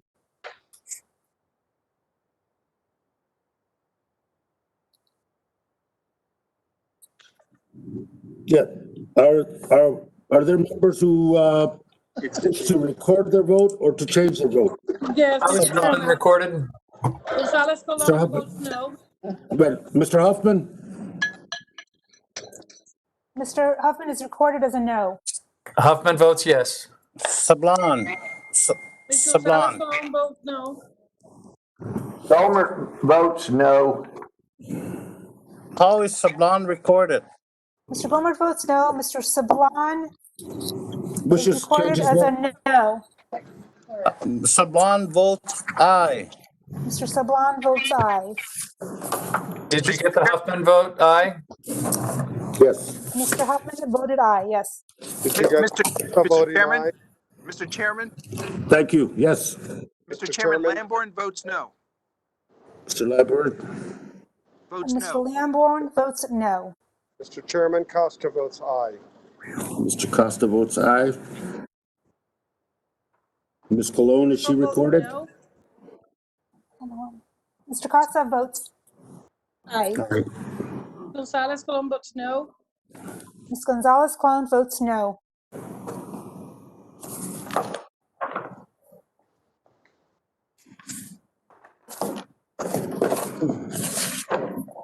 Are there any other members who wish to change their vote or be recorded? If not, the vote is closed and the clerk shall report. Mr. Chair, on this vote, the yeas are 20 and the nays are 15. The bill passes and and the bill is adopted as amended and ordered favorably reported, and the motion to reconsider is laid on the table.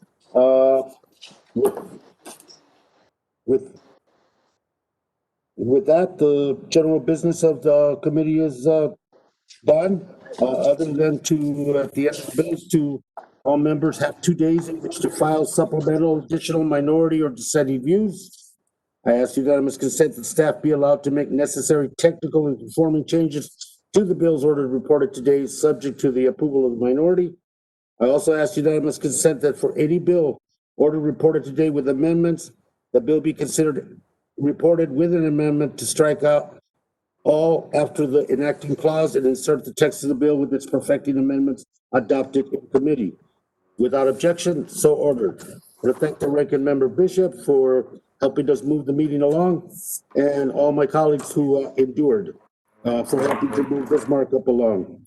There be no further business other than to thank the members and the staff for their hard work, and the meeting is adjourned. Thank you.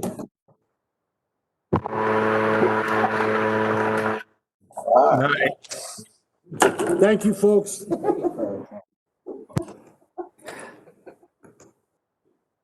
Thank you, Chairman. No, thank you, guys. Thank you, Garcia, for voting for me and everything.